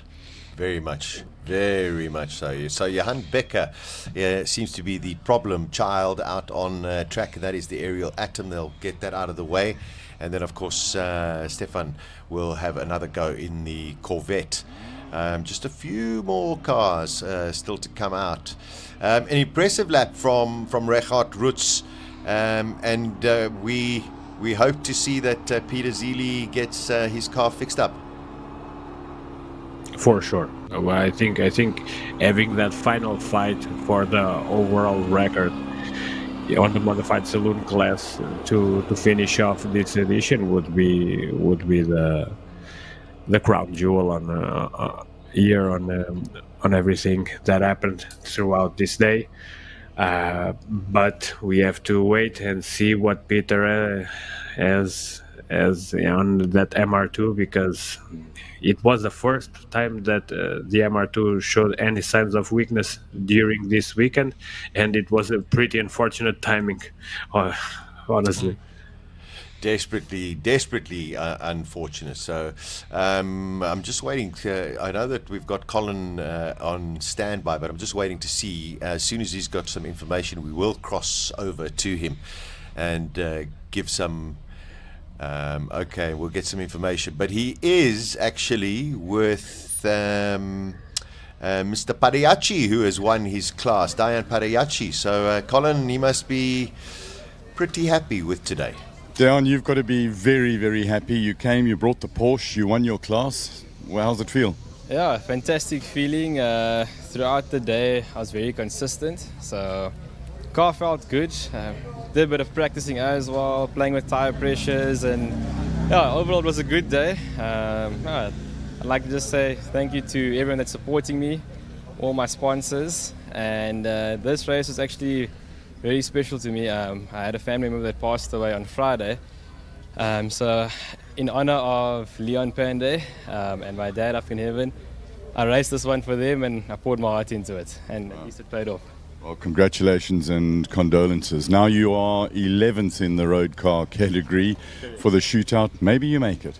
Yeah, let's see. Throughout the day, like I said, it was good, and hopefully I'll make the top 10. Let's see what happens. Awesome. Thanks for chatting. Thank Good you so luck. much. I did see Peter Zely come in his car into the pits, so I'm going to go and find out what the story is there, and we'll get back to you a little bit later.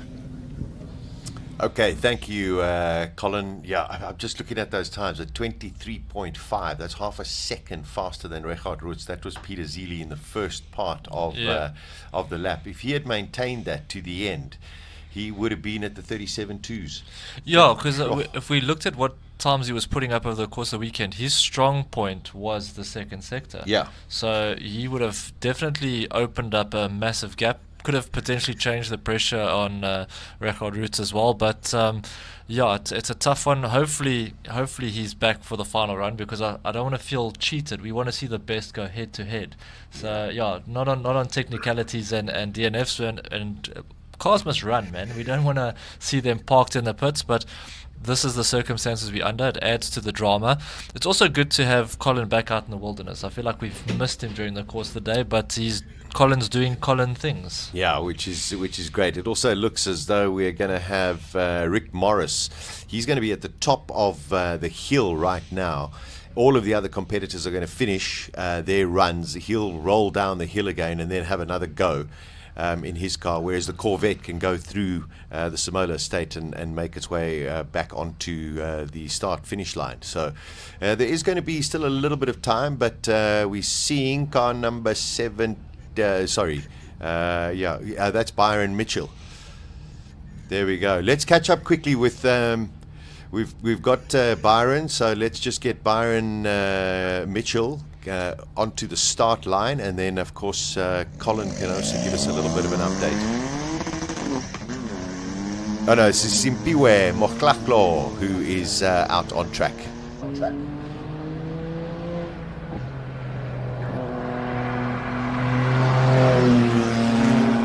As soon as we finished with the track action, of course, we will get to Colin and we'll find out exactly what the issue is with Peter Zely.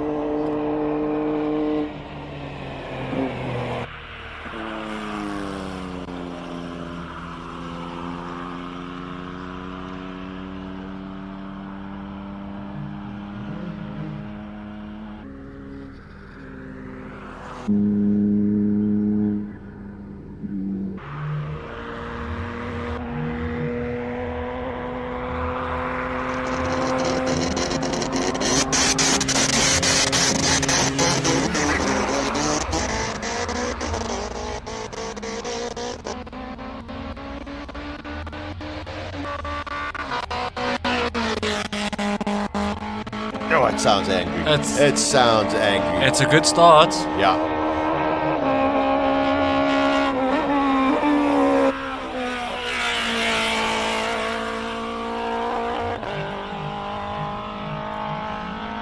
Maybe those cooler temperatures also going to help Byron Mitchell. Looks like a very solid run.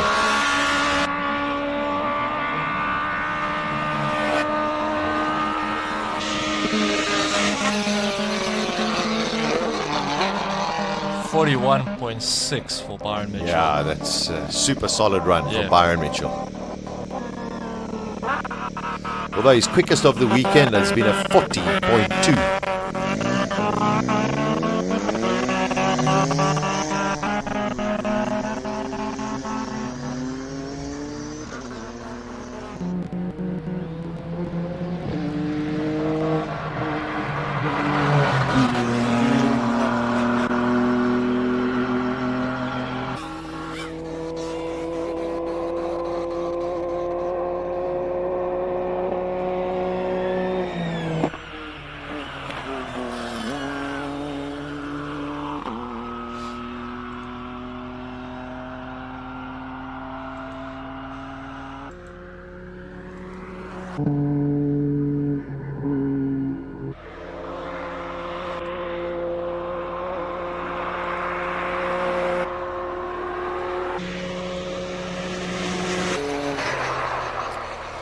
Casey with a 48.0. Super effort from the 16-year-old.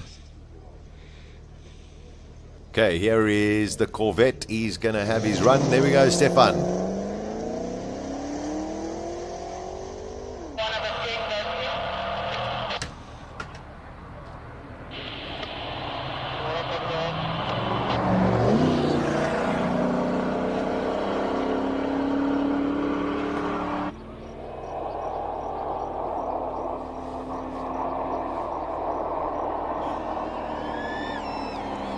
Getting up to 152 through the Suzuki Speed Trap. Yeah, it's pretty decent. He's had a strong weekend. He has had a strong weekend. Now it's just time to bring it all home and keep it tidy. Yeah, he had one little incident. He had a little bit of a pirouette, a 360 spin, but managed to catch it. So he's had a very, very solid weekend, Stefan. So by my reckoning, Rick Morris will make his way down the hill after this and have his run, and then that'll complete the class finals.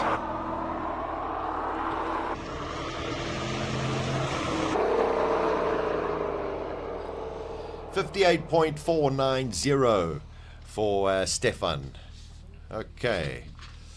So we are getting close to 5 p.m. South African time for the final event of the Simola 2025. There was all sorts of drama with Peter Zely. Colin, what's the latest? Well, I've got Peter here. What went wrong, Peter? Well, I just saw overboost signal and then the car switched off, but Freddie says it's not the overboost. It seems like the ignition switched off. Okay, so if we're going through all the data and to find the root cause of the problem, at least it didn't happen in the top 10 shootout. Yes, but I hope we find the problem now. If anybody can, Freddie can. Yeah, Well, my team. I've got a good team. Good luck with it, and we'll see you in the top 10 shootout. Thank you, Colin. Back to you guys in the studio. Thanks very much, Colin. Okay, so it doesn't sound like anything terminal. It's a question of now just figuring out.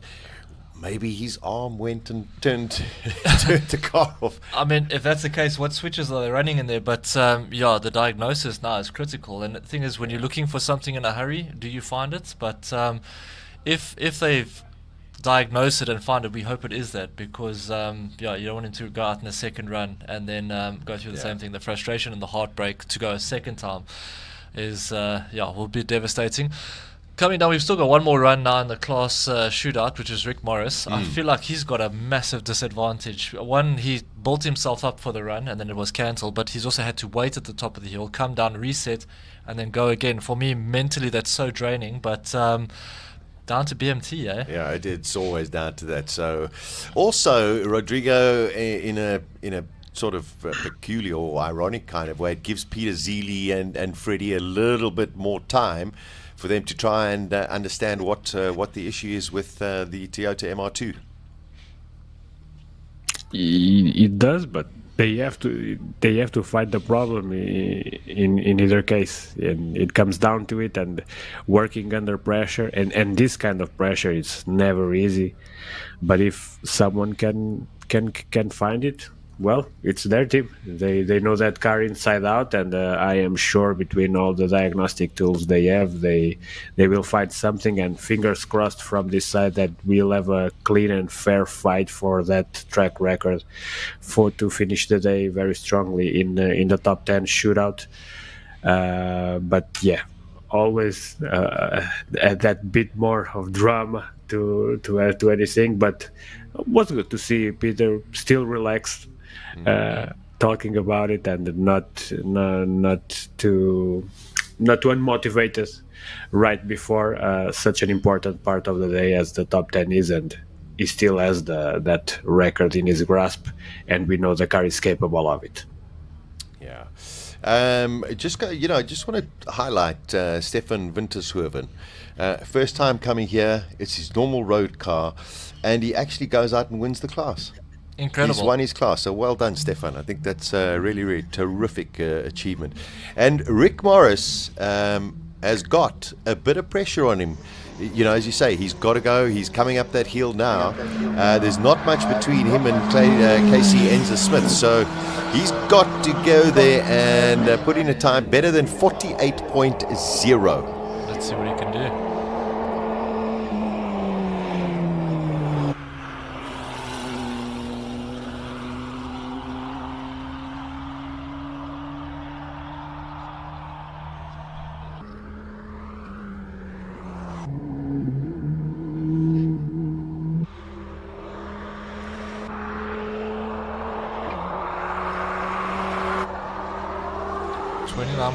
Through the speed trap.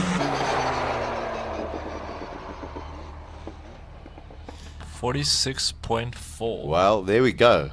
That's fantastic. And Rick Morris, probably one of the more mature drivers on the grid. Been around a while. Yeah, I mean, it always helps, but yeah, circumstances were definitely not in his favour. But yeah, they were pretty quick in getting him down and back up again and again. I mean, it's getting late in the day. We've had a few obstacles and delays today. So yeah, I mean, we through it now. Obviously, the results will be finalised, and then what have we got up next? It's the big one. Yeah, it is the big one. So just going to wait for clarification of who that top 10 is. Any more drama today, Rodrigo? It's it has been very taxing. Yeah, at this point, every time you ask me for something, I feel at a loss for words because the pressure is mounting. It's stuff happening on top of stuff, and I'm just more of a spectator at this point, as many of others are watching this live stream, and everyone down there on the track, and we just want to see clean, fair racing up until the end, and no problems for anyone. And we thought that track conditions will be the same for everyone from now on, but let's at least have a very clean and very fair top 10 shootout where everyone can enjoy Simola for what it is and not think about the technical issues and all the rest. Let's leave that to the side. Let's just see cars being sent full on, and that's that. Yeah, that's exactly what we want to see. But congratulations to all of the class winners. Yep. An outstanding effort by everybody. You know, one cannot applaud all of these drivers and these teams enough for the amount of effort that they put through. It puts a huge toll, never mind on drivers, but also on the vehicles as well. So we just got past our final sheets. Aldo Scrabbante, for me, probably had the best run because they struggled the whole weekend. It hasn't gone to plan, but in the final run, BMT, he brought it together, and I mean, fourth on up the hill, but with a 40.3. But considering all the issues they've gone through, solid run. Yeah, phenomenal. Just fantastic. So we wait in anticipation for the top 10 shootout for Simola 2025. There we go. You can see Rick Morris coming down together with all of the other cars, and then we'll start lining up our top 10. And we really hope that Peter Zely is definitely going to be able to take his position, because I think there's going to be a stunning battle between him and the likes of Richard Rutz. But anything can happen in this game, and Johan Christofferson has just shown, why he's a 7 times world champion, number one, and also just his pure skill when it comes to driving that car. And long may the tire marks that he has left at the top of the hill, long may they last on the streets of Knysna, because it is something very special.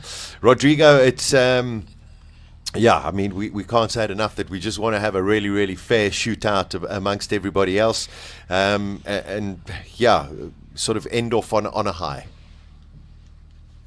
Yes, that's the goal now, and let's assume that everything, all else be equal and no problems for anyone. Let's analyze this top 10 if in an ideal world, and let's see what each other's opinions are. All else being equal and all cars being good, I'm pointing for Peter Zely to take the crown, Richard Rutz second, and Johan, if just being the usual robotic self that he is, with the kind of consistency that pretty much no one else has on this planet, just being there on third and waiting for any kind of slip up from anyone above him to slip right into a position further into the podium. Hopefully we can see Franco delivering on this very last run. We saw Aldo just having issues also throughout the whole weekend, and then in these last 2 runs he did the best 2 runs of the whole weekend, and he's just finding his rhythm, and thankfully he is getting better and better. Silvio is on the top 10 too, right? With the RS3. Yes. So hopefully we can see that 5 cylinders singing along the up Simola, and probably breaking his 41.5 current record, which I think it's fantastic for a newly built car. Who else am I missing from this top 10? Steve Clark, it's on the top 10 with the R34. I think he is. I had the sheets in front of me, and they just disappeared. Probably so, something good for you, Sasha, to do now. It's probably to list the 10 cars that are on the top 10 shootout for everyone so there's no doubts for anyone watching. Yeah, I'm going to get to that in a second. We're just going to go through and catch up with Colin. Colin's got our single-seater champion. Byron, you win your class in the single-seaters. You've got to be happy, but you've got a problem, haven't you? Yeah, we're happy. I mean, I think it's the main goal to do that. Yeah, we have a little bit of an issue with the engine. We're not actually sure why, but from this morning to now, we've been getting progressively slower and slower and slower. So at the moment in the last run, I think into turn 2, or we call it turn 2, but the track's turn 3, we were a second down on this morning's run. So yeah, I hope it just holds together for the last one. Well, I think we all do. Good luck and congratulations on winning. Yeah, thanks. Let's see what we can do next. Right, now let's get that rundown of the top 10 cars in the modified saloon shootout. Back to the studio. Yeah, thank you, Colin. I wish I had it in front of me because it was on my timing screen and then it's just disappeared. So as soon as I have it, I promise you I will share it with you. But I mean, let's just go through. I mean, we've got, yeah, maybe you know what, Colin, maybe you can go to the MSA office and get that list while we try and work out who it could be. The way that I've got it, I think we've got Clint Weston that is in there. Yeah, we have got this is just the modifieds. Okay, he's got the list. Okay, Colin, have you got the list? Maybe you can share that with us.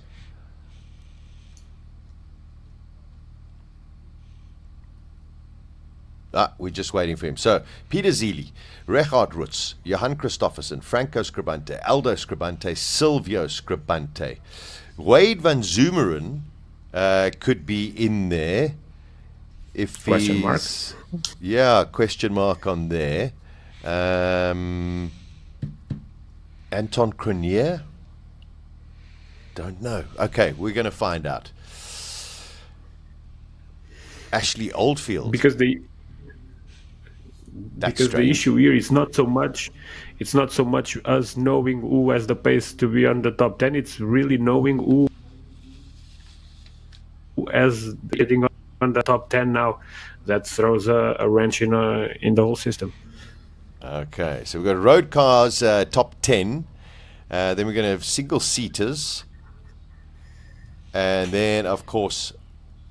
And then of course we're going to have the modifieds. That's what's going to come up. I think that's why it disappeared from my timing screen, because I think that put the modifieds up first. So I think we're going to go for the road cars first, and then get into the others, and get it all finished before darkness comes up.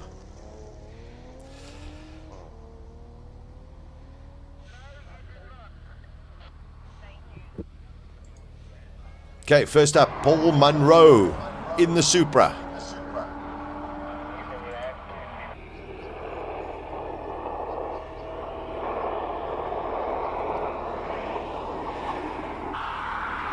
He's pushing at 175 through the Suzuki Speed Trap. Super impressive.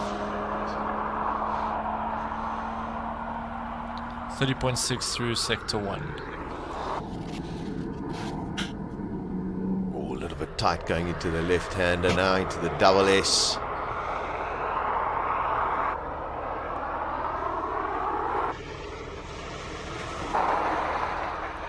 .48.7 for Paul Munro. Good effort from Paul Munro. Let's get back. Here we go. Ashley Oldfield.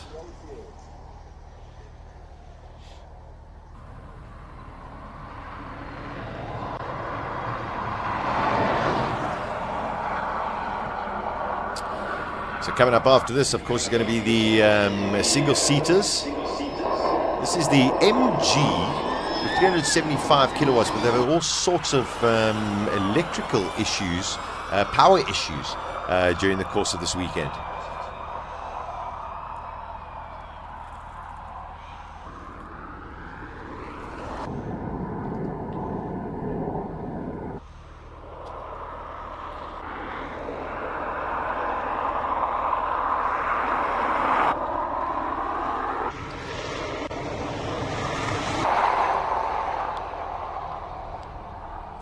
.231.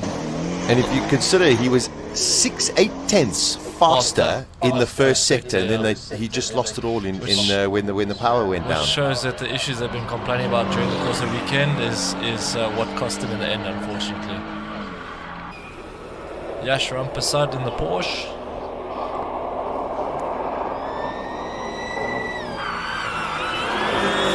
Only one through the speed trap.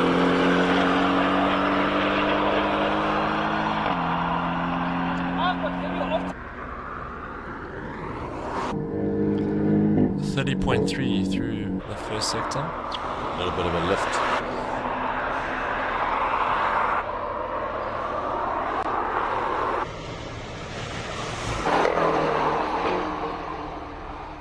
.47.7. Yeah, he's up there. Natalie Weston in the Mercedes GLE.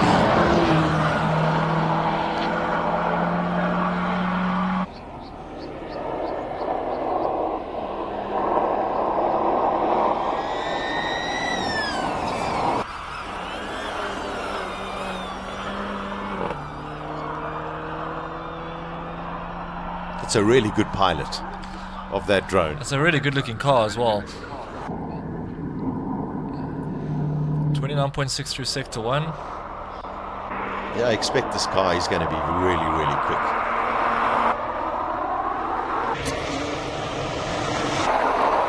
And top she goes with a 47.436. This should be quick. The Audi R8 V10.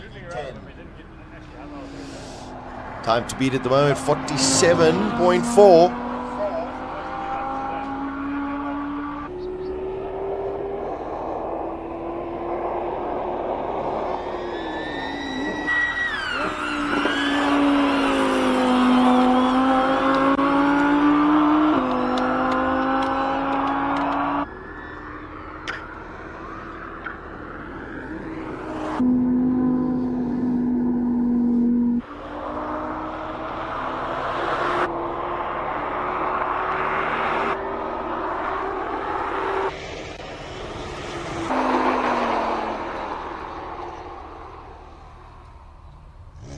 Waiting for our time to come up. So Nicholson and McIntosh should be a very, very interesting little battle. The McLaren versus the Audi R8. Seems as though the time is frozen. Don't have an update on... Oh, there we go. 46.1 for Gordon Nicholson.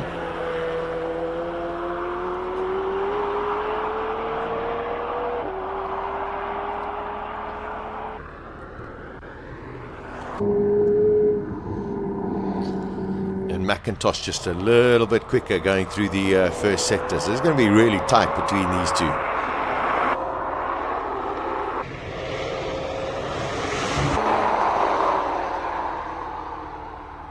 Ooh, actually lost a lot of time at the end. Garth McIntosh with a 47 dead.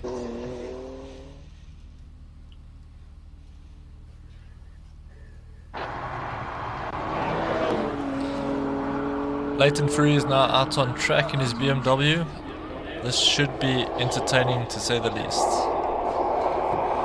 Getting into our top, our last four.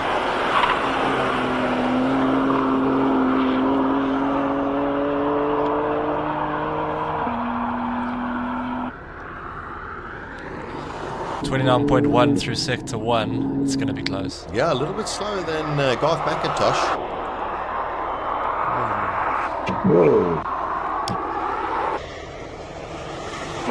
Nice and sideways. Oh, super lap. 45.9. So just 2 to go. The M4, and then of course 3 to go. Behind my line, yes. No, we didn't get up. Then you guys keep we're running around like crazy people today.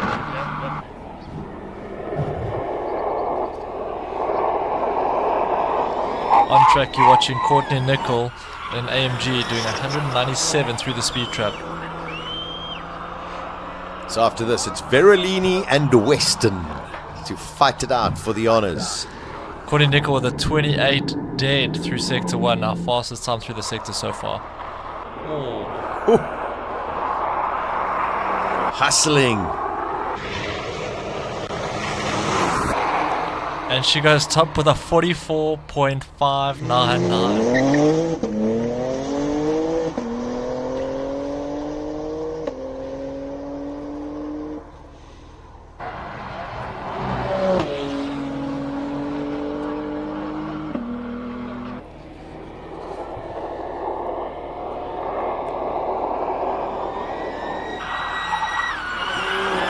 Through the speed trap. Let's see what the sector 1 time looks like. 27.6. He's gone faster. I tell you, this track is still very, very alive.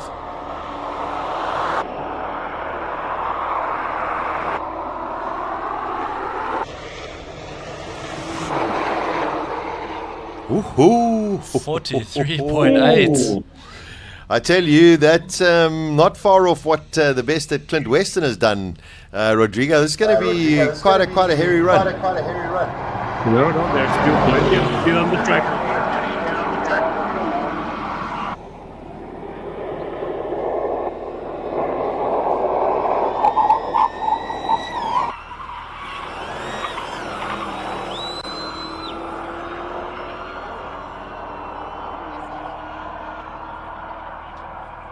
Half a second up in the first sector for Clint Weston. He's just got to keep it tidy now. Can he get in the 43.2s? Oh, that was very close to the noodle. Oh, phenomenal lap. Wow. And I think that's his fastest for the weekend. 43.1. Not quite the record, but fastest. Yeah, that's incredible. That's an incredible. It just shows you, it doesn't matter what the track conditions are like. You're just going to go out there and you're going to do your stuff. Super from all of the competitors, Rodrigo. And got to say, Clint had to really, really put that lap in. I know that it's nearly 7/10 that he's won it by, but I think Cristiano Verolini would have shaken him up if he was looking at those timesheets. Oh, for sure. But people have to remember that these are stock cars, and the kind of times they are putting now, they would win or at least get on the top 10 shootout on, let's say, 7-8 years ago here on Simola. This is the rate of progress, and the OEMs that are spending their earned money here on Simola certainly get their recognition back, because their products, they are delivering on track and big time.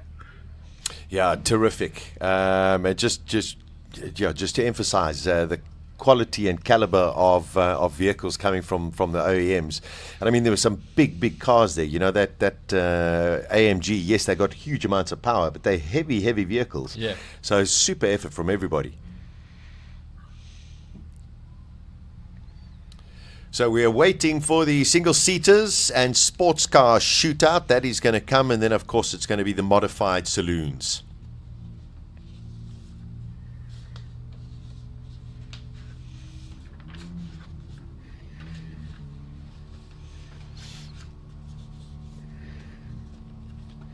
Seems to be all sorts of warming up. Could that be Peter Zely's car just getting a little bit of a warm-up? Yeah, fingers crossed, Rodrigo. We haven't heard anything from the pit lane, which sometimes is good news. Okay, the single-seaters are coming out.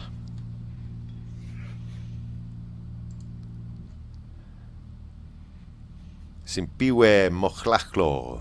There she is. But it's been quite amazing. I mean, she's in exactly the same car as Casey Enza Smith, and the time difference is, I don't think because of the driver, maybe just the car's not set up the way that she wanted, or maybe it's just lacking a little bit of power.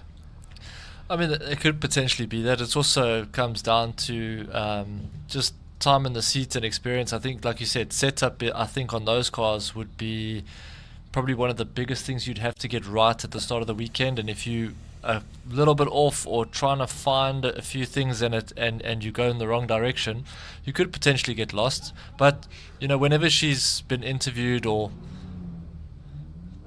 we see a Corvette making its way to the start line, but just to go back to that point quickly, is that she's had the time of her life. Yeah, listen, this is a sports car, so it is part of this category. He's got his money's worth this weekend. Good job, Stefan Wintershoven.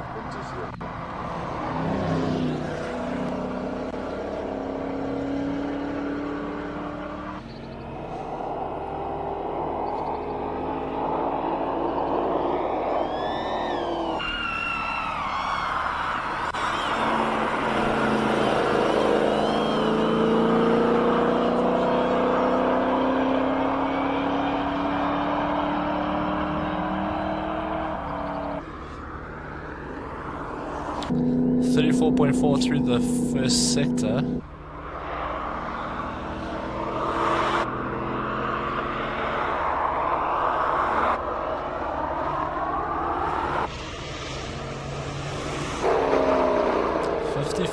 .7. Yeah, there we go. I think it is significantly slower than what he did do. Yes, Simpiwe Mokhlaklo.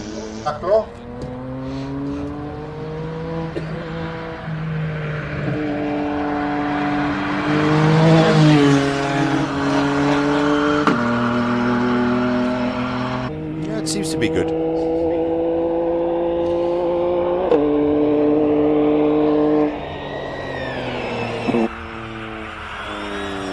With these single seaters, you just got to have so much faith in the car and the tires. Yeah, you just got to believe that where you're going to turn it, it is going to go in that direction. And this is the development car, or the car that's going to become the MSA 4 series.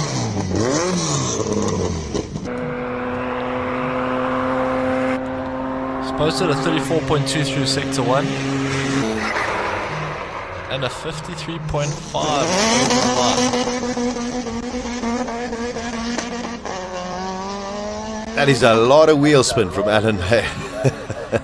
Sounded cool though. Very, very cool.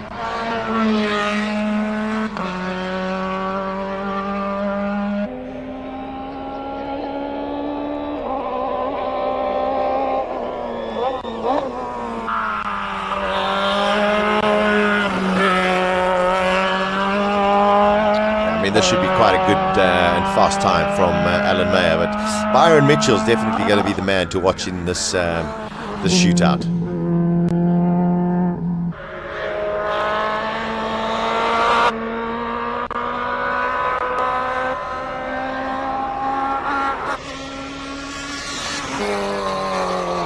A 48.34. Yes, KC Enza Smith. He's only 16 years old. Well, he wants to beat the time of 53.5 from Simpiwe Mokhlaklo, but I think he'll be really trying to push Alan Mayer's time as well.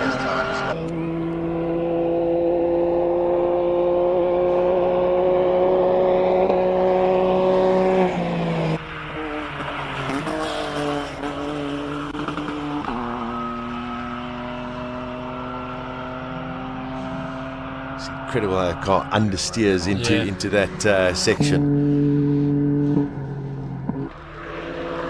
30.5, he's up on Alamea's type through sector 1. Let's see if he can bring it home and keep it clean.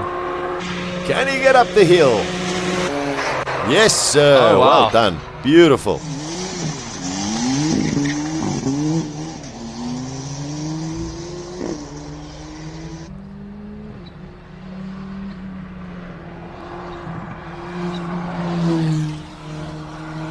Morris must feel like a yo-yo up and down this hill in the last half an hour more times than he can remember. This, of course, the Ford EcoBoost, the little 1600 engine inside it.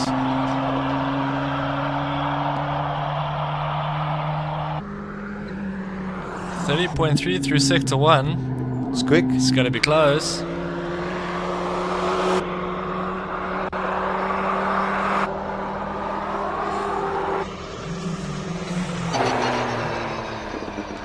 Sure. 47.44.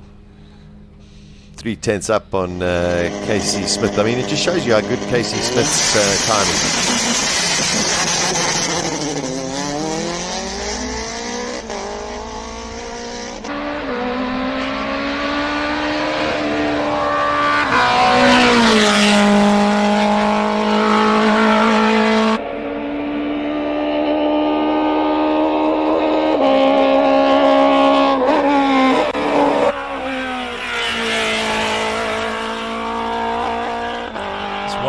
Through the speed trap. Let's see what he does through sector 1. Yeah, this is a really 26.8. He's on it. He's way on it. I mean, it's just super driving and got the Reynard engine in it. Super lap from Byron Mitchell. 41.77. Yeah, he's in a different world. Of course, this would have been the category that we would have had the likes of Robbie Walk. Here we go.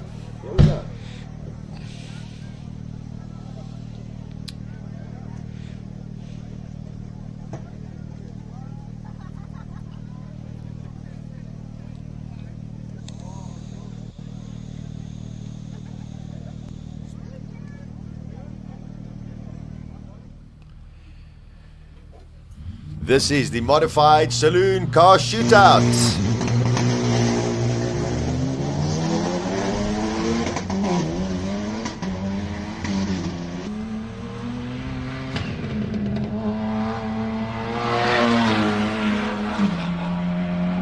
Rodrigo still haven't had any news on Peter Zely.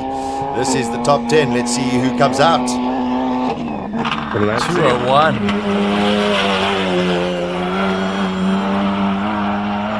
Oh!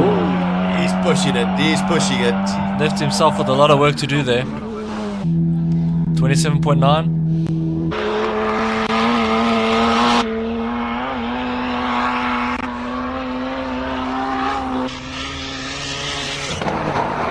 43.57. He left nothing on the table there. Oh, George Evans.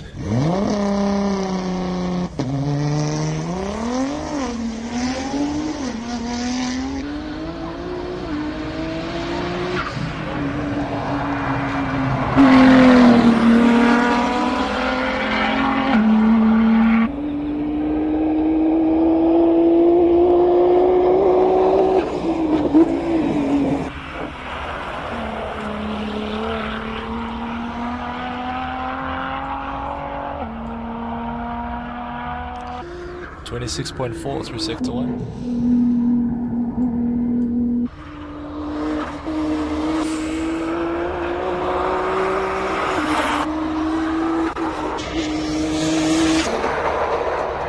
.42.1.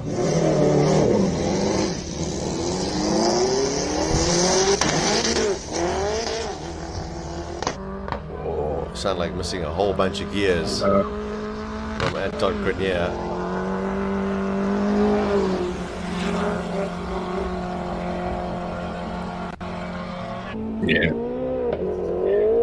Yeah, not doesn't sound very healthy.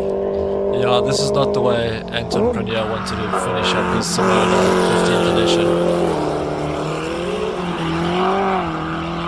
He probably was aware of the issues he had, but he still wanted to take part on the top 10 shootout. Yeah.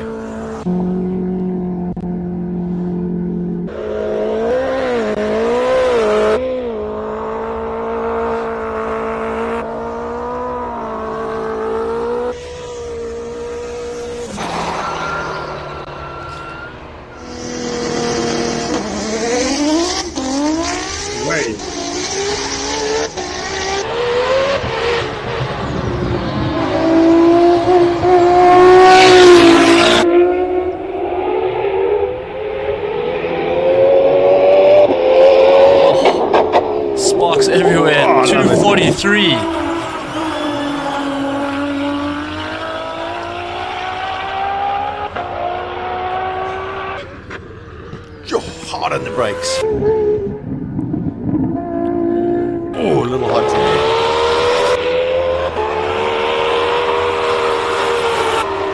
25 dead through sector 1. Go Wade! Oh, 41-0. Silvio.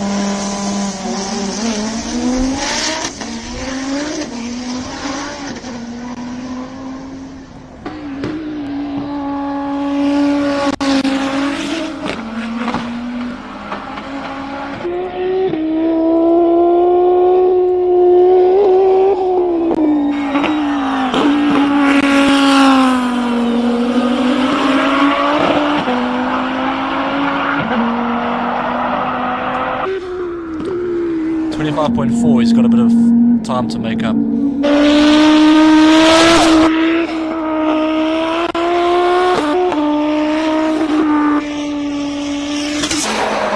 he's done it. Oh, that is unbelievable. What a time.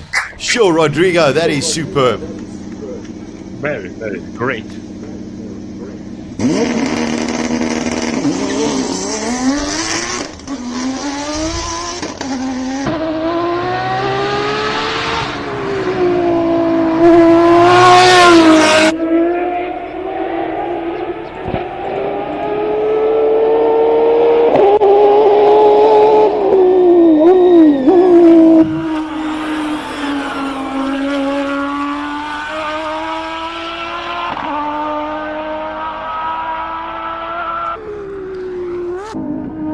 25 point. Oh, no!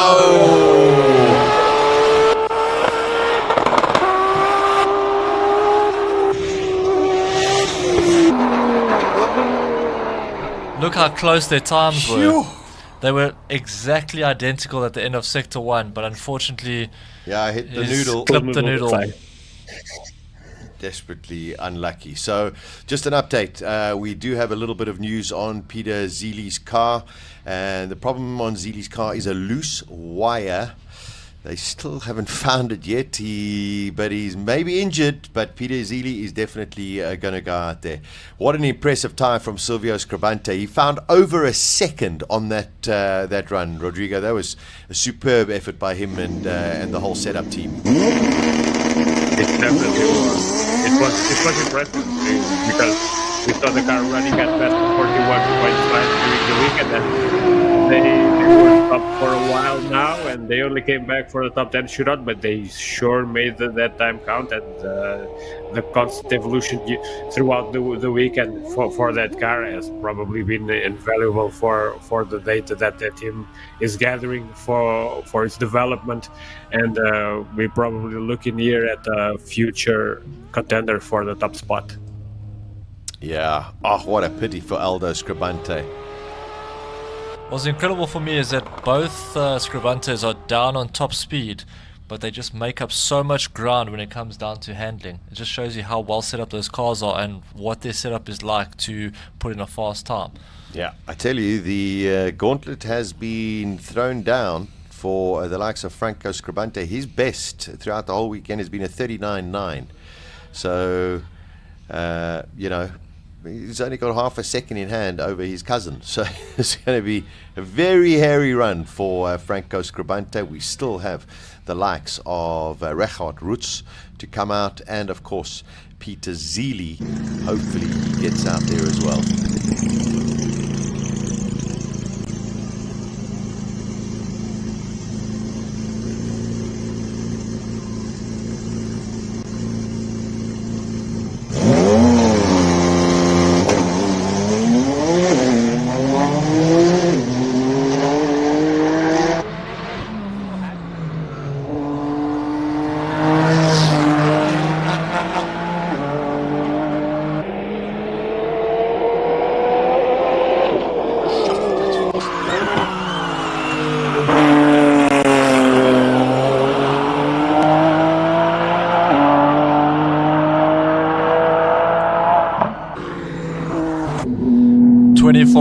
Through Sector 1.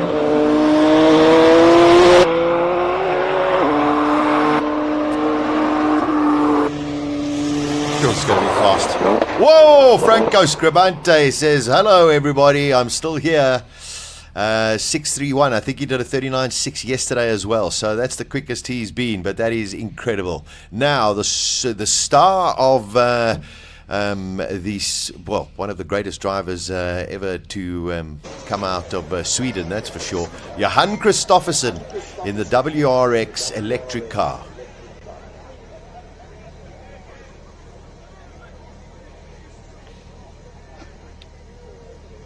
Listen to this.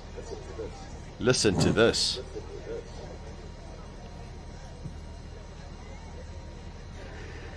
Turn it up.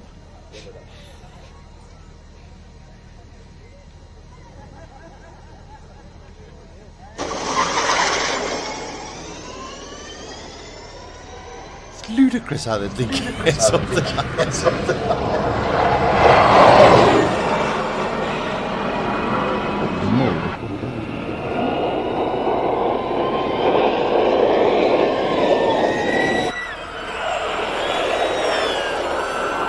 Sideways, unbelievable, holding on.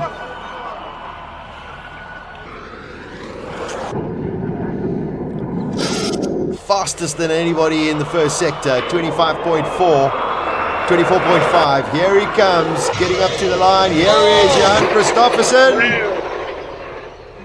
Where's his time?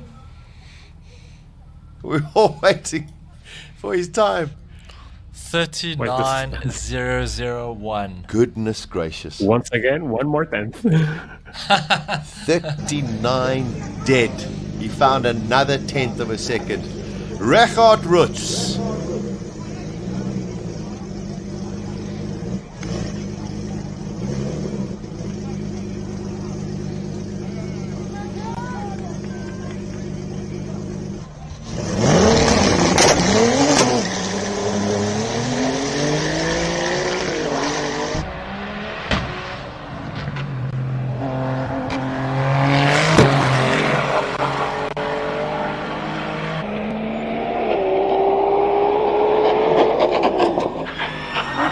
Super fast,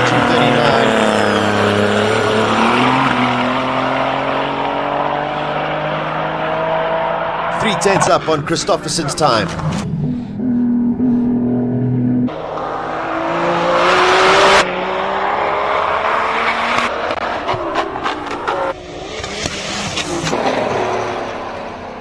Oh, 38.3. 6/10 faster than Johan Kristoffersen. That is an unbelievable time from Richard Rutz. Peter Zely, he's been the fastest man this whole of this weekend. He had a little bit of a gremlin in the last run. Sounds good. Let's hope for the best. Let's see what Peter Zely can do.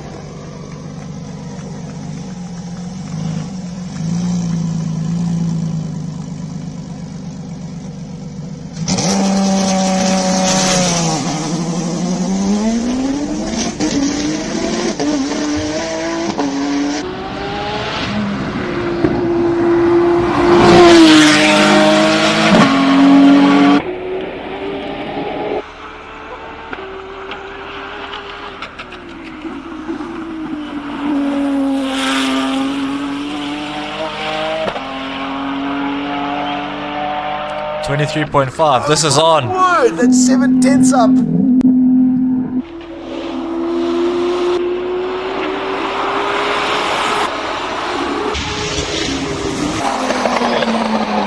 He's done it. 37.09, and the fastest man in the top 10 at the moment. Rodrigo, that is just spectacular. Spectacular. It is. It certainly is. I kept my mouth shut throughout the whole lap because I was just expecting the car to lose power at some point or something strange to happen, but no. This is it, and Colin was right all along. It was a 37 flat. Incredible. There we go. So Colin buys dinner. Brilliant. Well done. We didn't tell him that part, did we? Oh, yeah, we didn't. Yo, Rodrigo, but I mean, those were outstanding runs from everybody. Scrabbante improved his time. Kristoffersen improved his time. Richard probably, was nearly there. But I mean, 1.3 seconds. Peter Zely, raise, doff your cap. That is an outstanding time. and just improved. He didn't race the bar, he destroyed it. Destroyed it. I mean, 7/10 faster than he's been. That is just extraordinary. Brilliant, brilliant, brilliant. That was staggering. So these are pictures right. from the pit lane. Oh, Rodrigo, it ends on a high note. Yeah, I think Peter Zely's auto electrician has just earned himself a nice fat bonus. Yeah. I must throw out there big ups to our drone pilots for catching those last 4 runs and watching how the guys put the course together. It just shows you the margin for error and how precise these guys are. It was incredible. I'm here with Great Freddie. work, guys. Yeah, and that commitment. Yeah, there we go, Colin. Freddie must be delighted. Freddie, what did you do? No, it was a bit of a difficult moment at the end because we had an issue on the car on the class final, so the car just cut out and we couldn't actually find anything, so we were just hoping and it will last, and it did. So what a win, eh? No, it was impressive. I mean, the 37 dead, so we actually turned the boost down a little bit because we thought maybe that's because we went up a little bit, and so yeah, no, it was a very good drive by Peter. And yeah, so no, we're very happy. Mega day for the team. Congratulations, well done. Yeah, thanks a lot. Cheers. And we've got George Evans, the rest of the guys. Man, what a race. I think I get the closest to the winning time. Haha. Right, back to the guys in the studio for now. Yes, Colin, you do get the closest for the winning time, but we didn't tell you that you're the one who's buying dinner. Yeah, he looks super chuffed. He does, yeah. We'll see later. I'm looking forward to my McDonald's. Average speed, 184.4 kilometers up that 1.9 kilometer run for Simola. So that is the fastest we've seen. Richard Rutz gets into second place with a 38.370, and our super guest there at Simola 15, Johan Christofferson, laid it all out there, 39.0. Also just a spectacular performance from Christofferson, and well worth the entertainment. Yeah, super incredible. For sure. Something to note as well is that in the class finals as well as this top 10 shootout now, only one DQ. Only one slight mistake that sort of pushed the boundaries of the track, which meant that the guys were on it. So I mean, what we saw now was incredible. Okay, let's. I think we're going back. Oh, sorry, Rodrigo. I think we're going to go back to. Go ahead. Let's go back to Colin in the pits, and I think the celebrations are happening. Franco, 37 dead for Peter Zely.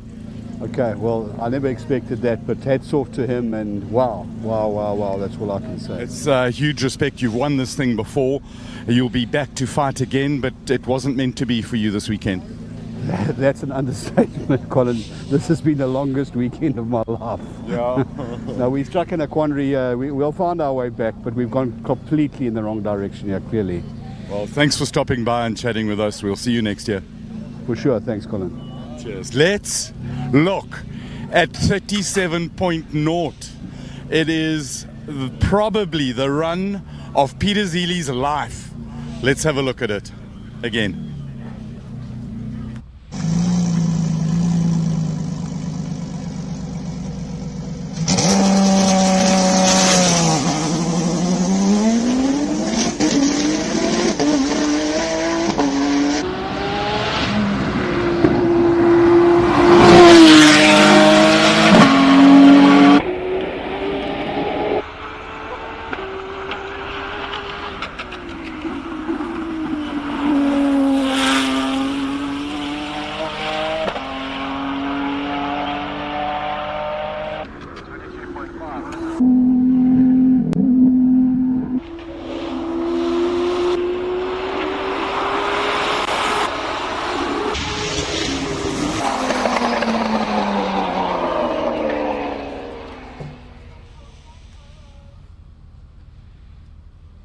An extraordinary lap. Brilliant lap from Peter Zely, 37.0. And Rodrigo, I mean, you listened to Franco Scrabbante saying, wow, he didn't expect that either. I think he's super impressed with that time from Zely.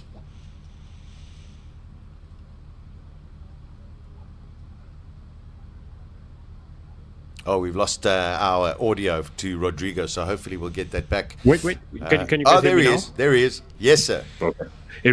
My issue. I cut off my own audio to listen to Peter's lap, but I am back. No, I was saying that no one expected that at all, and I get back to my point earlier that if anyone of us was told that the fastest time for a modified saloon this edition would be a 37 flat, I find it very hard that any of us would believe it beforehand. But we saw the evolution of Peter's MR2 during this week, and it came naturally. And we even heard at the end of this that they turned down the boost just to increase the chances of no problems happening during this run. So there's still a window for some improvement there. I mean, imagine that car getting into the 36s. Well, you don't have to imagine it. All things being equal, it definitely will get there. Clifford, I tell you, I don't know about you, but it's been an incredible day, and it's ended off the right way. It has. Yeah, look, I mean, with the way things sort of looked when we were going into the King of the Hill, you thought we might be a little bit cheated in terms of not having the top 10 cars there. And yeah, the big players that we wanted to see go head-to-head went head-to-head, did the business, and it was based down to who actually went the fastest. No technicalities, no DNFs. Who was fastest on the day? It was Peter Zely by quite some margin. Yeah, that's for sure. It's going to be interesting. Silvio and Aldo. Silvio, yes, did post a time. Aldo also did, but he got a DQ on it. But I mean, there was nothing. There were 0.04 of a second between the two of them. I think they'll have a good banter with each other. But there was an outstanding lap from Silvio Scrabbante, finding a second on his final run of the day. Yeah, I mean, for me, big respect to the whole Scrabbante team, right from Franco, Aldo, and Silvio, because they've had a tough weekend. Nothing has gone according to plan. Like Franco said in the interview, I appreciate the sportsmanship because it's never nice to not win. But the other side is they'll be back next year, but there's nothing more frustrating than getting lost. But they persevered, they finished, they were in the top 10. So as tough as it was, it's a great testament to their character and their team spirit, and for sure they'll be back next year fighting. Without a doubt. There is an ecstatic Peter Zely. Here's Colin. Have a chat to him. Thank you. Peter, awesome job. Peter Zely, 37 dead. Who would have thought? Yeah, no, I'm happy. You know, on a day like today, I think with your closeness to the whole Joubert family, this means a lot to you and a lot to them. What a run, 1.5 seconds faster than you've ever been before. What did you do? I lost 4 kilograms. No, the car was just set up fantastically. And of course, I think I drove it quite well. No, I shouldn't say that. That sounds blasé. Up and down the pit lane, your fellow competitors are saying, what a drive. What an absolutely drive of a champion. Congratulations, well done. Thank you. I never expected a 30-0. I can tell you that. Might be a party tonight. Now 36 seems possible. Absolutely wonderful. Congratulations. Go to your team. Celebrate with them. Thank you. Well done, Peter. Appreciate it. Byron Mitchell wins the single-seaters. He's over there. We were waiting for the tung. Byron, you battled. You had some issues with the car, but you did it. Yeah, that's the main thing. It was tough. I think the whole team did in the last 2 runs. But yeah, we did it. Awesome. What's it feel like? Oh, it's amazing. Look, obviously, I think everyone's a bit saddened of what happened today, but I think we're going to take this one and, let's move forward from here. Awesome. Congrats. Thank you. Right, standard road car, Clint Weston. And he also wins the prize for the prettiest wheels. The car with the prettiest wheels, Clint Weston, road car champion, king of the hill. What's it feel like? Oh, that's absolutely amazing. You know, coming into it the third time now and King of the Hill, I'm ecstatic. And never mind just for myself, for Mercedes-Benz and AMG. Mercedes-Benz South Africa have just really been hoping for this one. And here it is, our brand new car hasn't been launched. And it's just now taken it to King of the Hill, which is quite incredible. Congratulations, well driven. And enjoy the special prize of prettiest wheels. You know what, your prize means everything. That's your 3 Kings of the Hills. And there will be some major celebrations tonight. Also, some major heartfelt remembrance for Pieter Joubert. I dedicate the work that we did today to the Joubert family and thank them for allowing this event to continue. From me in the pit lane, good night. Back to the studio. Yeah, thank you, Colin. Yes, there are 3 winners, Clint Weston, Byron Mitchell, and of course Peter Zely with an astonishing drive at the end of the modified saloons. Rodrigo, final thoughts on Simola 15 2025? It was a massive roller coaster. We can't forget what happened, and this will be a mark for the event, and some things will be changed for sure, and some stuff will have to be revised, and this is also how we grow from now onwards. And but apart from that, the perseverance from everyone and the spirit everyone has shown, and the quality of the event has shined through everything else, and we saw a great spectacle even in spite of anything that happened. And we got new records, we got tremendous action on track, and plenty of surprises. And at the end of the day, if there is a mirror to what motorsports is, and the real motorsports, the one that the common person can relate to, this is it. Simola Hillclimb brought everything, the good and the bad, to everyone's attention, and this race is here to stay. Its power, it's undeniable. I'll be here to promote it, and I think all of us will remember this for different reasons, but it was certainly a great event at the end of the day. Rodrigo, thanks very much. It's always such a pleasure to have you with us, and for what you do for the world of hill climb events, and of course also for Simola. We wish you well, and we will definitely see you here in South Africa next year. Yes, that is a promise, and I won't miss for another year. I can assure you of that.